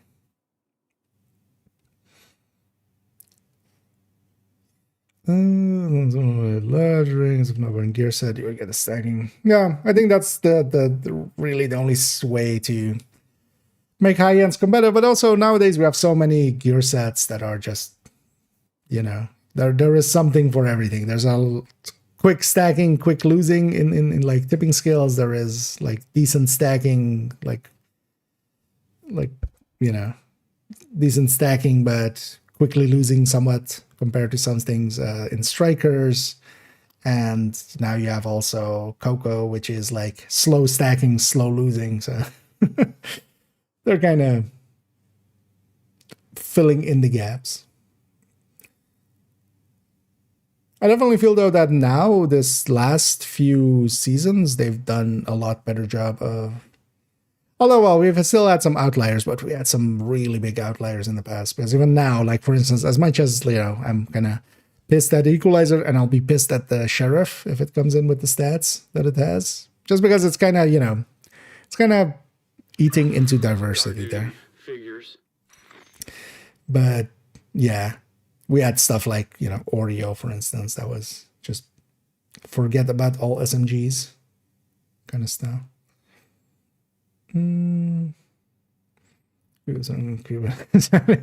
Yeah, just for some reason we find the Herodic Cube. That was actually what, that's actually what Sokolova has, right? She has a Herodic Cube.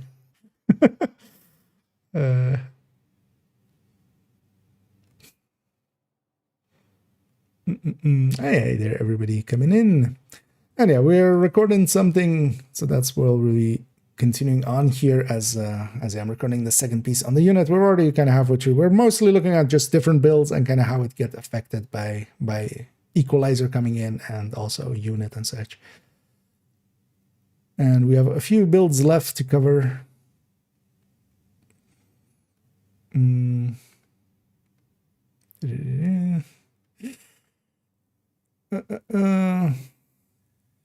But yeah, welcome in, everybody. I see some friendly ribbon towards Tickle there. But yeah, thanks again, Tickle, if you're out there still.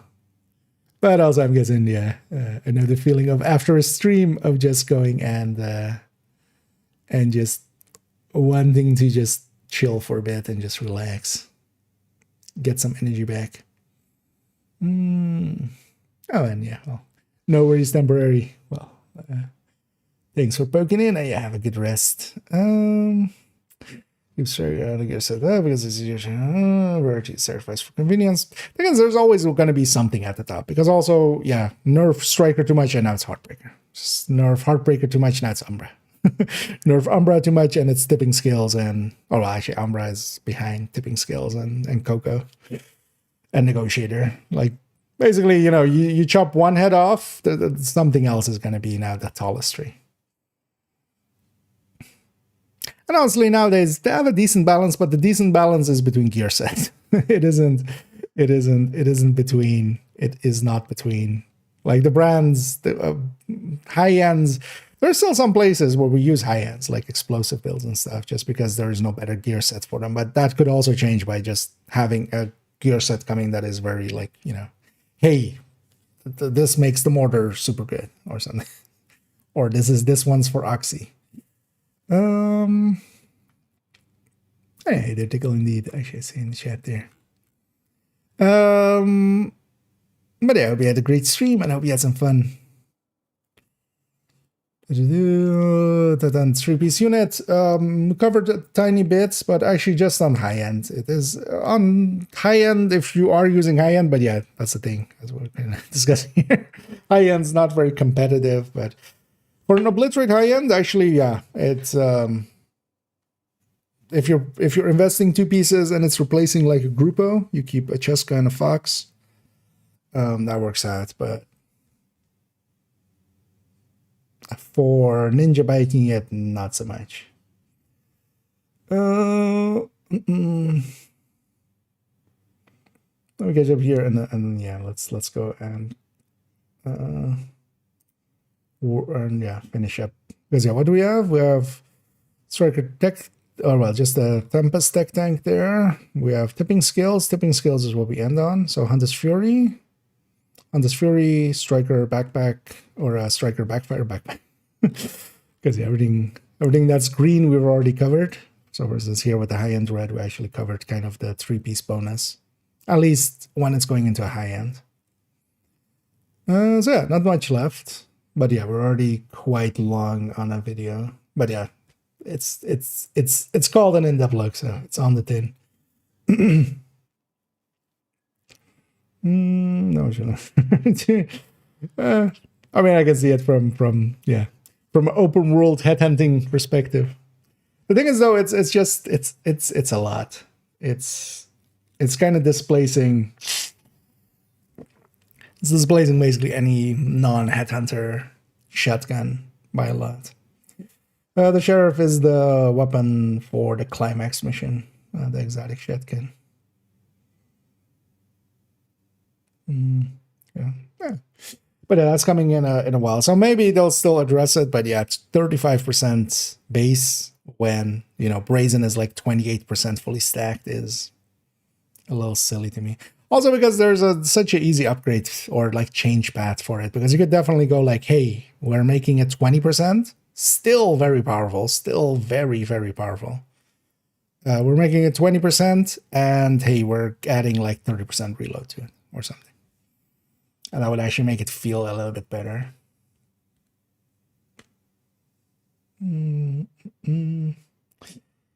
Lasers. Using big one fall. Yeah, the thing is though that you're also eating, well, at least with the high end you can kind of make that work, but yeah, in the ninja bikes up, the thing is you lose more than you gain. It's not that doesn't like you can't do much with it or something, but that's more than enough damage still. Even that ninja bike variant for basically all content in the game. But I feel I would just rather, yeah, not have that extra max size, at least for gear sets we're talking. Not have that extra gear size, have a momentum instead or something. Or something more useful than that. Yeah, let's go to the to the other side.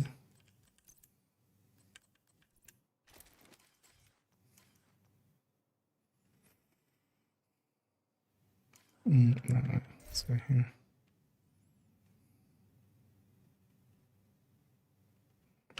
And let's quickly look at a different variant of that same Striker Tech Tank. If we go to the build here, it is always saved with the Tempest here, and everything that has changed is actually just swapping to a Bulwark. And that has already been one of my go-tos as well, for especially with the Tempest for 5 directives and such. Just to have a shooty build, something where I'm not headhunting and such. Works pretty well for that. And yeah, the Striker Tech Tank in a Tempest variant has actually become one of the ones that I've used quite a bit, especially because, yeah, with it we can combat Pistolero pretty easily. Now, in this, we have one piece that is the actual only piece that can kind of stand up to an equalizer, and that is the Douglas and Harding Obliterate chest. This is the chest that normally would be in this build if we are going the Tempest route. And of course, from a crit perspective, this is laid out in the same way with that crit chance mod in there. Swapping over to the equalizer, we would get 5% more rate of fire and 4% more on the obliterate, but that's competing against 20% pistol damage. And of course, the pistol damage brand bonus that we have, and especially as well on the Troopy's Imminence Armaments going to 60 even. That 20% is, of course, always was a lot more than the 10%, for instance, from Fenris to an AR. That makes it that actually we can use this to kind of showcase how much difference that makes. And that is that this DNH chest is actually the one thing that is a little bit ahead of it. Now here as well, of course, we don't have any other talents coming in or such. The Tempest has its own talent, but we basically never use it. We basically never try to break our shield. If it breaks, I'll go like, hey, I'm using the talent for once. That's basically it. We're not going to attempt to get that talent in there, and that talent is a separate multiplier by itself anyway. So we're not feeding into the crit anything more or such, so this is basically the final values as we have them here. Because if we did have, for instance, a pistol with killer, it would benefit a little bit more from the equalizer. For instance, in the past, I wouldn't run this build, but a high-end version because Striker stacks were hard to get with just the pistol otherwise. Here with the Tempest, though, yeah, we don't have killer or such, so these are our final values, and that means that actually the DNH chest is an upgrade, and that's why the pistol variant of this will stay with the DNH chest. But yeah, you need basically 20% weapon damage, and here then, of course, as well, kind of in the worst case scenario, or well, not actually the first case scenario, but we're not completely maxed out, for instance, on red cores and such.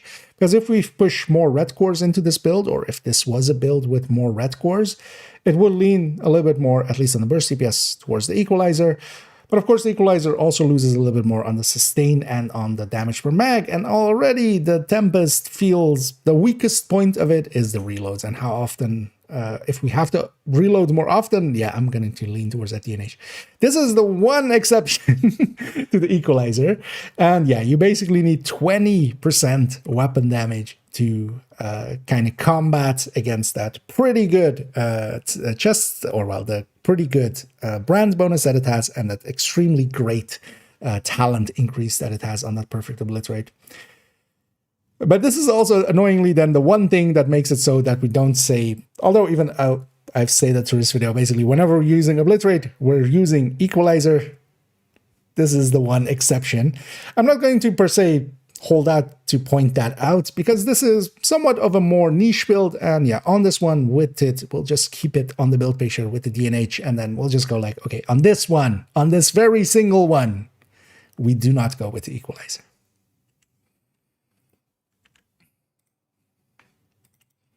Because yeah, there's always an exception, isn't there? Yeah, let me catch up here.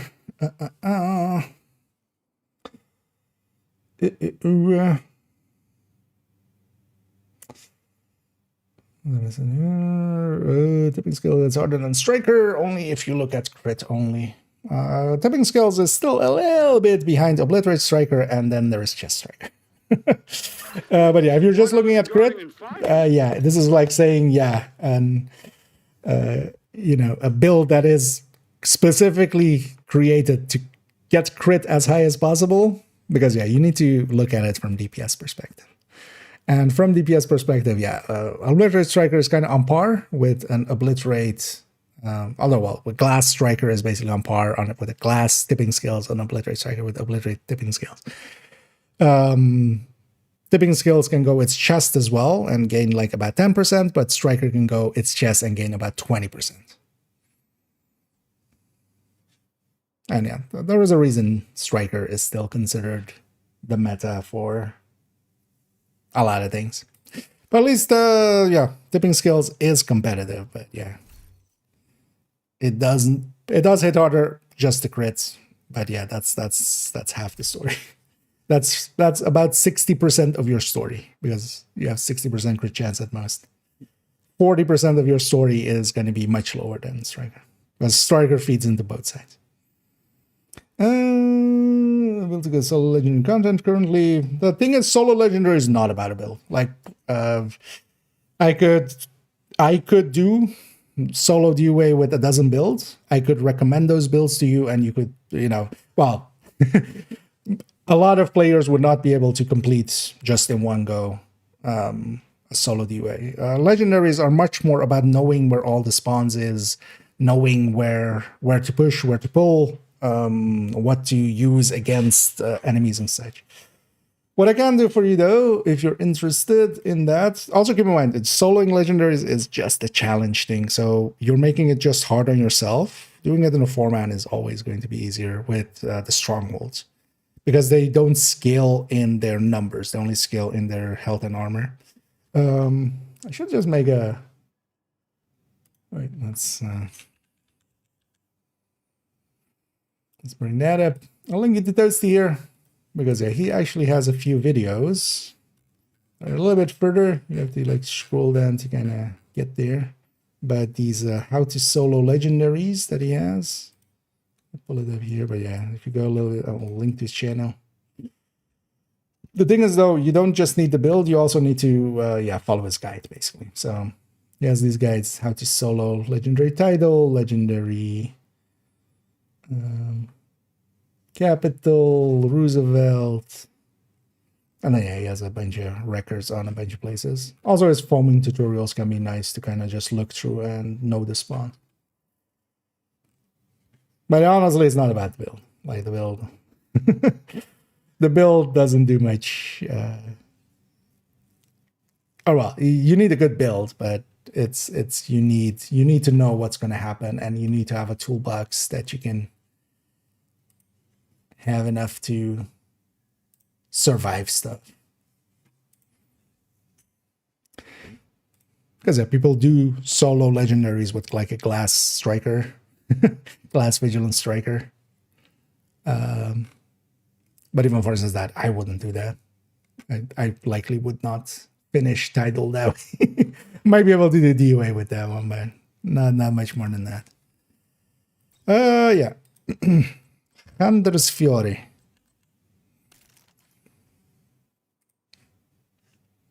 But I give Toasty a listen, and yeah, just follow his advice. Or basically, yeah, you need the guide to go with it. Otherwise it doesn't work out. So let's take that. Yeah. Let's go over here. Let's start here.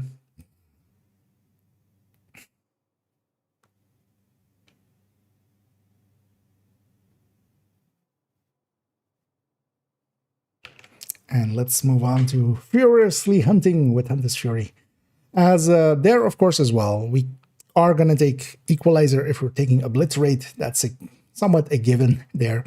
But especially here with Hunter's Fury, if we are taking Equalizer with this perfect Obliterate, what do we pair it with? And especially as well, at what crit chance? And also, we could even stick Cheska in there, question mark.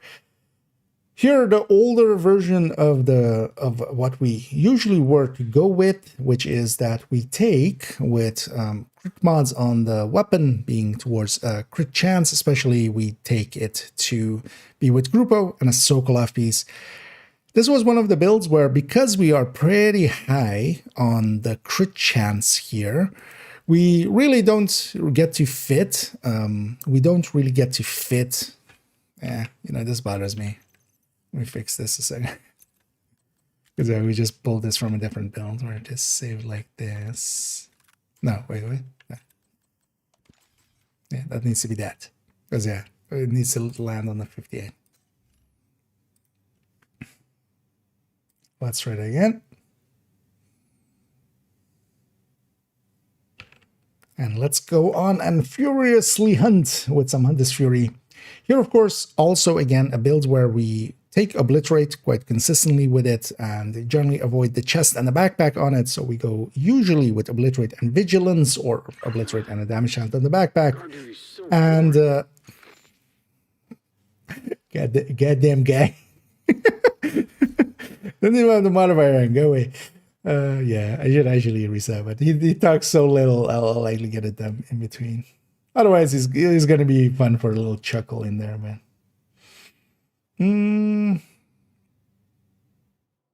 Yeah. Same pun the third time, but it's not even a pun, it's a wordplay. And let's move on and furiously hunt away with Hunter's Fury. With Hunter's Fury, of course, we already had a way of setting it up where we went with a Grupo and a Sokolov piece as our go-tos, as especially here, sticking in Cheska in there, usually then land up really well with it. And the way that we often went with it is just to take a Grupo and a Sokolov here. I'm taking Obliterate and Vigilance, but especially Obliterate fit in pretty well in there. And of course, that Obliterate side of things is going to become an equalizer. No surprise there. Here, no bonus big enough to kind of keep up with it. But what do we pair it with then? Do we go with Sokolov? Do we go with Grupo? Or could we even stick in a Cheska in there, of course? Because we could swap some crit chance mods to crit damage mods and maybe try to make that work. First, looking at what our old values were, if we had it at 58, which is with 3 crit chance mods, then we would land a little bit behind the preferred version, which is to take 2 crit damage mods, 1 crit chance mod on the weapon, gaining and then taking the missing crit chance basically on the gear, shifting our crit chance up by 2 by swapping those 2 mods, as we're replacing a 5 crit chance on the weapon basically with a 6 crit chance on the gear, gaining us 1 every time we do that. That version, that lands a little bit better just on the damage outright because our crit is high enough that, yeah, that will make that difference. And of course, once we actually activate Killer into that mix, that even pushes a little bit further apart. It is a percent here, but yeah, if you can set it up that way, why not, right? You don't lose much. It isn't too hard to do, and yeah, you can gain a percent, and every percent counts in the long run. Now, that was the old way, of course. Now Equalizer comes in. Equalizer, no question asked, it's going to be Equalizer Sokolov, Equalizer Grupo set up in that same 60 crit chance where we take 2 crit damage mods and 1 crit chance.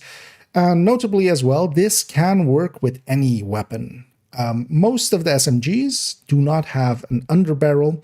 There are some exceptions. There is one variant of the AUG, there is one variant of the MP5, there is one variant of the Vector, which is the Vector 45 that has a long underbarrel. The UMP has one, but all of those are kind of, well, the Vector 45 is fine, but the other ones are somewhat lower down our list of preferences. So generally, yeah, that third crit damage mod is not really available to us except for the Vector 45. Here, the numbers we are using here is actually with the attack vector. And with that attack vector, we can't actually easily put in Cheska. So we do have a Cheska 60 here. And as we can see, that is the preferred one, as we are a little bit higher.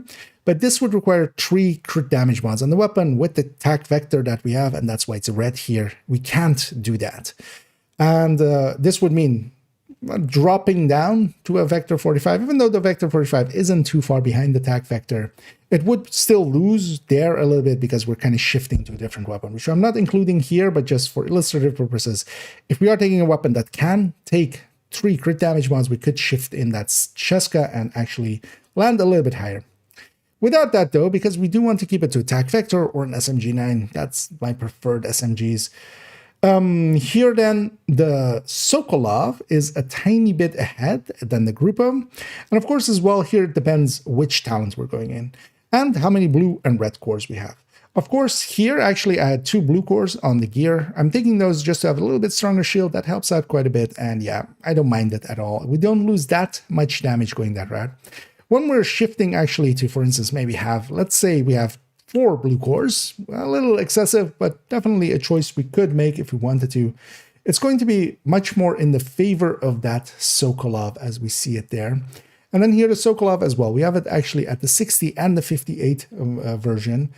As, yeah, the Sokolov a little bit ahead when we're doing that, and especially as well, once we have Killer activated, for instance, then, yeah, that pushes ahead. If we had 4 blue cores, or 4 red cores, and 2 blue cores, as we had it there, and we have Killer activated, that Sokolov pulls a little bit ahead, and that's likely the decision I'll make here as well. I'll likely stick that, or keep that Sokolov backpack with that vigilance that I have there. Just because it does pull ahead, Killer is my preferred talent for this build. So if you are taking actually in that other way measured here, we see actually that that also actually benefits a little bit from the Sokolov side of things. The only one that, of course, yeah, prefers the Grupo would be that Streamline. But I'm not likely to run Streamline on this build, especially those 2 blues that I'm taking already are very much there just to take a shield and take that out. And just to be clear as well, Streamline, even though the text of it still just says if you have a skill deployed, it is also for any skill that is active. So once you have the shield out, you lose Streamline. But if you add Streamline, yeah, then that Grupo is a tiny bit ahead. In all of these, though, the Cheska is actually ahead, but yeah, that requires to basically drop down to a different weapon. We could take a Vector 45, and but then that would lose out to the TAC Vector, especially on Burst, and a little, well, there would be quite equal on Sustain, but a little bit loss on the Burst. But the Vector 45 would actually be ahead on damage per mag, as it does have a little bit better damage per mag there. The Equalizer here, yeah, we definitely want to take it, because it is the better Obliterate. And even though we lose, well, we don't gain as much in comparison that if we could have, for instance, perfect Obliterate on Cheska or something, that would be ahead on the Sustain and such. But even here, the Sustain still ahead, the damage per mag a tiny bit below. So that is the route to go with this. So I'll likely go with an Equalizer chest and a Sokolov backpack on this Hunter's Fury setup. Yeah, that one. Is all the yeah, that was 3 takes, right? Yeah.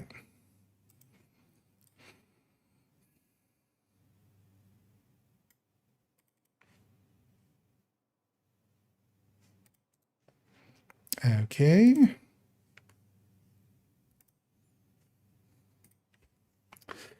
Yeah.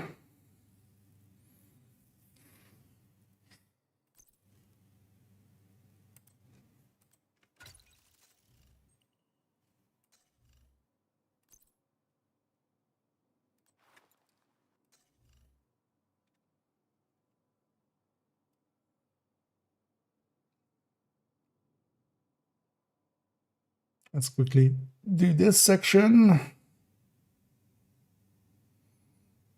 Yeah. And let's also quickly look at the Hunter's Fury with a memento in there. Because when we're taking a memento with it, the old way to go that route would be to land as well, to land on the 60, would be to take a Cheska, because now when we're losing a little bit of stats, or we can lose a little bit of stats, especially in the crit side of things with that memento, by just taking a crit damage mod there, and basically losing that 6 crit chance that this can fill up pretty easily. With 3 crit chance mods on the weapon, we're landing on a perfect 60. That lined up really well. And of course, that Cheska Obliterate is not going to beat the Equalizer. But then also, actually, we have different ways of setting up it for the Equalizer. So if we take that Equalizer in there, of course, we want to take it with a crit chance mod on there.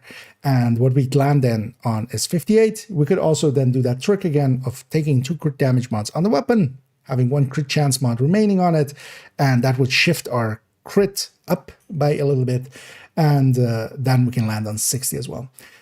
Does that make a big difference? Do we prefer one over the other? Well, the 60 definitely is ahead. Now, of course, here on Burst and Sustain both, the Equalizer is ahead, so that'll be our pick. On the damage per mag, we're losing a tiny bit, especially with Killer active, because even in that build, likely the go-to talent for me will be Killer. It does prefer the 60 by a little bit, but the difference is not that big. But if we are min-maxing, we're going to put 2 crit damage mods on that one more. Keep 1 crit chance mod there, shift some crit onto the build to land on that 60 here with the Equalizer, and definitely the Equalizer here again, very much the way to go for that memento alongside of it. If we are going Intimidate here though, again, while I'm not including it in here, we can kind of extrapolate from the high-end tech tank with the Tempest that we saw. If we are going Intimidate, then that Cheska chest is going to be slightly better and the choice to go with. It is really Equalizer that is an equal, and yeah, definitely on the Obliterate end, shifts it in its favor.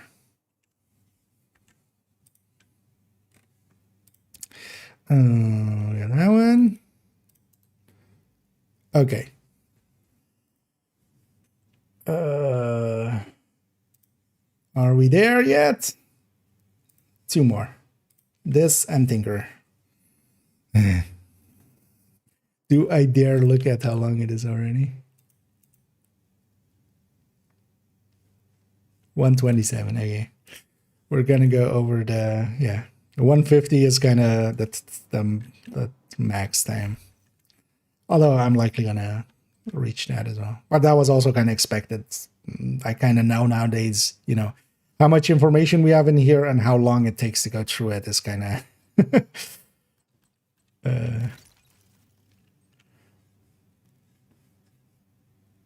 we know that nowadays. Yeah, let's just keep going.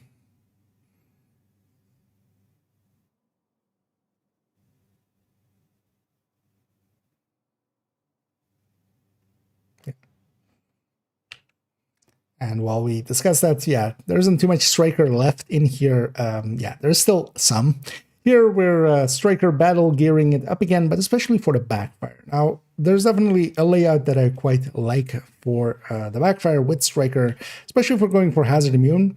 Now, this build, I'm much more interested in being hazard immune than I'm really interested in the backfire. It is more a build that is hazard immune, and because of that, I'm going the backfire, then a backfire build, and because of that, I'm hazard immune.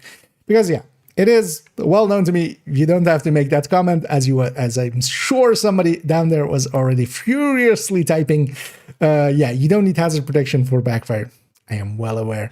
Most of the time, yeah, if you just shoot the backfire after 3 bleeds, you don't really bleed, and especially as well, if you max out the stacks on it, you don't bleed as well either. It'll basically bleed you once for every reload that you do on that stack count, and at 100, of course, the stack count is maxed out. Yeah, so because of that, you don't per se need hazard protection, and that's actually one of the ways that the backfire does see some actual use quite often is in some of the content where there's a healer like Incursion. The backfire actually works really well because it can be a really powerful talent as long as you're mitigating its downsides. By just mitigating it outright with some hazard protection as we have here, we're eating a lot of the build's damage, of course. All of these blues could be crit chances and crit damages and add a lot more to our damage that way. But again, this is a build where I do like it to be hazard immune. So for instance, in previous seasons, we had, for instance, the modifiers in the first season where if you shot the wrong target and you got shocked, well, I would just add a shock mod to this and be hazard immune to that and basically not care about that. And still have a pretty powerful build. Not as powerful as a full-end Striker, of course, but had its advantages. So that's the reason I kind of like this build. Now, though, we could stick an Equalizer in here, of course, but we're using 2-piece Cheska. The 2-piece Cheska bonus is 20% hazard protection. If we give up this hazard protection, we need to either, of course, take more mods towards that, or, for instance, take a Yal piece to offset that. but we can get perfect obliterate in here. Is that perfect obliterate worth the loss of those mods? And that was, of course, a question that I wanted to have answered, and that's why we have that prepared here. So here we have the striker, as we had it there, with 2 pieces of Cheska. And I am going to try to, in all of this, we're going to hit 100% bleed immune. Again, I'm well aware you don't need that, but I want to be bleed immune. I don't want to bleed at all from this, not even on the first reload, basically never, because if that's happening, I'm already annoyed by it enough to just not run this build. And overall, we want to prefer having high hazard protection against everything else. Well, while that build is not hazard immune to everything, it is at 90%, meaning that even a foam is half of a second, a disrupt is usually half of a second as well. And that's doable. Trying to get more into here would cost too much. Then, yeah, with that 2-piece Cheska, if we're going to the equalizer, we're gaining some rate of fire, we're gaining that extra damage here in the total weapon damage from that perfect obliterate, but we would have to either go with Cheska or a Yal piece. Now, the Yal piece would, of course, provide us with hazard protection, but actually then we would need to take a mod or a stat somewhere else to offset the Cheska, and that would be 6. Or we could take the brand bonus from Cheska, and then we would stick a 10% bleed mod. Now, the difference between those is as well how much hazard protection we generally have with the Yal version. Our general hazard protection is 80, and we add 2 mods to reach 100% bleed resistance. And you basically need 95 for this. Also, just to point that out again, yeah, the bleed of the backfire is not on those lists. All of those people going 93.6. No, that is for only hostiles bleeds. The backfire has a 20-second bleed. To reduce that to under half of a second, which is needed to basically remove its effects on you, you need 95% hazard protection, or well, 95% bleed resistance. So we want to be above that, just to never bleed at all. I just don't want to. But as well, how much is our hazard protection to other things? With that Cheska, we can actually perform a little bit better on the build, and we can actually see that the equalizer here makes up, at least on the burst DPS end, enough that if we're flipping those mods even, we're just a tiny bit ahead with the equalizer versus the 2-piece Cheska. That, though, is at 100 backfire stacks, and then the Yal version is a little bit ahead as well still, actually, with that equalizer. Now, that's on the burst, and then on the sustain, of course, we lose a tiny bit, and on the damage per mag, we lose a tiny bit. At 0 backfire stacks, where we start, of course, the story is very much in favor of that 2-piece Cheska.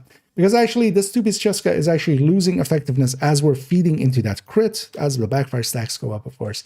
So the lower this is, the better it is for the Cheska. And that also means that the Cheska, even at the 50 stacks, is ahead of these other two.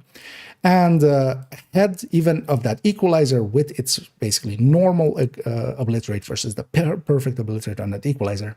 Meaning that actually on this build, I'm very much leaning on keeping the 2-piece Cheska. This is again one where we aren't going to put in the equalizer.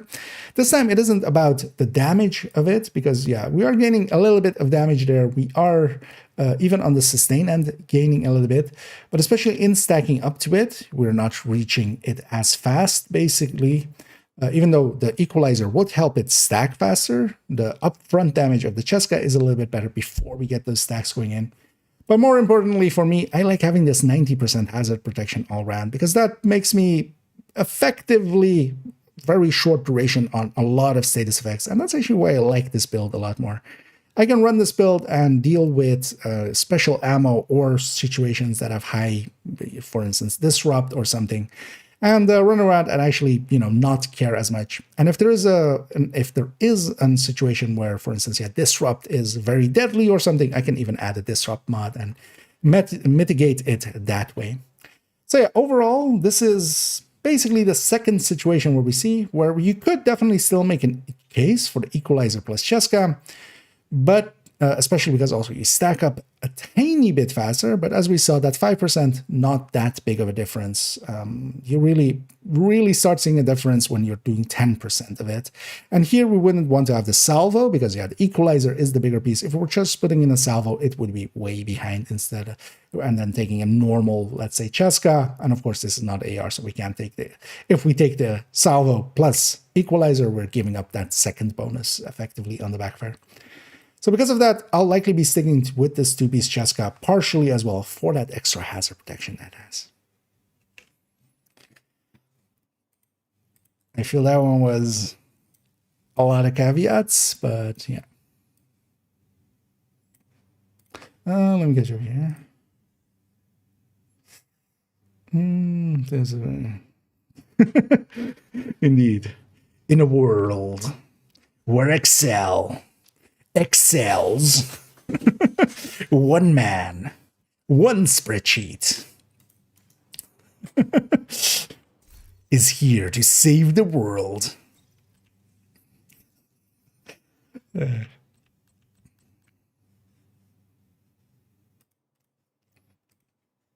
If you spread the sheet, prepare to be spread across the sheet this summer. The spreadsheeter. Yeah. I shouldn't have done that with my voice because now my voice even hates me more after all that speaking as well. Oh, it's already one as well. One last build. Tipping scales. Let's go there. Let's get her done. Oh.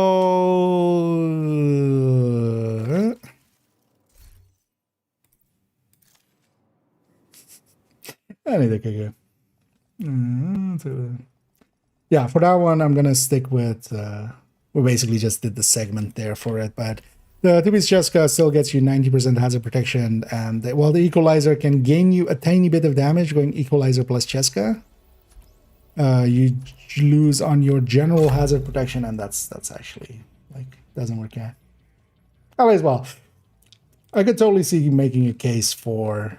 I can totally see making a case for like this equalizer, but to me that build is hazard protection. Like that's what that build is. The striker part or the backfire part of it is kind of, it is a hazard protected build, so it might as well have backfire kind of deal.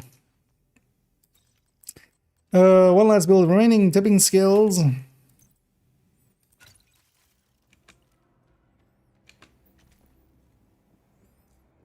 Take this character down to the range. Let's scroll back up. Actually, wait. Let me double check. Everything green? Yeah, green. How did I make everything a different color of green? I hate it. I don't know. Some more the same. I'm gonna select them all and make them the same color of green in a second. Because anything that has like this section green means that we've covered it. Okay, so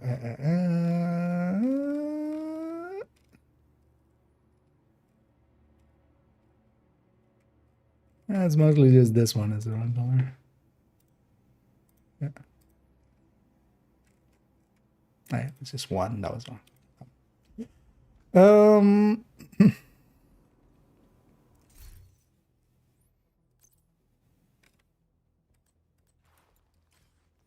Okay.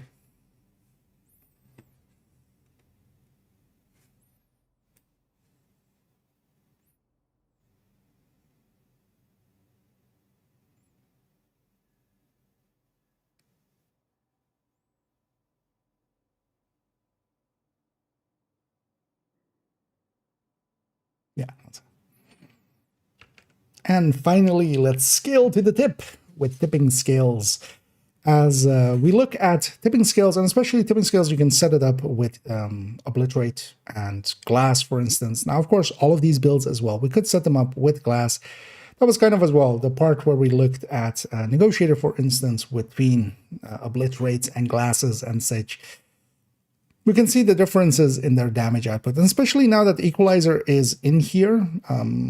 Glass definitely also has still benefits, as from the first shot you can gain some damage, but for tipping skills, I quite often did go obliterate, and yeah, we would go with the Cheska chest there. Here again, we're going back to an overdog's layout as we'll pull it up here.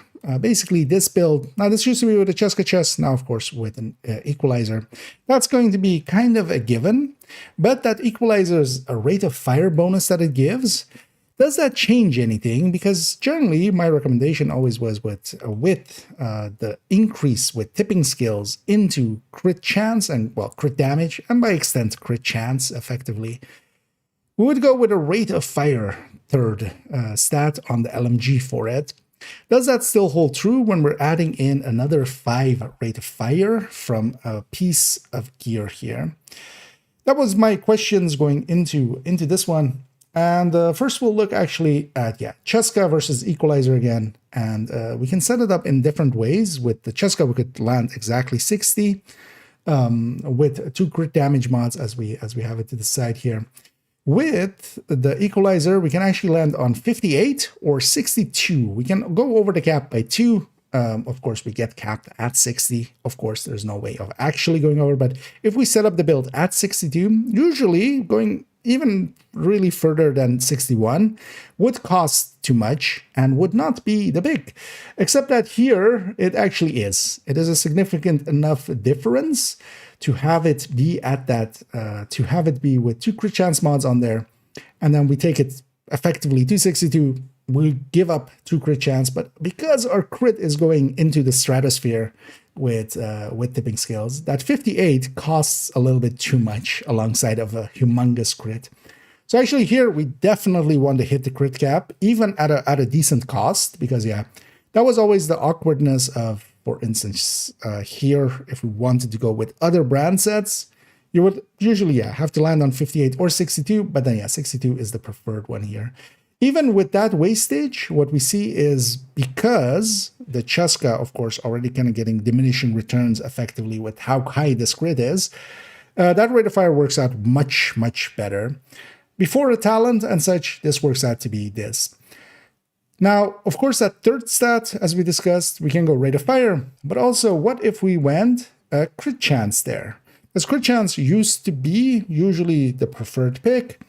Now, of course, there is also DTA and DTH that we could pick. We'll look at those in a second. But first, to kind of lay the basis, is that with a crit chance there, we can actually land on 60.5 or 59.5, depending on our crit choices on the weapon itself.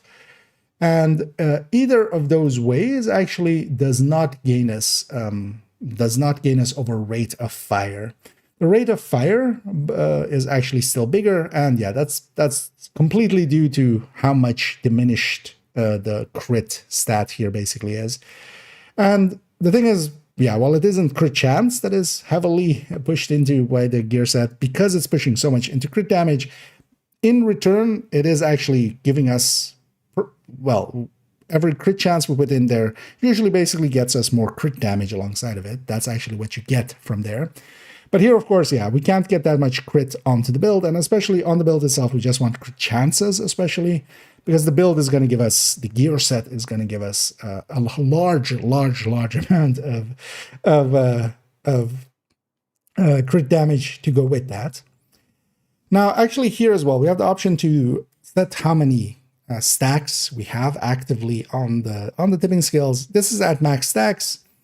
If we take that to 2-0, we see actually that 60 would be ahead actually. So when we're not at max stacks, that crit chance would actually be the preferred stat there.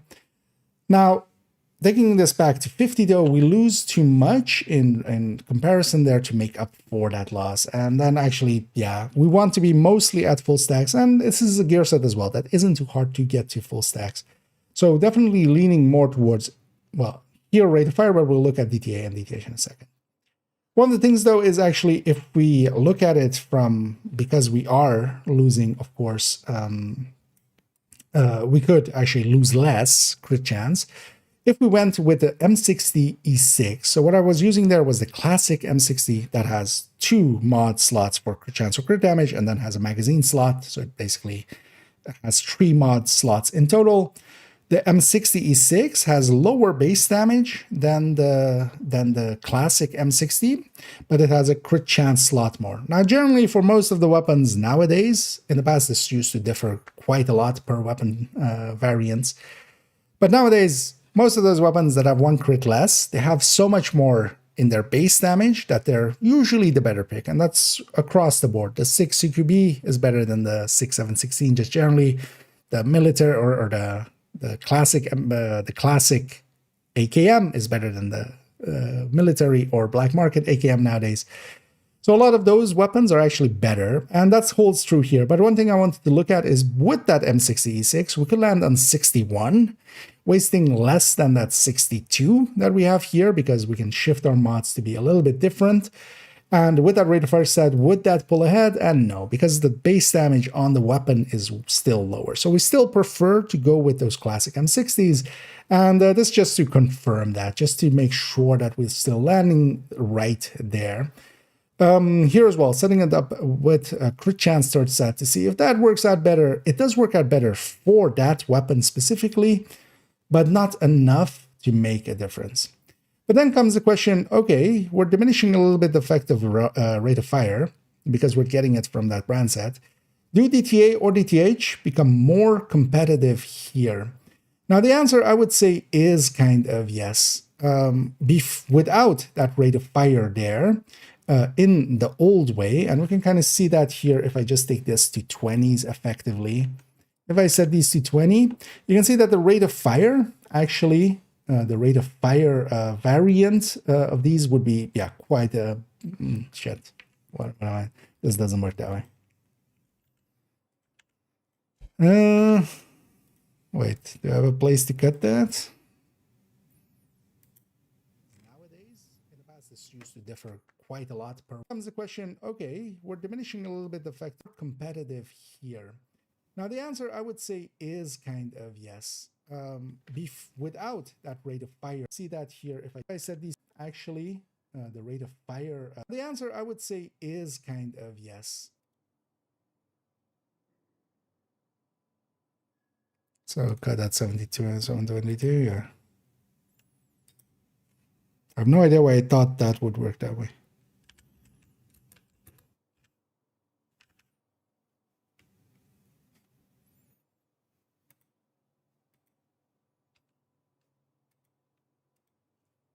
But yeah, we can get it there and then feed into this. Let me get you here for a second. Yeah, yeah, at least for most of them. Some of them I could, like with the Tempest, I couldn't think of anything. But yeah, we're doing a, well, pun, wordplay. Yeah, don't touch the grass, not without consent. It doesn't want its greasy hands all over it. So wait, what's my last sentence there then?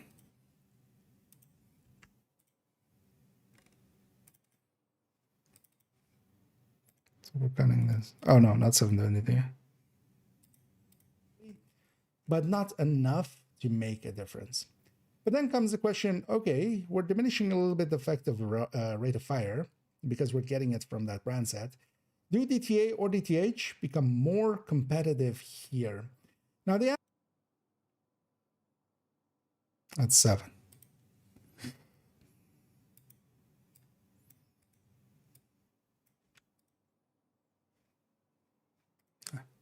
Okay.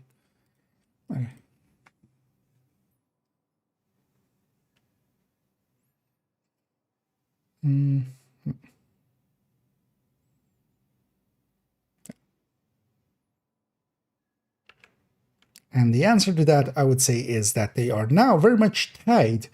So if we look especially at that 62 variant with the rate of fire turret stat, and then look at DTA and DTH, because of course we can just swap out that turret stat effectively. If we take them at 60% armor rate that we have here, and of course the DTA is oh, never mind as well. Yeah. Wait, have I made that mistake anywhere else? No, we haven't had... Nah, why would we have DTA third stats? We didn't have anything else with LMG, right? Did you know the third stat on LMG is not 8 DTA? It is in fact 6 DTA.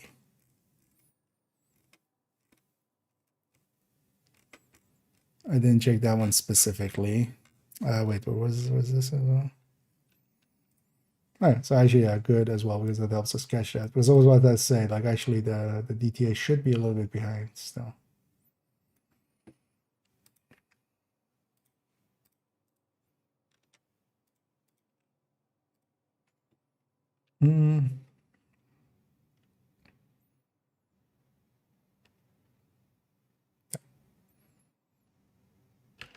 And as the answer to that, I would definitely say that it is closer than it was before.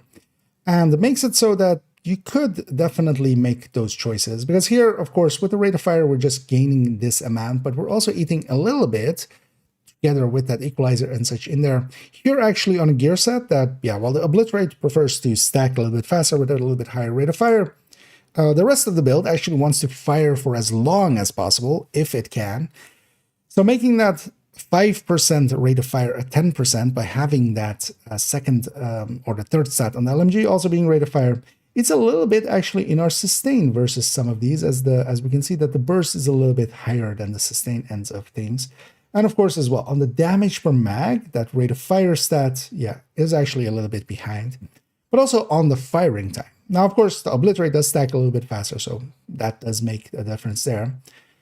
But the DTA and DTH, if we're averaging them out to be 60% DTA rate, as I generally take, so 60% of the time we're hitting the armor and 40% of the time we're hitting health, then it would average out to these numbers. And this is a little bit closer than it used to be, but especially as well, if we look at it from the perspective of having 100% towards the armor rate, we can see that that actually pulls out a little bit ahead that away. And towards armor, of course, and then if we take it all the way to that DTH side of things, where we get 10% DTH, even though the stat says 9.5, it is 10% in your stats and also in the numbers. So here, and then we very much would lean that way, of course, versus that rate of fire. If we're averaging out, it kind of works out. And I would say here, though, would be an option that if we're not taking a Tinkerer, and that's actually likely I'm going to set up the build picture of it. If we're not taking a Tinkerer, where we don't want to use a secondary weapon, we only want to use a primary weapon with the Tinkerer, why not one of each? Now that, especially that the DTA is a little relatively closer to the rate of fire than it used to be, just because it is getting a little bit more of diminishing returns because we're pairing it with that other one. Even though it's not much, it definitely isn't much difference, but it is closer. We could have a DTA one and a DTH one if we're running it with the overdogs, and then once the situation calls for mostly a DTA one, we'll grab that. If it's mostly red enemies, or we have, for instance, several Warhounds, we pull out the DTH one. That was already the way that I had the build picture with a rate of fire and DTH one. Here, though, I might lean as well towards having DTA there. The differences, though, are not large between them, and I could definitely still make the case for this rate of fire one, and then still, I would maybe then lean towards a rate of fire one and then a DTH one as a secondary, because that DTH one can actually gain over, but it does require, a lot of health to be around, which in a lot of situations isn't the case, especially if you're doing, for instance, incursions and such. You might see some waves with some heavies in it, but the general populace is a lot of elites that have just a lot of armor and don't have that much health to go through. But here, basically, it has made it a little bit more just up to debate, actually. If we go rate of fire or DTA or DTH, any of those will definitely be worth going. Crit chance, definitely still not making the pick there, because, yeah, we definitely would prefer rate of fire or some of these other stats over it. So not much change there, but yeah, this made these a little bit more viable. Now, of course, as well, if we aren't going with that equalizer chest, then if we're going with glass, for instance, then the rate of fire would still, again, pull ahead. It is definitely that rate of fire from the brand set adding in that makes rate of fire a little less useful. So definitely for that as well, there is still a case to be made for rate of fire. That was about as wishy-washy as I get.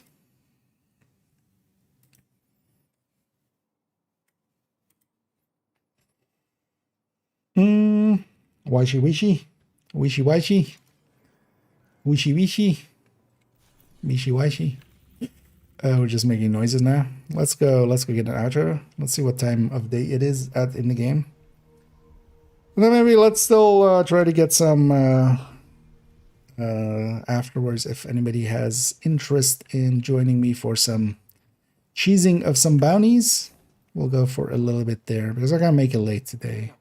I don't have to get up early or anything. You're that division agent, right?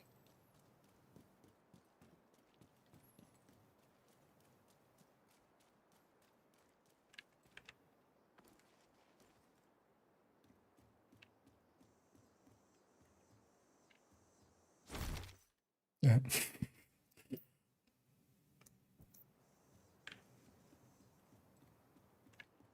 No,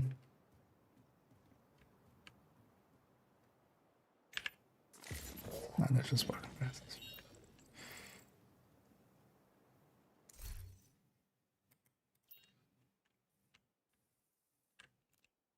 Yeah. Bye, Diggy.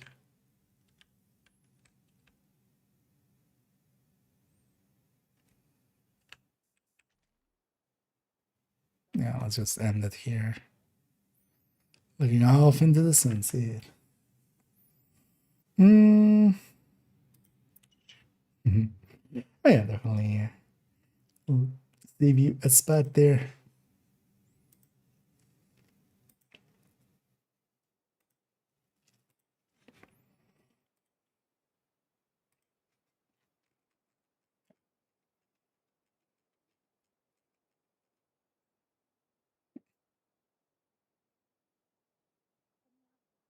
It's a nice video. Bittersweet, like right there. Buttersweet.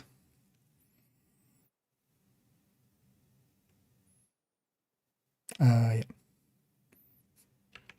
And with that one, we come to the conclusion of this very long video. And yeah, definitely with how many multi-calculators I set up here, I definitely knew it was gonna be as long as it is here. But there was a lot to go over. And actually this as well has been the questions that I have had for a lot of the builds, for the build collection. And that's also going to be, as you may have noticed in here, me talking about how I am going to set up some of the builds in the build collection.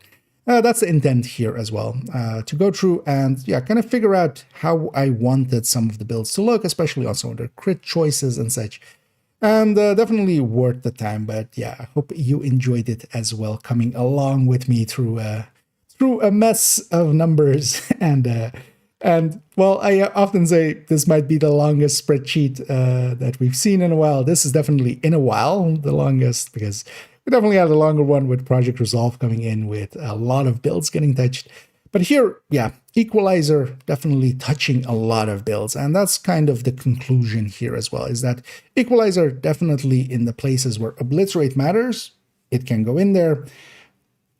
We only saw two exceptions, which was the Striker backfire, and there we're picking it because we want to keep that hazard prediction a little bit higher, and the DNH chest on the Striker Tempest tech tank. But that's, well, not per se a super niche build. It is definitely a build I enjoy quite often, but there on raw power, DNH can actually outpower Equalizer, and that's actually handy to know. In all other cases, if there's nothing special about the build, Equalizer will win. Salvo can go into a few builds, especially if they're stacking related benefits to it as well, like for instance with the Heartbreaker tech tank. And we really need to consider some of the talents that we pick as to what we put our crit chances especially at and our crit damage levels. And that was very, for myself, informative to go through and get through all this. And the brand set as its core in a lot of places can actually be outmatched by Cheska, especially if the build itself already has some rate of fire in the case of Umbra, or doesn't per se care too much about rate of fire, like in the cases of OD and such. So we can definitely reach some conclusions here, and yeah, hopefully we can now really know what units can mean for us, as that was my questions here basically mostly answered. I definitely still have some questions left, and we'll look at some of them as well, actually, regarding tipping skills, especially in a build showcase that will likely be here in a week or two from this video. But yeah, if you did enjoy this video, please do any and all of the algorithm links down below. It does help out. So I'll do that little bit of shilling here. For future videos, we are going to go look at Bittersweet and then, of course, into Cocoa Concentrated Company, as those are the two big remaining ones that we want to in-depth look. And of course, the modifier as well. But also, as kind of hinted at a second ago, tipping skills build showcase coming at some point. So yeah, definitely still a bunch to do, but I'm very happy to have gotten this second part of the unit alloys video done, as yeah, this one was quite a bit of work, but also very enjoyable and definitely gave me a lot of answers that I needed to start working on the build collection in the coming weeks. So yeah, thank you again for joining me, and as always, have a good night. And yeah, for those here live, that's for the video. That's not, we'll still keep streaming for a tiny bit. Let's go back over here. But that's the outro for there. And with that one,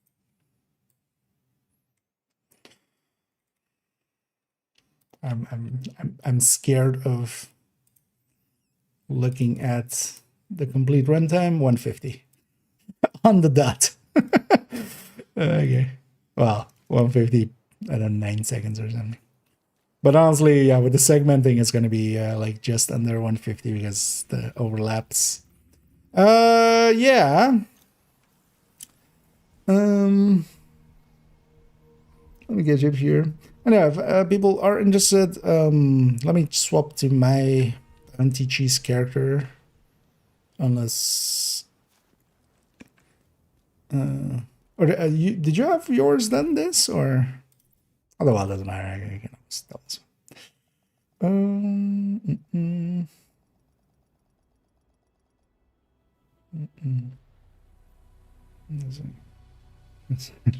Yeah. Needed too long, yeah. Yeah, we'll make more in the future. We'll make more. We'll make more. I don't know.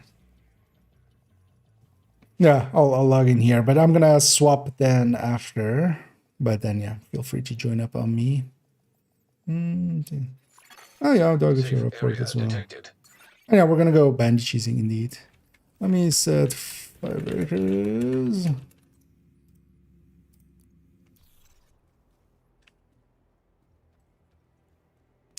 If especially, do either of you guys have a OD available? Because that'll be, if one of you guys can be that, I'll grab character 1. Yeah.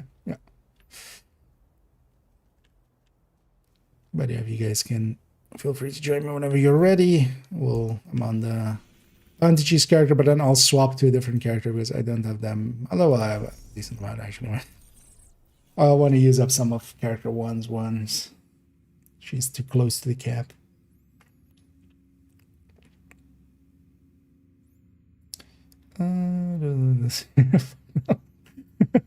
Yeah.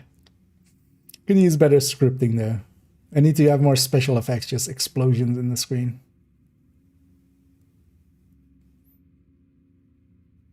Just in the middle of it as well, like, do you want an eagle bearer? Do you have 200 euros?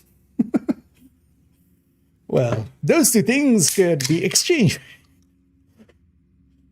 Go to iwanttobescammed.com. Yeah. Go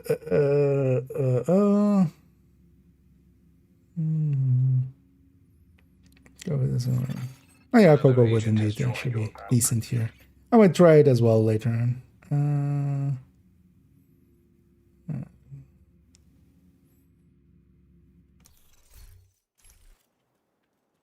Yeah. If you keep the world alive, this I'll leave and rejoin.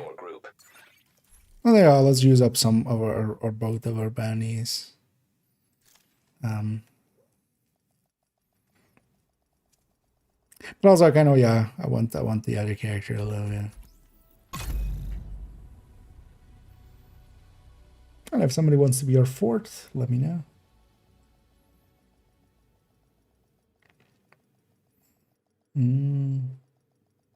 Proud of you. Yeah. Safe area entered. I have actually considered for April Fool's video or something. I was watching that a lot last year. There's this guy in on YouTube, like a really jolly guy, and I love him on the background and stuff sometimes. The way who makes cheese. You know, he actually makes cheese from milk basically, and just. But I was thinking at some point just making cheese, just showing how to make cheese, and I'll make some cheese. That would be. I feel hilarious.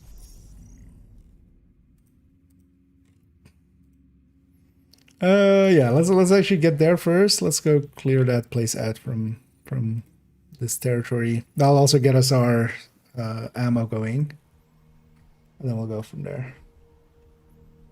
Like go from cheese. That's the question.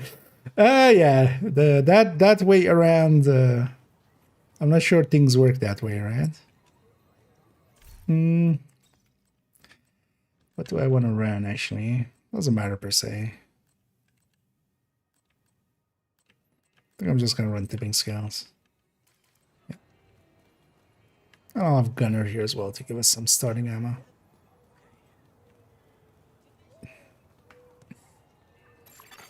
Hostiles guarding location nearby. And if anybody wants to join us for some bounty cheesing, it's pretty good for leveling. We have a lot of bounties to cheese through as well, so you don't even need to have bounties.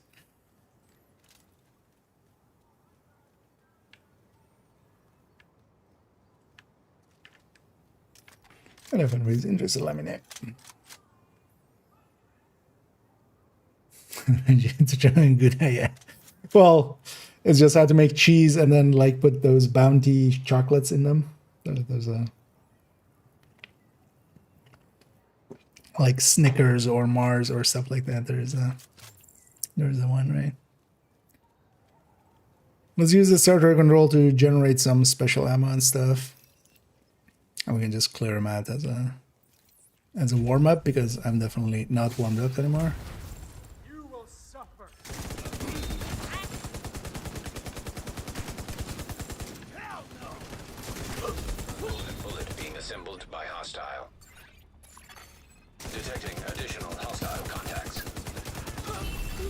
Received. Golden So bullet. still gonna mess with the spawn if we're too close. No, the turret and stuff doesn't, but it will.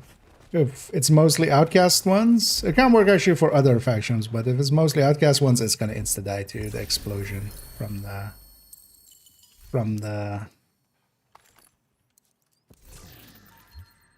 guys exploding. This is a decent looking one, although RPK is not one of the ones I'm too much after. Let's see. Yeah, I mean, you take the middle dog. We'll take the outside. As well, have two outside. But if anybody wants to join us, because for XPing and stuff, this is pretty good, and it's pretty easy to do. You know, I'll pop one of mine, and then you pop one of yours, and then definitely want to eat a few of mine. Target near you. Because I want this character to be a little bit lighter on bounties, just to not accidentally lose some. But what we're doing here is basically this area, because of that other character that I have. I have a video on this as well if you want to see it in depth. I was wondering why everything's spawning in the same spot and stuff. There is let's go see. Target spotted. You got the target. Nice. Target neutralized. Good work. Enemies here basically just spawn from 2 spots at most. That's your target. But the reason the bounties go here is that Target. we're on one of my character's worlds where they haven't done any of the side missions. So especially popping bounties over there, they always go here. They're guaranteed to go here. So Looks like you earned yourself another that's kind of bounty. what we're Well cheesing done. with. And then I just saved up a bunch of bounties and some others. Hostile completed. The golden bullet.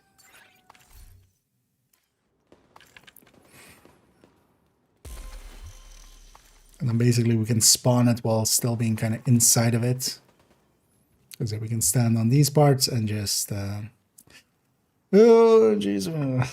Yeah. No, mostly just parts, but also this at least can give us some Target is exotics. near you, Agent.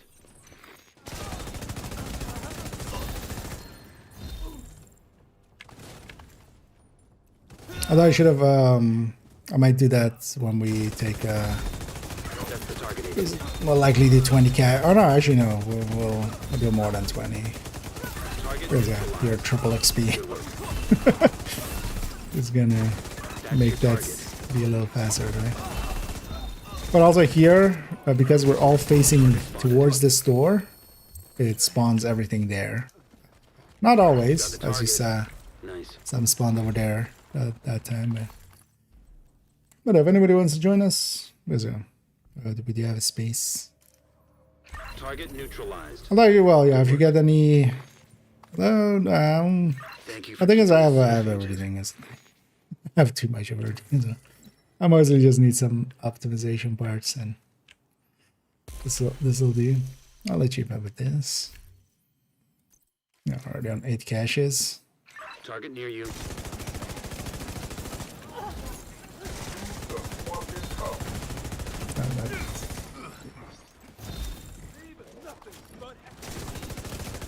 Oh yeah, actually, we're no longer cool skills, of course. That's the target, We Agent. actually get to use our skills. That convoy is aggro to us. Let's after this clear them out. Target neutralized. Good work. Agent, target spotted. Agent down. You got the target. Nice. Immediate medical assistance needed. Now let's clear these guys That's out. another one down. Good job, Agent.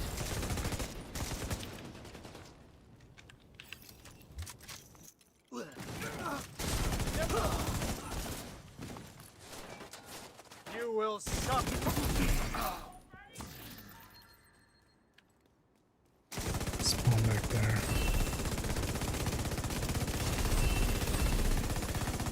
Incoming hostiles detected. Detecting additional hostile contacts.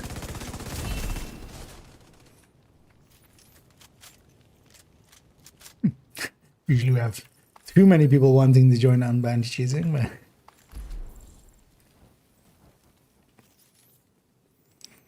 today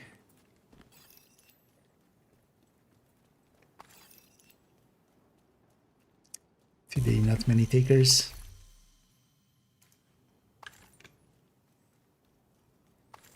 Actually, do I need the talent still for? Oh, you see immobilize. I feel that one should at least be reachable here. It's a little too expensive. Detected. Nearby location. Guarded by hostiles.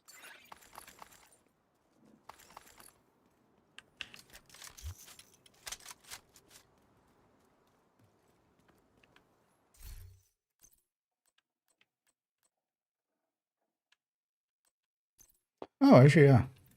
Why not? I'll pop one. Oh, that's one. Right. Target is near you, Agent. Yeah, but if there's any other takers, yeah, let me know.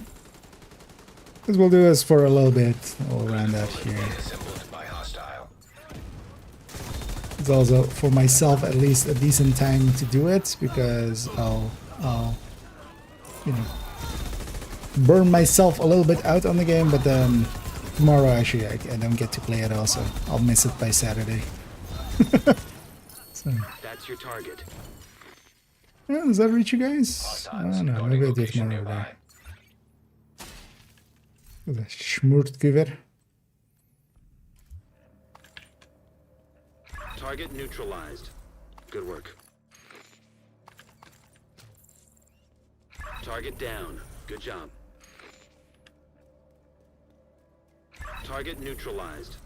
Good And a work. cocoa would indeed be pretty good here. Thank you for keeping us safe, That's all. Agent.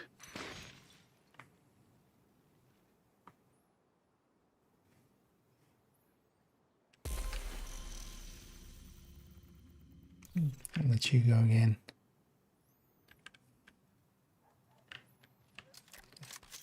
Target Alternate. near you.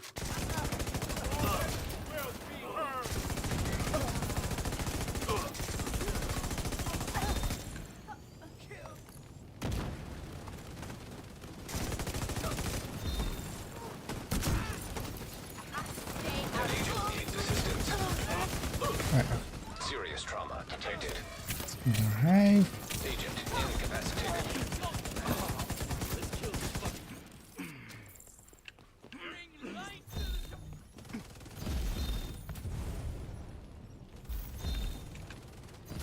This one was it? Hostile completed. Okay. The golden bullet.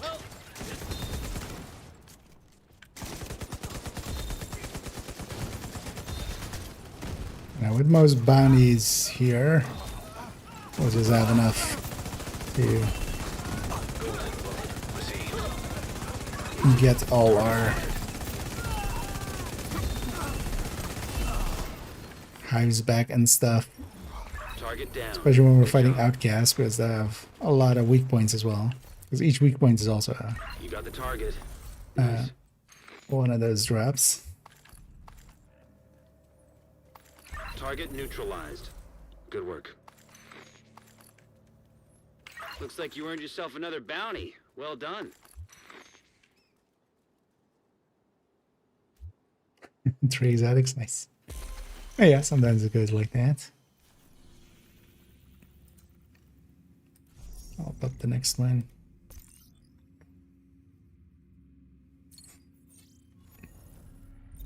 Target is near you, Agent.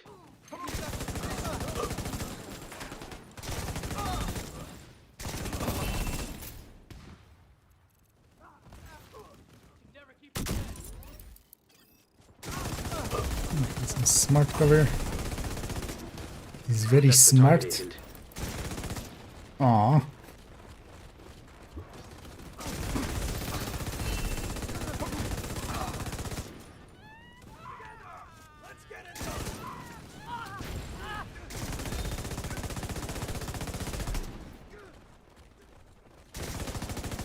I'll trust my allies to You get got the that guy. target. Nice. Target down. Good job. Okay.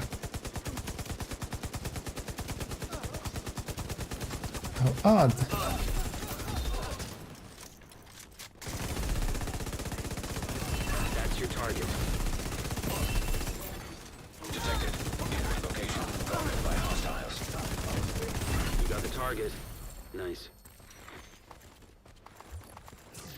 Thank you for keeping us safe, Agent. How many guys is around? Oh, 20. Oh, I'm leaking already.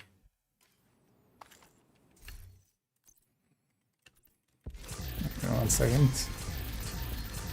Well, let's take a minute here to just open caches.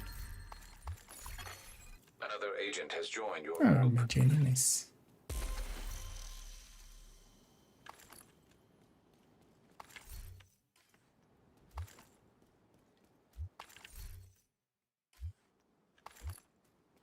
But I'm just gonna do it here. Because yeah, we fill up on caches 3 times as fast. So. And I didn't it. You're familiar with bounty cheesing, right? I believe.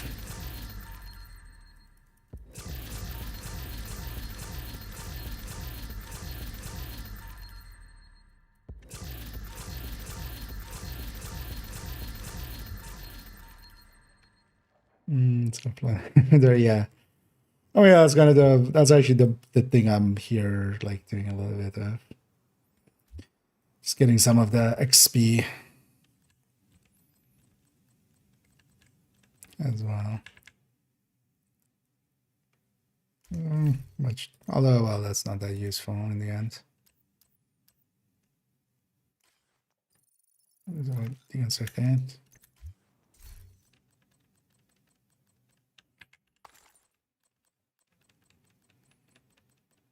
Useful here.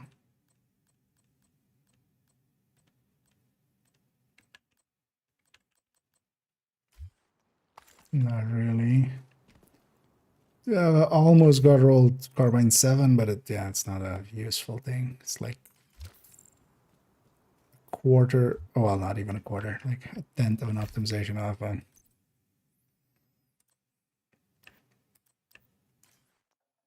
And then I'm using those things either. Actually, I should keep my inventory full, so that cash is just go to the ground.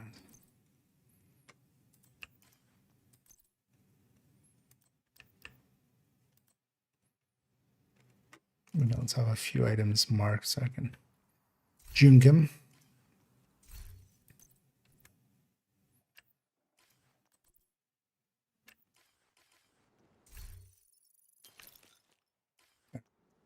Yeah,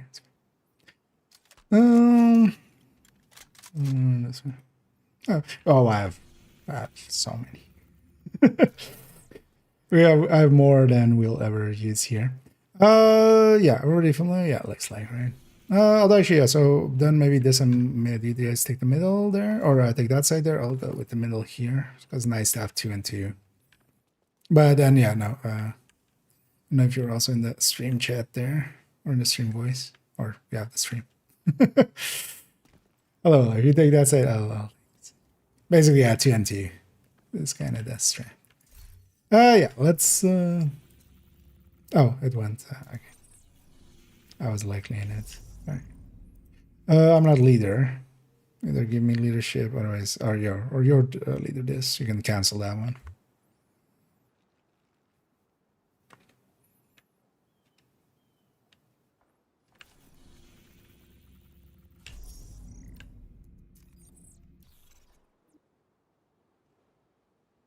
Or otherwise, give me leadership and I can cancel it for first. Because I went to that side. Yeah, no worries. Because yeah, that's soft characters. Target near you. Nice.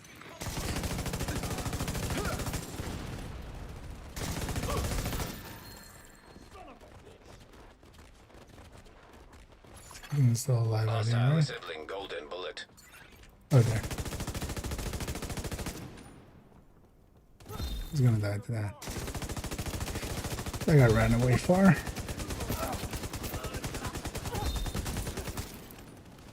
Agent, target spotted.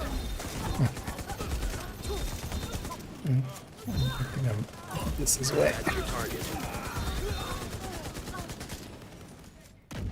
Target neutralized. Good work. Is it taking cover on that wall, maybe? You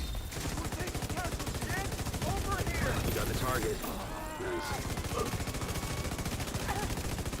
There's another few times when I've taken cover on that back wall there. Agent down.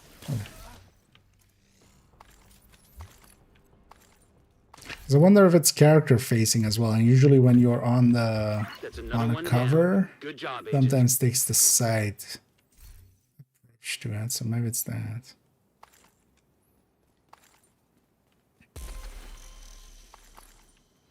You know what? I just won't take cover there. Well, as well, yeah. If you have the smart cover, I'll go for a pulse. Because it'll be handy for that start part. We lose someone like, or we lose track of where someone is. And that was our 10th bounty. Oh, right, that was my 10th bounty. I did a few earlier. Back into position. Try to beat you to it. So I'll do 1T. Target is near you, Agent.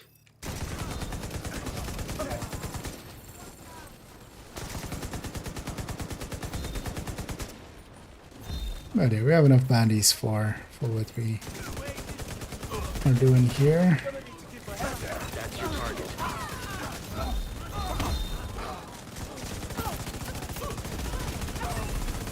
Received. Golden bullet. In the other side, yeah. Agent, target spotted.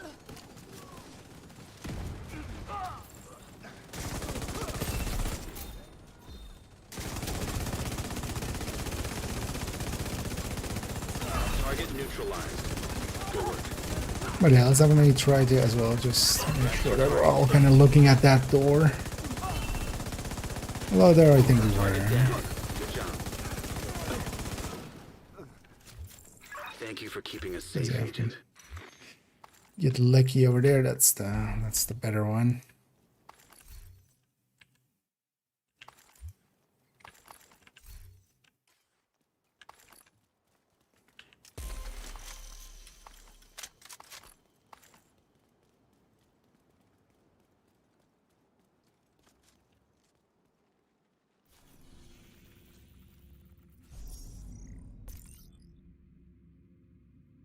Heavy. Target near you.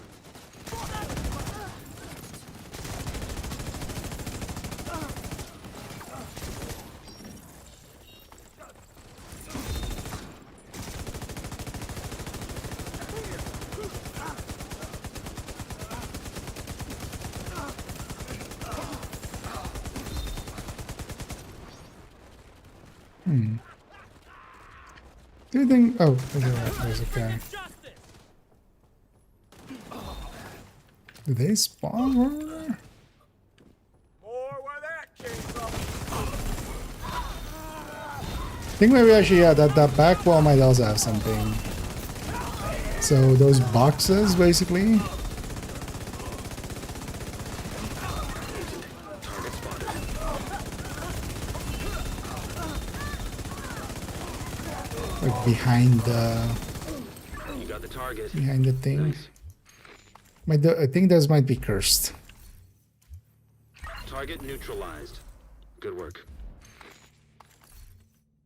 Yeah, kind of makes it harder to use smart cover, but You got the target. Nice. yeah, let's try not Looks doing like you that earned and see if yourself that another bounty. helps. Well done. Hostiles I guarding. might also just been bad luck, and I'm like assigning, you know,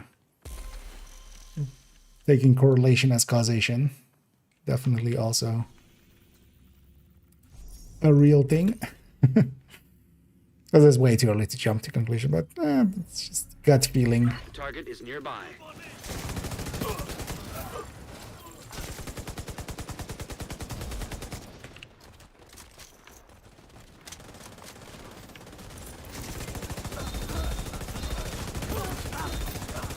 That's your target. That's the target, Agent. That's your target. Yeah, that's it. Hostile assembling a golden bullet. Target down. Good job. Immediate medical assistance needed. You got the target. Nice. Target down. Good job.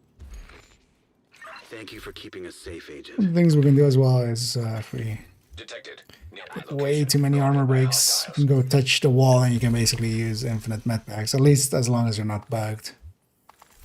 Well, that's why if you are bugged, it's not too hard to just you can grenade yourself and get revived, and then that usually fixes it.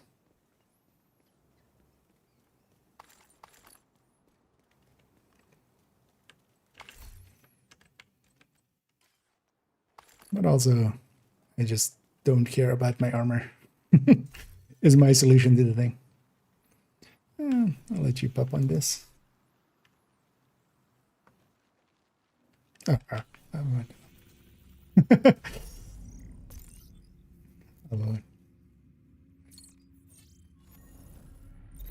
Target is near you, Agent.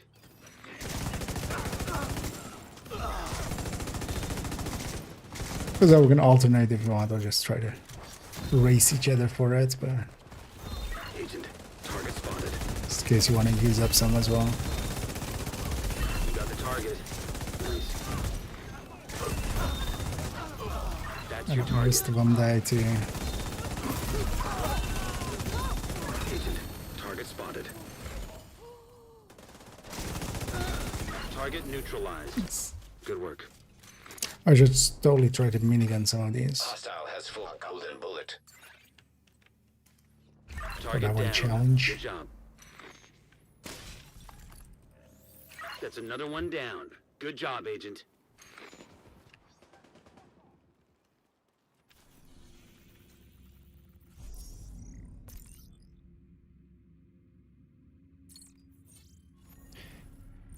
I think Target near you. likely after this one, we'll need to clear inventory again. Or well, clear caches.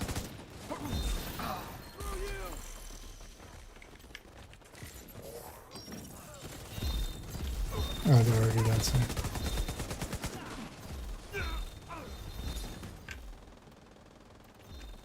Back together. That's your target. You got the target. Nice. Agent, target spotted. That's your target. And see. 20 caches. Target neutralized. Good work. And I can't even Target down. load that Good exotic job. anymore, but we got ourselves a Bullet King. Other exotic component. Oh yeah, let's take a minute here to pop some caches.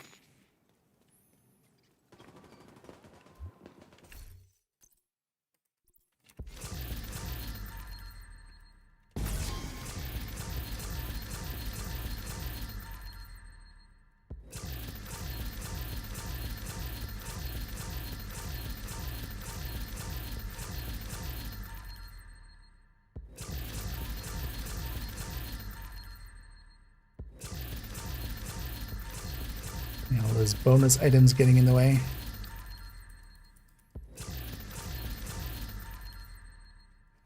That's why I do like that one new character that I'm gonna set up that also doesn't have that. Because you can avoid that perk. I don't know if you already took that one but also an option maybe. For that newer character of yours. You can just not take the perk. Although the bonus items are, they're not too bad to get because you might get a maxed out mod out of it because otherwise you don't get maxed mods anyway out of it. Definitely some of my crit chances and stuff are through that.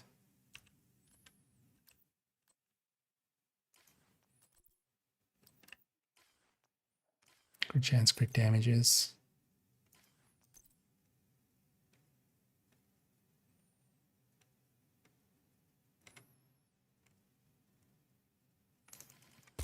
I'm ready when everyone else is.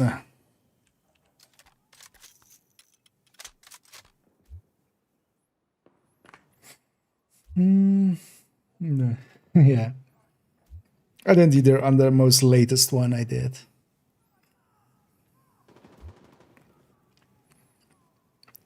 Oh, that one's on character or account too. Oh, let's pop one. Target is near you, Agent. Golden bullet being assembled by hostile. It's gonna An agent needs run assistance. away. Hostile completed the golden bullet. Golden bullet received.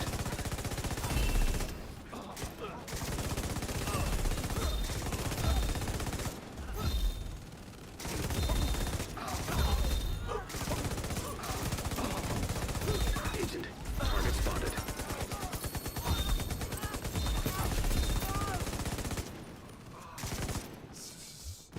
Target neutralized. Good work.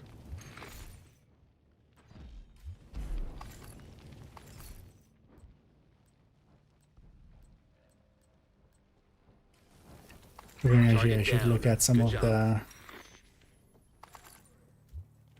You got the target. Nice. talents and see if I get immobilized for LMG. That's another one down. Good job, Agent.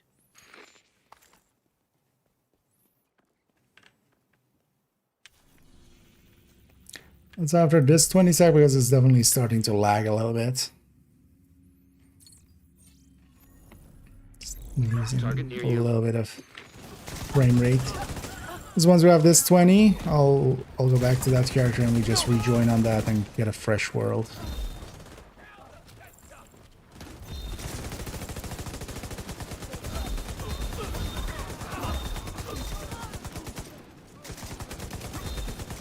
Also, we can take a minute there to just do some more inventorying if needed. That's your target. Yes. Sometimes just Target spotted. doesn't want to be consistent. Target neutralized. Good work. You got the target. Nice.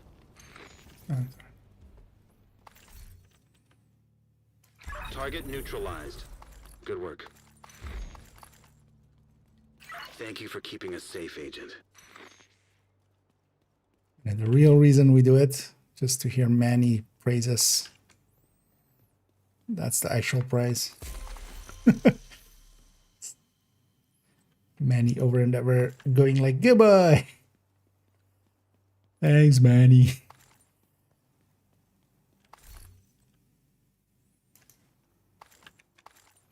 Just checking on the talents there. Oh, smart to cover, might be missing the spawn up. Maybe just being in covered and stuff there, but nah, I think this is just inconsistency that sometimes exists. Like it's just sometimes inconsistent.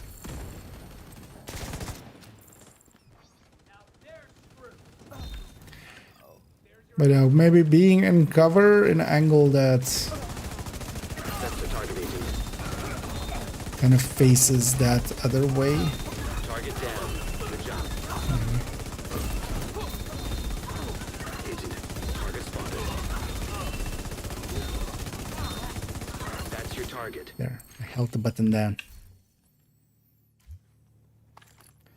None shall ass. Good work. Don't you mean pass, Gandalf? No, no, no. None shall ass. You got the target. No asses. Nice. This is an ass-free zone. Looks like you earned yourself another bounty. Well done.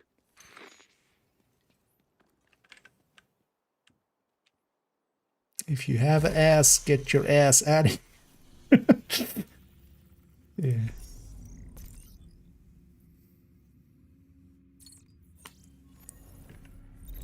The target is nearby. Hey, engaged. Yep, they're definitely engaged to be murdered. Hostile completed. The golden bullet.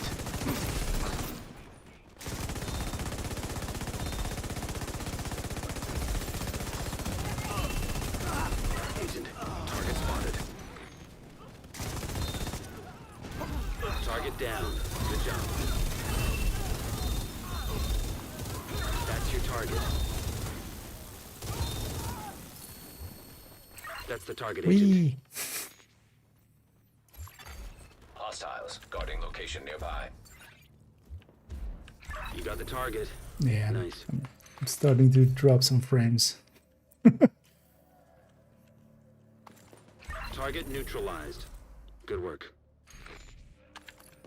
Right, let's get the 20 here, and then we just basically That's another one down. Good job, reset Agent. the world through me swapping characters. Everybody joins on that, and that way.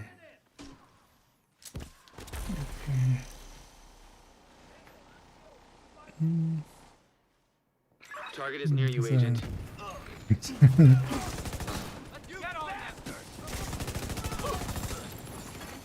Hostile assembling a golden bullet.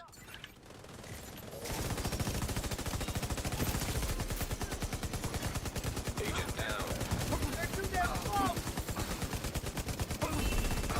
Golden bullet received. Let's set on fire there. Target spotted.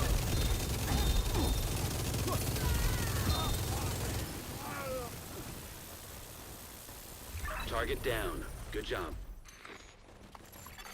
I've done that challenge already, actually. Guarded by hostiles. Ah, no, that's actually my single day 3 challenge remaining. You got the target. But we're getting quite a lot of progress on it here. Oh, there we go.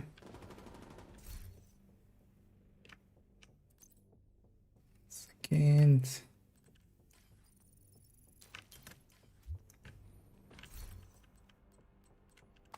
There's my LMG with Target immobilize. neutralized. Good work. Thank you for keeping us safe, Agent. If you pop one this, I'm gonna... Oh, I'm in combat. Can't. Never mind. Oh yeah, if you pop one. That's a decent LMG. I'll let others have a first pick at it. Target near you.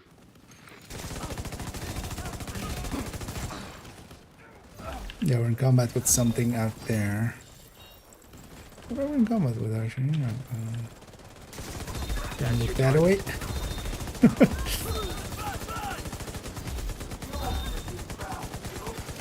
Hostile explosive seeker mine detected. You got the target. Nice. Agent, target spotted. That's your target.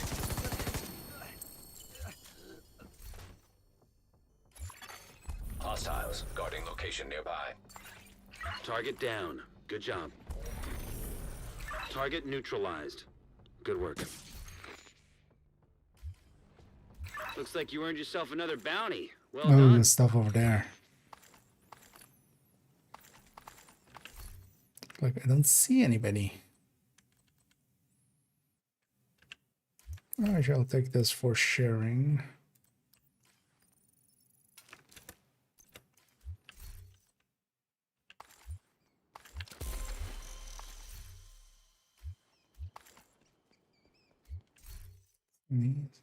Yeah, I already got a weapon.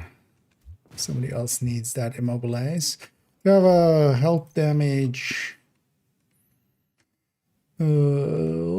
Classic M60, which is pretty cheap of an optimization if somebody wants that. Should I want? And it's a crit chance M60E6 if somebody wants it here. I'm already good on those, so if somebody else wants it. Oh shit, that's fine. Whoopsie. Can scroll Target down nearby. far enough. But also, yeah, I'll just deal with them. Actually, these guys are not as annoying with the flame rats as the ones with the flame rats. An agent needs assistance.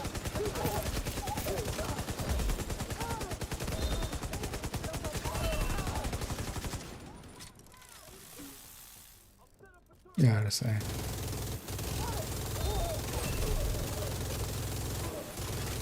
Agent. Hostile has full golden bullet.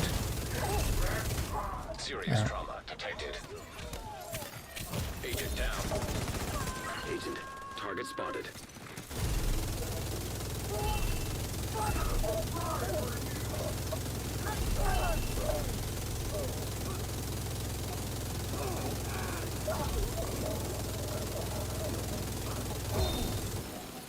You got the target. Nice. Leaking field proficiencies again. In 2 seconds, pick up these, but yeah, let's actually take it back to base for a second, Target and then down. I'll Good job. cycle character, and we can have a fresh world. I'm starting to Target neutralized. drop frames, and I'm guessing everybody else is as well. We can go to a clean That's world. another one down. Good job, Agent. We get all the lights. Hostile assembling golden bullet. Oh, that's that classic M60. Yeah.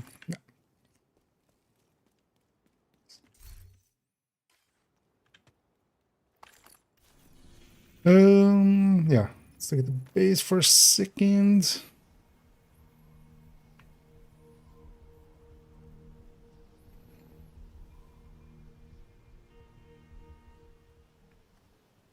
Because let's more thorough cleaning. Also, this way I can actually, the one thing I want to do before I forget is add this in, leaving only rifles and pistols to be done. We're gonna clean up here first as well, and then swap character real quick.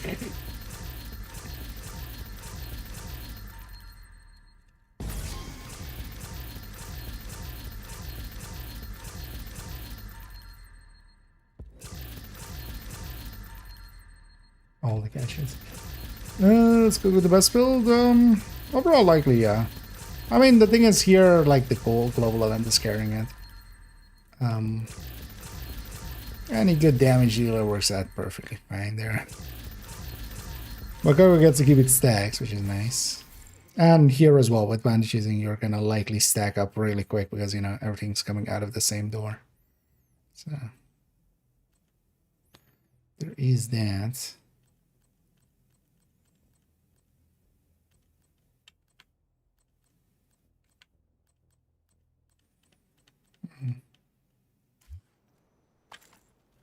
Here to check something out?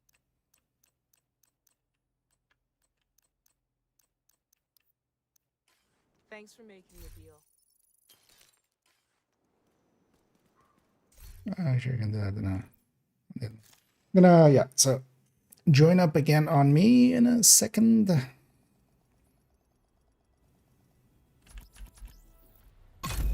Because I'm gonna, after that as well, just leave and go back to that character.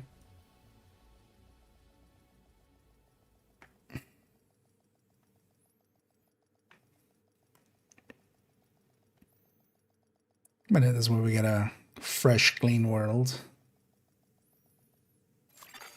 Safe area detected.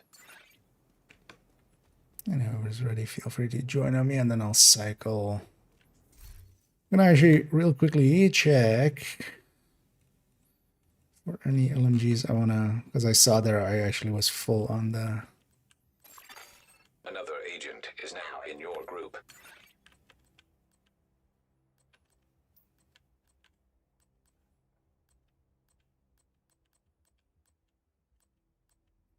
Also, I don't have that much to optimize anymore either.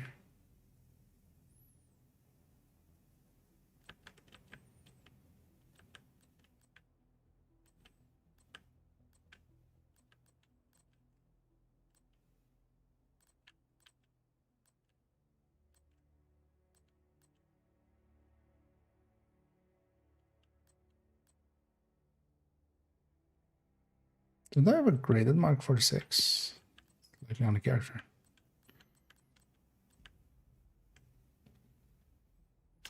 You know what, we're just gonna optimize that one just for the. Because if I at this point don't have a. Oh, that's a rusty. Wait, why do I even have that in there? Like. Okay, the one actually has something to optimize. Yeah,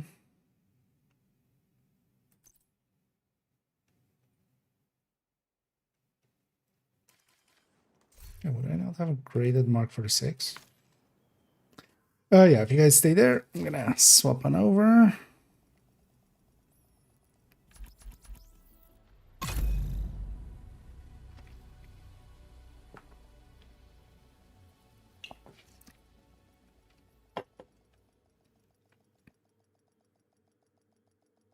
Slightly as well. We'll do a little bit more here, but also, yeah, I can't make it like Entering safe area. super late.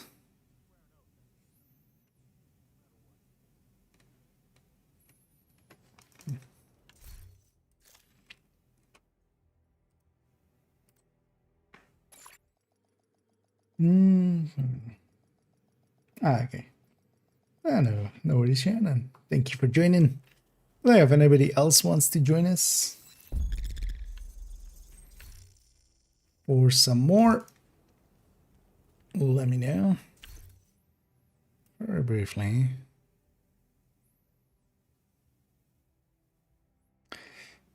Maybe on the OD character.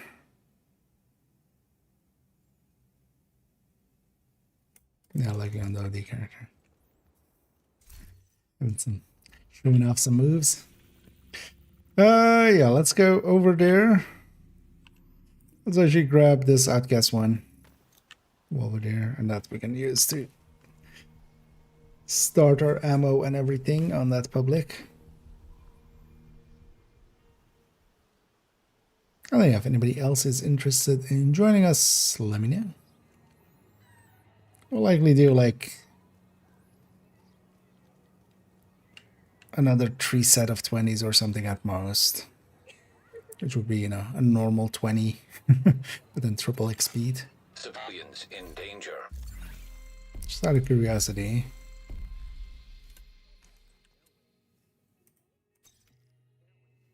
So I'm a third of the way through it. The 1,000 levels.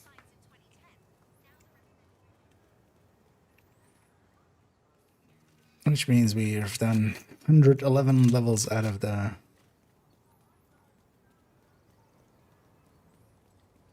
333 needed effectively.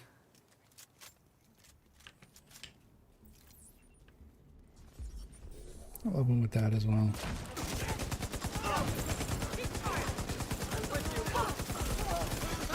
Hostile assembling golden bullet.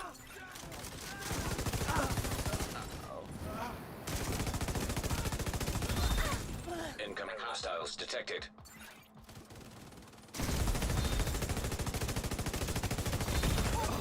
Immediate medical assistance needed. Agent out of action. Quick heal didn't quick heal.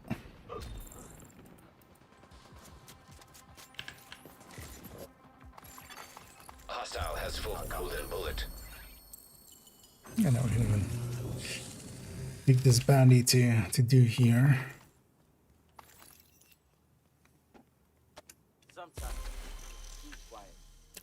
Your lead, Doug, if you can cancel that one, or if you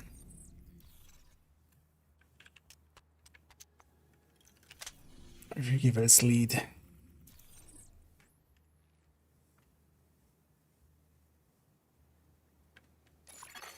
You have been promoted to group leader. Here, you do it. Oh, you canceled that already. Nice. Target is near you, Agent. Okay.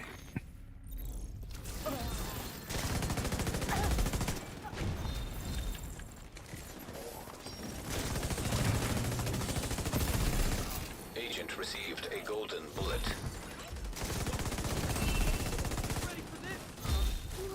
Don't have ammo on that yet.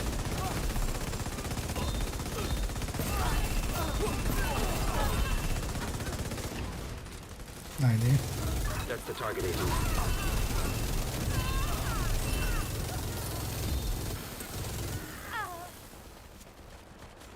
Target down. Good job. Yeah. Murder achieved. Don't know if anybody else needs one of these. You got the target. Nice. Don't know if you all already have the talents. Otherwise, yeah. Here's another one. Target neutralized. Immobilize. Good work. Thank you for keeping us safe, Agent. Go back now. Target near you. So that one.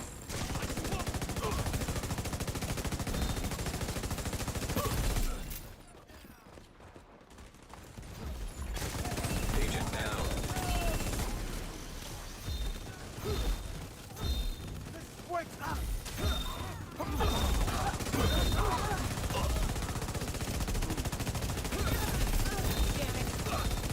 That's your target.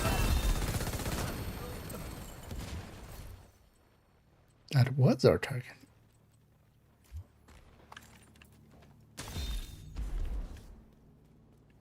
Target down. Good job.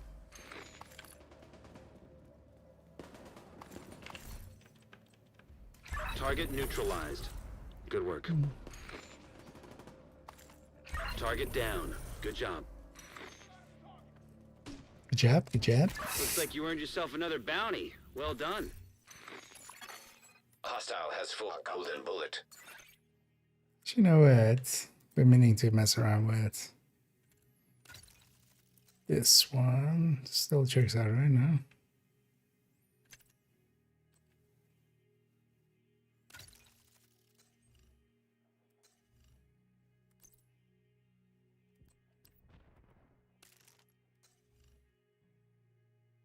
Where's my crit? Oh, I've been fumbling with this build, of course. Oh, wait, did it go somewhere else? Or no? Sorry, I was messing with menus.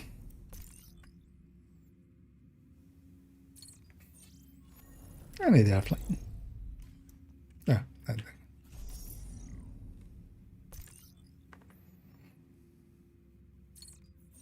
I need to fix my crit, actually, I see there. Target is nearby. We're messing with parts of this build, of course.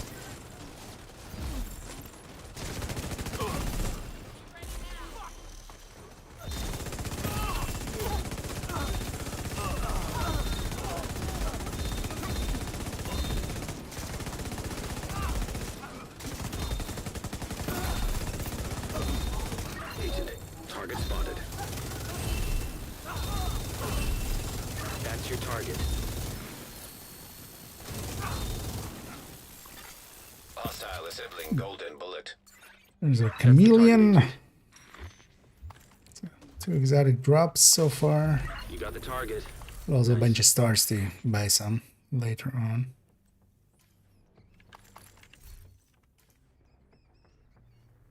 Target neutralized. Good work. Give me like 20 seconds here just to Nice. fix my shit. So what have I done? Okay. Am I in combat? I hope not. In combat. That's another one down. Good job, Agent. Wait, I'll be right back. 50 seconds. Let's be a good example and fix our shit.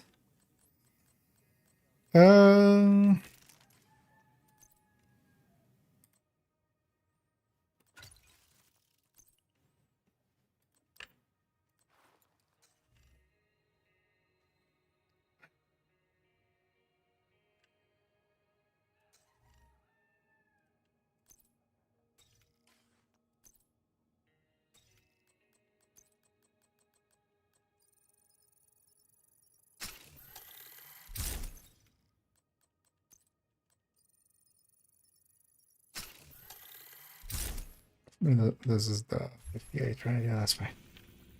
Sorry. I'm back. Yeah.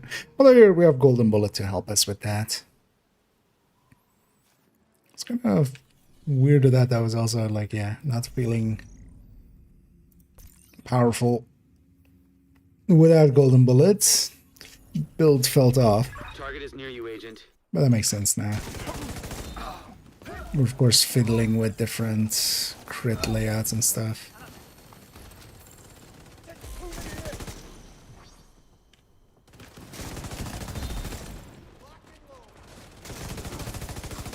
Oh, there again, if anybody wants to join us, we still have a spot, so we'll be doing a bunch more bounties here. Like, I might have, yeah. Sorry. I did the thing this time. Then, like, I think everything's dead, even though I literally have the tool to check if everything's dead. Should have just paused. That's your target.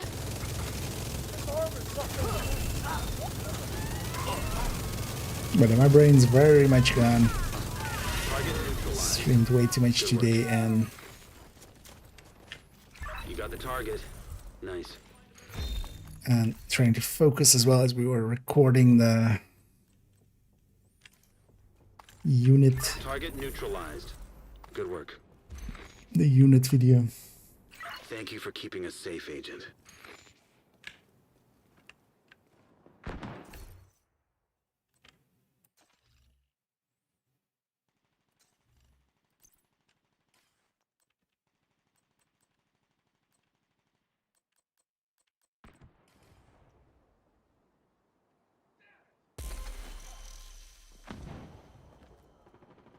Hmm.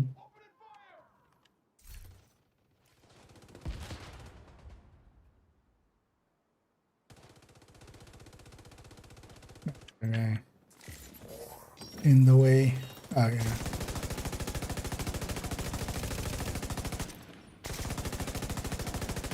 Let's deal with them because, yeah, they'll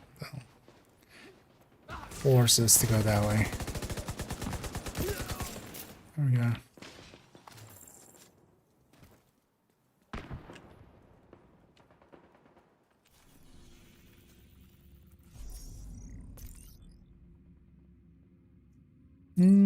Should myself machine gun is for equivalence of a machine gun. No, you get for every weapon you get. You get for the minigun, you get stacks. Was there even you can even like there? I don't know. Maybe I should be useful. But even for shooting the pistol, you get stacks. The minigun goes up. Agent, target spotted. You got the target. Because that's not necessarily even just tied to LMGs.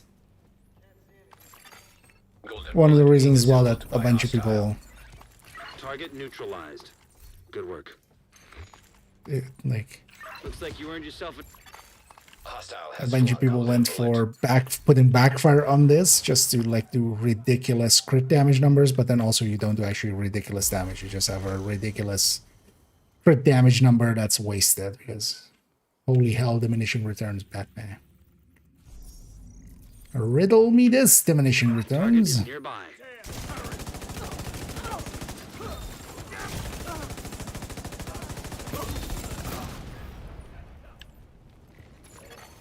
An agent needs assistance. Yeah. Vital signs critical. Does that hive? That's your target. Target Then down. just gotta Good job. make sure that your hive still works. That's the target, agent. That's your target. The other side must be. You got the target. Nice.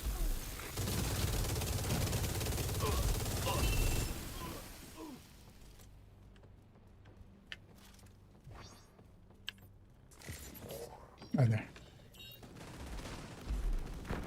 Target neutralized. Good work.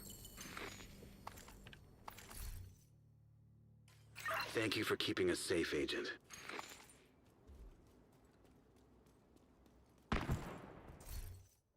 Oh, yeah. Time to open up some caches.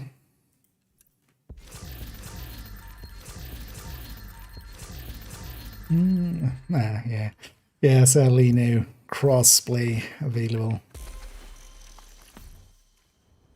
But if there's anybody around on PC that wants to join us, we won't be going like way longer.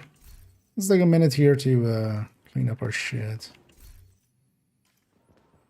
But we'll be going for still a bit.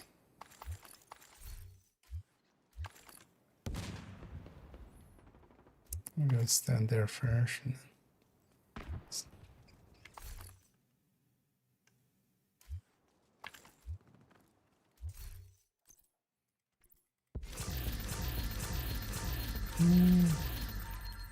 And rifles on. Yeah, I mean you can put a cooler on it.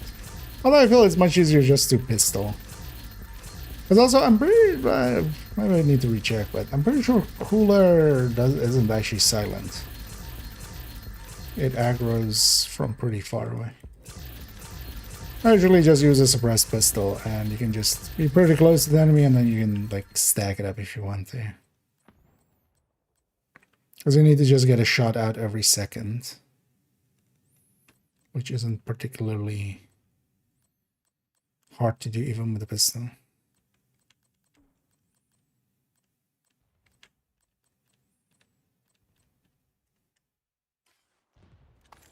So if I was smart, I could be doing this.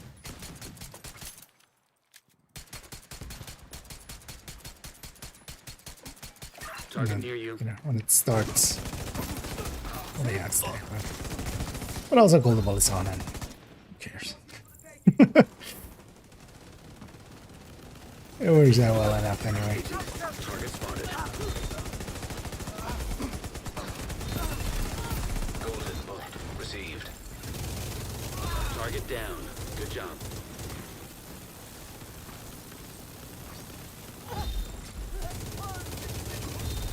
That's your target.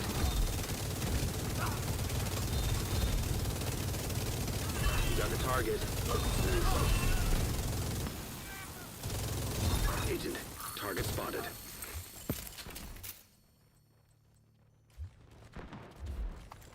Target neutralized. Good work.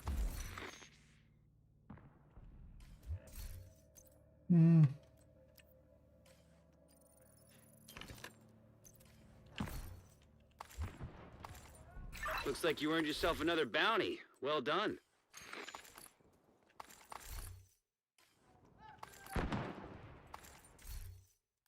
I'll show this one as well. Hostile completed the golden bullet. It's close to maxed out. At least it's a cheap one. But also, yeah, it's not a Mark 46. I'll have a look at that one on the next one. I mean, it is tied to LMGs with its LMG damage. Like, you don't want to really use anything else but LMGs on this, but.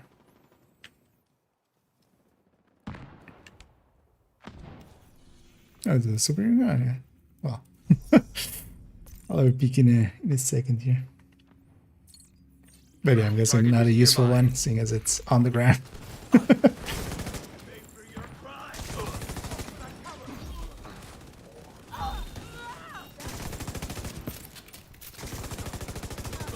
That's your target. It's also why, for instance, yeah, some people were using this with rifles and stuff, just like, why?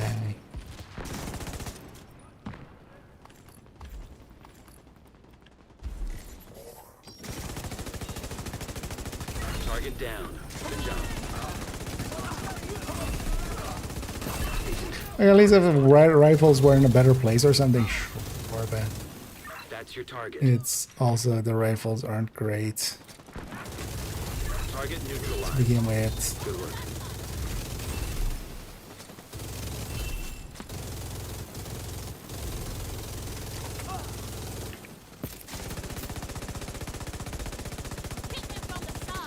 God damn it. Hostile hive detected. Oh. It's heinous here. I don't have. Agent down.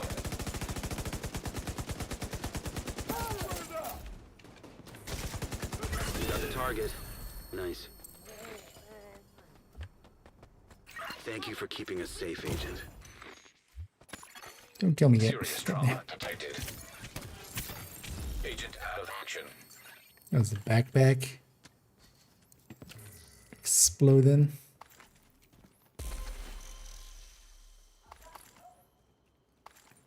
I would definitely have enough pickups to get my hive back right away. Yeah. Oh yeah, what was this? Oh, what a explosive resistance.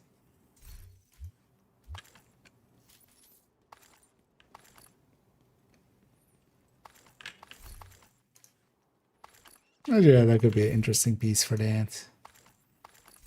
But yeah, we don't use it too much, of course.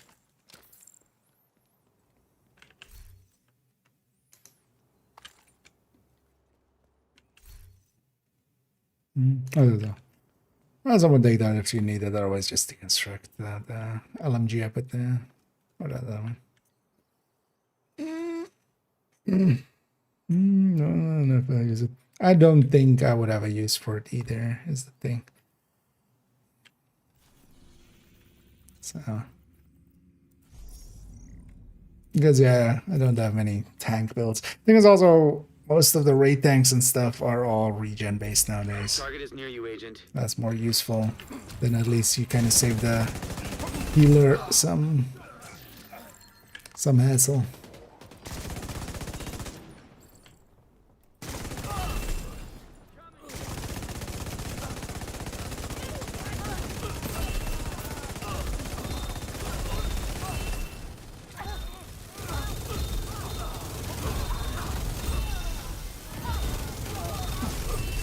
There we go with that challenge. Golden bullet active. Agent, target spotted. Target murdered. Target neutralized. Good work. That's what I said, but less violent. You got the target. Nice. Oh, it's the talent.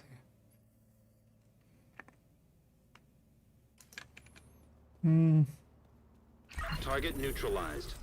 Good work. That's another one down. Good Okay. job, Agent. Oh, I have a shit done. But also I have a bunch of other factions even as well, but I have a ton of outcasts still remaining. Let's use up those just to be easy. The target is nearby. And then also I have like 2 other characters that are mostly full. So if we need them more, but likely we'll do a bunch here. Hostile Maybe we'll get completed. this 20 and then another 20 at most, and then kind of call it before 3 o'clock. Tomorrow is also going to be a long day for me. I don't have to start early at least. So. That's your target. You get to have a good sleep. Agent, target spotted. That's your target.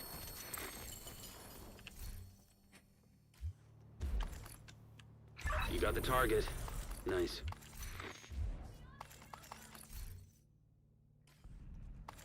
Target neutralized. Good work.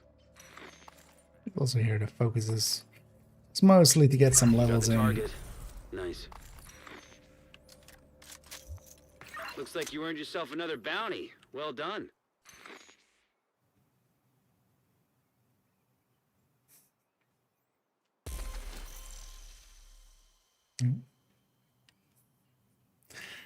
Second super unicorn.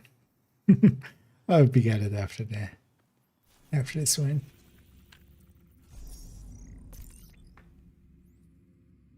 It just wasn't usual. Yeah, sometimes it's like that. Yeah, you don't want to. Well, at least if you have the right chest at the time, currently, yeah, you don't want to give up any stats.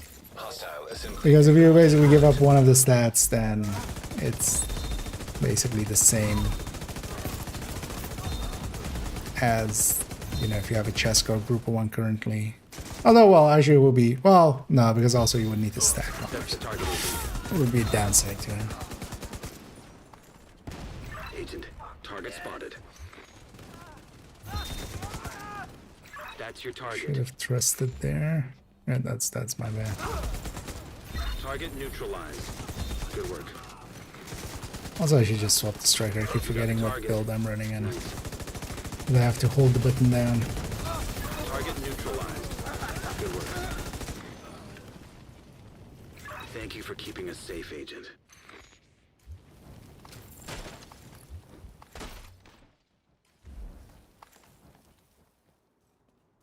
Gonna catch them all.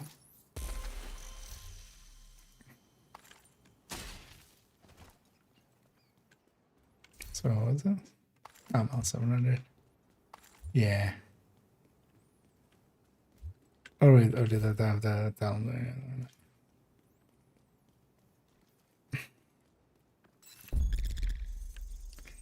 It's too bad those aren't that useful anymore. They did shift around quite often with marksman rifles in the end. Just gonna, no, Target near you. I know it shouldn't be too hard. We'll also get one from the from the season track if you haven't yet. Cover to move. Okay, right.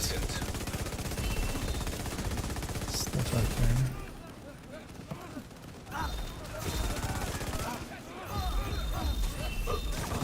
Now watch out this, the stuff down the street. Wait, huh? Target spotted. Oh, did you respawn?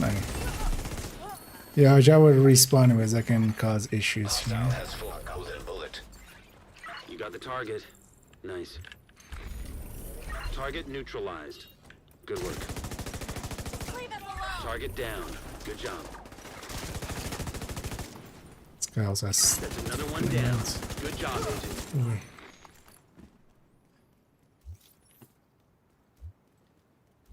Although I don't think it will nowadays anymore. But yeah, that's how we would cause the... You know, the... all the enemies dying again.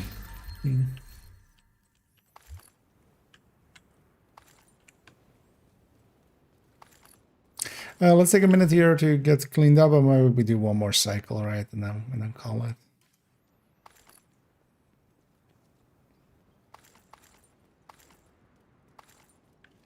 But yeah, let's get all our caches popped and stuff, and then let's go for one more 20, and then that'll be it. Sometimes we can make it kind of buggy here. So generally, it's best to avoid it. Unless it's like actual wipe or something. But I don't think it bugged it out here. Also, worst case, if it does bug it out, well, I don't know if you've ever seen that one with the things and stuff where, you know, like all the enemies dying, or the clips of that. That I have as well, of like the enemies like re-dying. Usually it's like when the second time we respawn here, that kind of causes that. But I feel they fixed that, because that would also usually make it super laggy here super quick, which it no longer happens.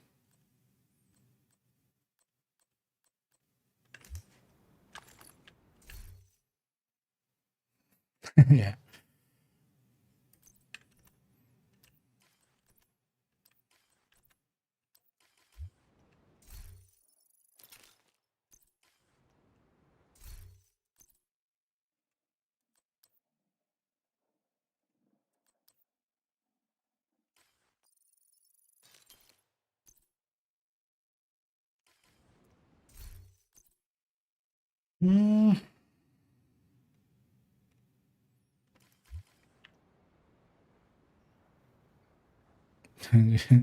Yeah.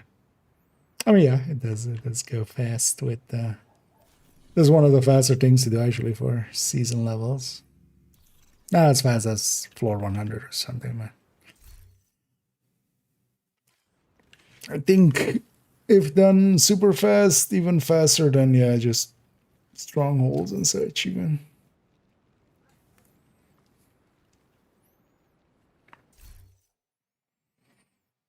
And let's get one more stack of 20s.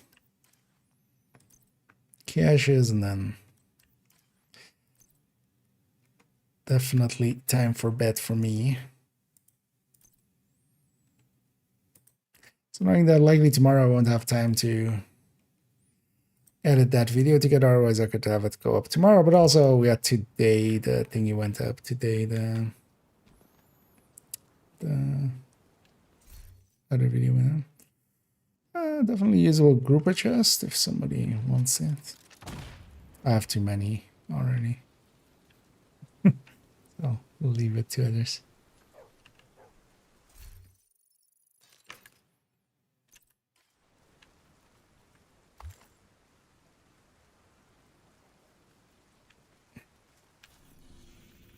It's also actually, I'm gonna put one back into the stash even on my end, because the grouper chest on Nearby.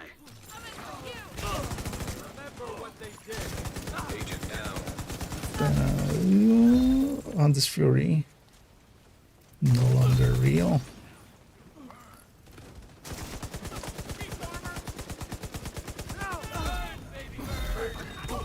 bullet being assembled by hostile.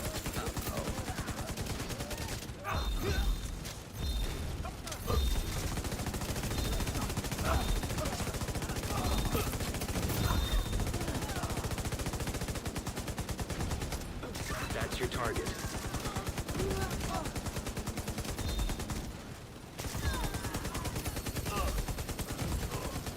Target neutralized. Good work. Golden bullet received. Target nice. down. Good job. Nice rainstorm. Oh, I'm Thank full you up for on keeping us titanium as safe, well, Agent. actually.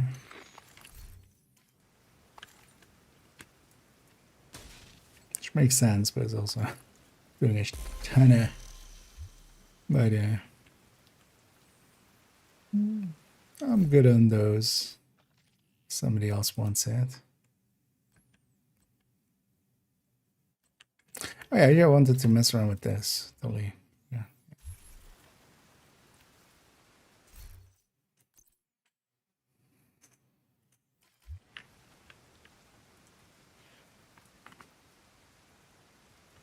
Because also nowadays we have the crafting thing. Is of course the thing as well.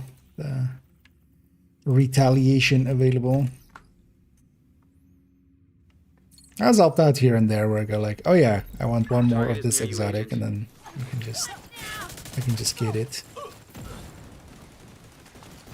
It was nice. Definitely. Oh, I caused it. Oh shit.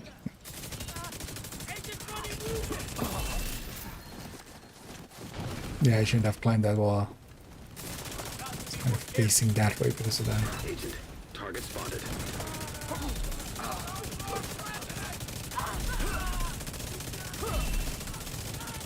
You got the target. Nice.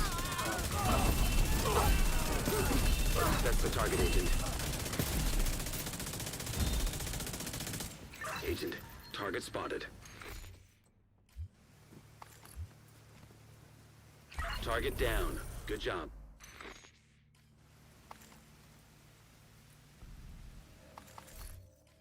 Target neutralized. Good work.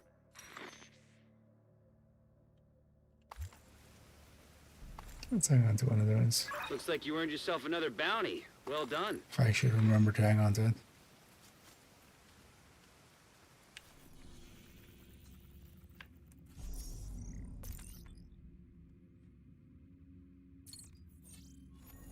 And also I got to use a bunch of these bounties.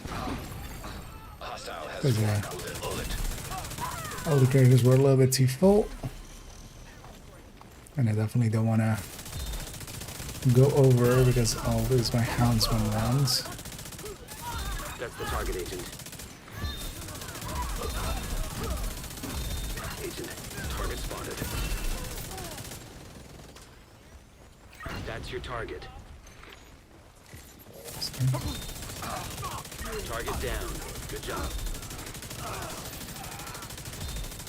Target neutralized.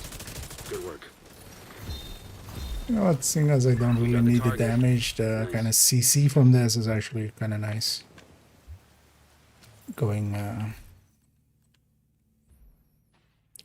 route Thank you for of keeping us safe, Agent. blue screen.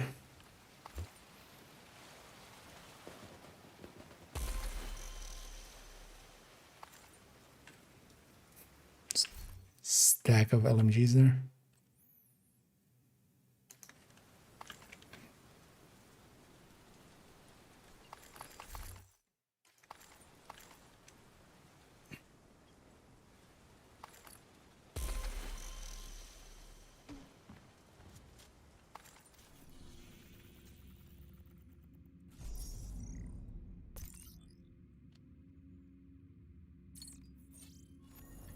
Yeah, let's keep going to Target's near you, leak some Agent. caches.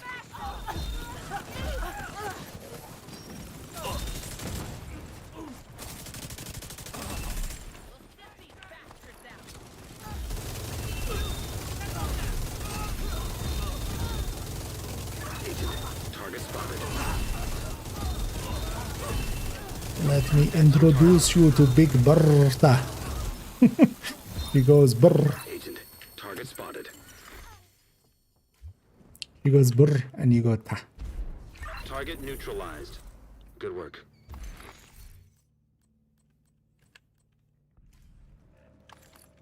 You got the target.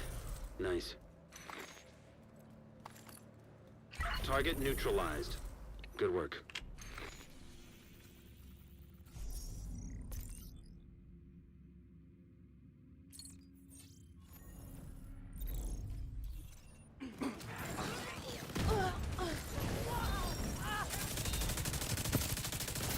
That's another one down. Good job, Agent.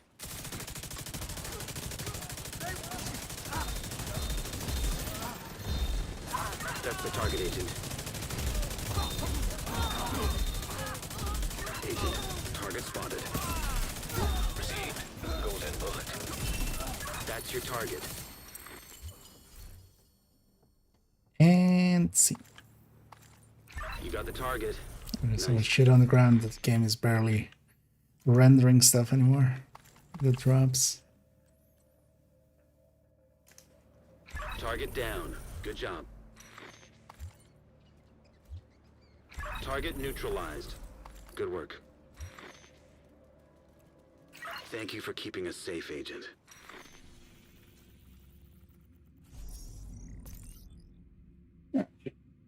We're reaching at least, well, I have a few more here even if we needed to, but we're also likely don't need that many anymore. Refuse to look actually at my caches until I start leaking. Don't want to know how many I have.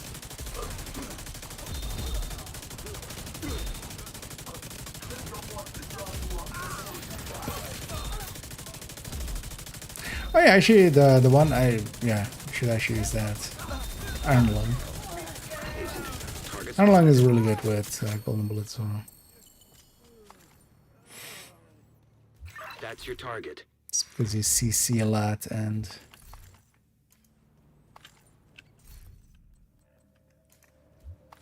That's the target, Agent. You got the target. Nice. and kill. Target neutralized. Good work. Sneak the peek. One more.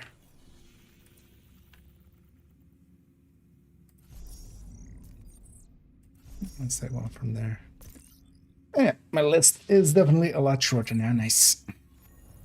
Although, yeah, character Target is 2s near you, and Agent. 3s.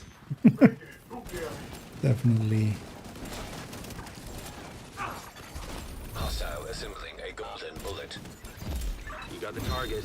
Oh, Nice. bugged sound. But, Looks like you earned yourself another bounty. Well done. man, you were already on the next one. Did you, Target spotted.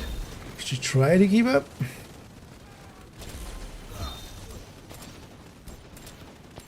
I don't know the sound on this thing bugged out.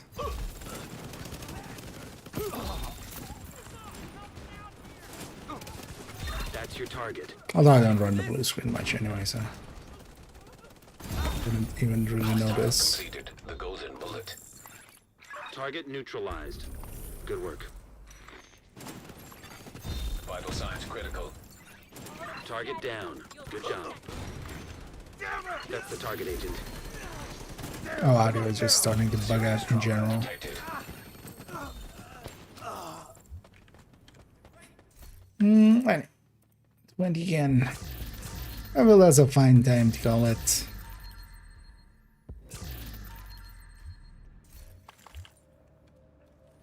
Let's make sure to get all our loot. You got the target. Nice.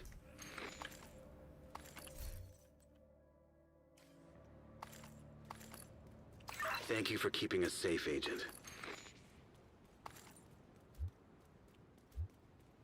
No loot left behind.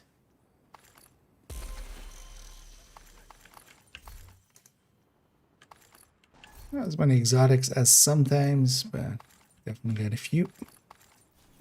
Yeah, I'm gonna jump back to base and I'll look if I have anything worth keeping or sharing, and then I'll take my leave. I don't know if you guys wanna I can leave you guys the world if you want to keep going, but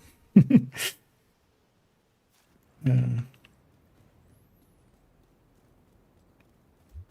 let me know if you want Here it. to check something out?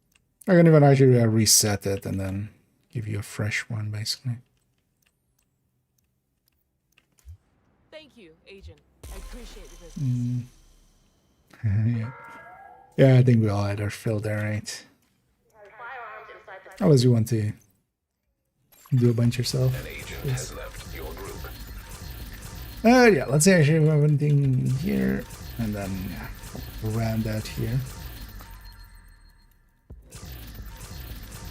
And then yeah, tomorrow I won't be streaming. I'll be away at work.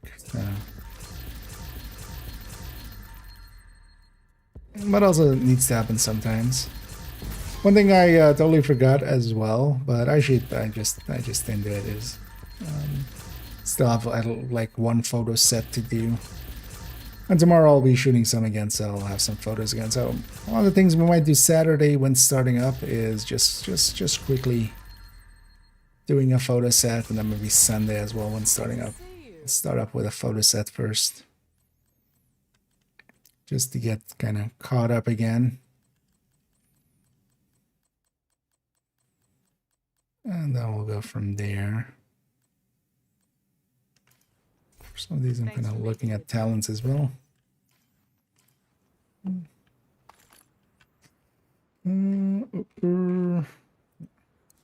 Agent, good to be seeing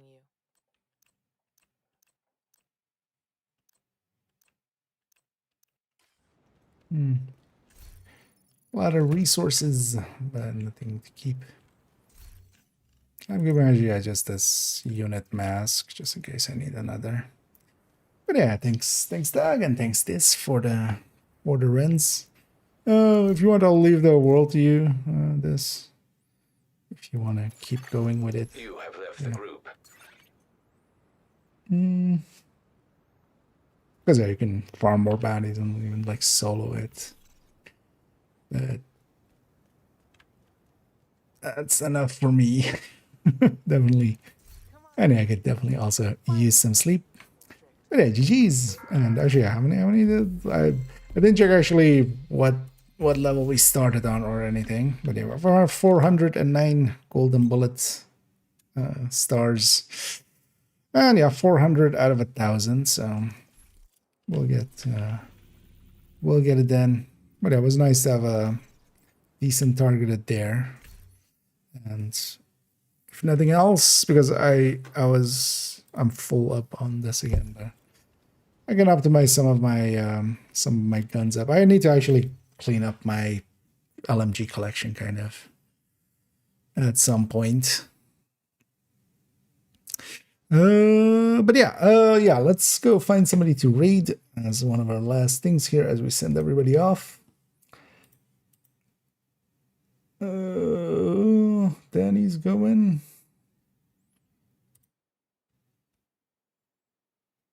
We'll go raid Danny. Oh, he's watching the Game Awards. Okay. Yeah, let's go join Danny over on there. I'm guessing he's gonna keep going for a bit, likely. And then yeah, I'll be back Saturday. Right, yeah, Saturday. I'll also likely tomorrow already trying to just stitch together that video and kind of my breaks and stuff, and then render it and have it up by Saturday. But yeah, it'll go up Saturday, what we recorded today. And yeah, it's gonna be the in-depth look part 2, which will be a long one.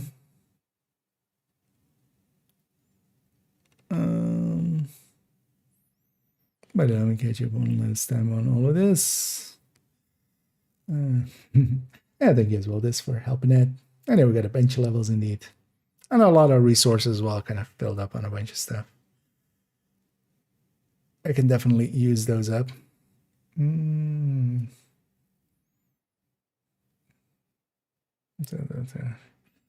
Survives that. Yeah. It kind of sucks that Survive Fest did not survive the player. The influx of players. But yeah, thank you all for joining me. I'm gonna start the raid there. Start the timer. And yeah, we'll send everybody off to old Danny who's watching the Game Awards, not per se Division 2, but he'll likely play some later on. And yeah, I'll be back on the weekend. We'll do some more unit alloys being done now. The next focus is going to be bittersweet, but also I kind of want to start working on the build collection, so that'll be the next big focus as well. But yeah, enough yapping for me. I did a lot of that today. Thank you all for joining me. Thank you all for not getting sick of it and still sticking around. Hope to catch you all in the future. I'll be back on Saturday, and as always, have a good night.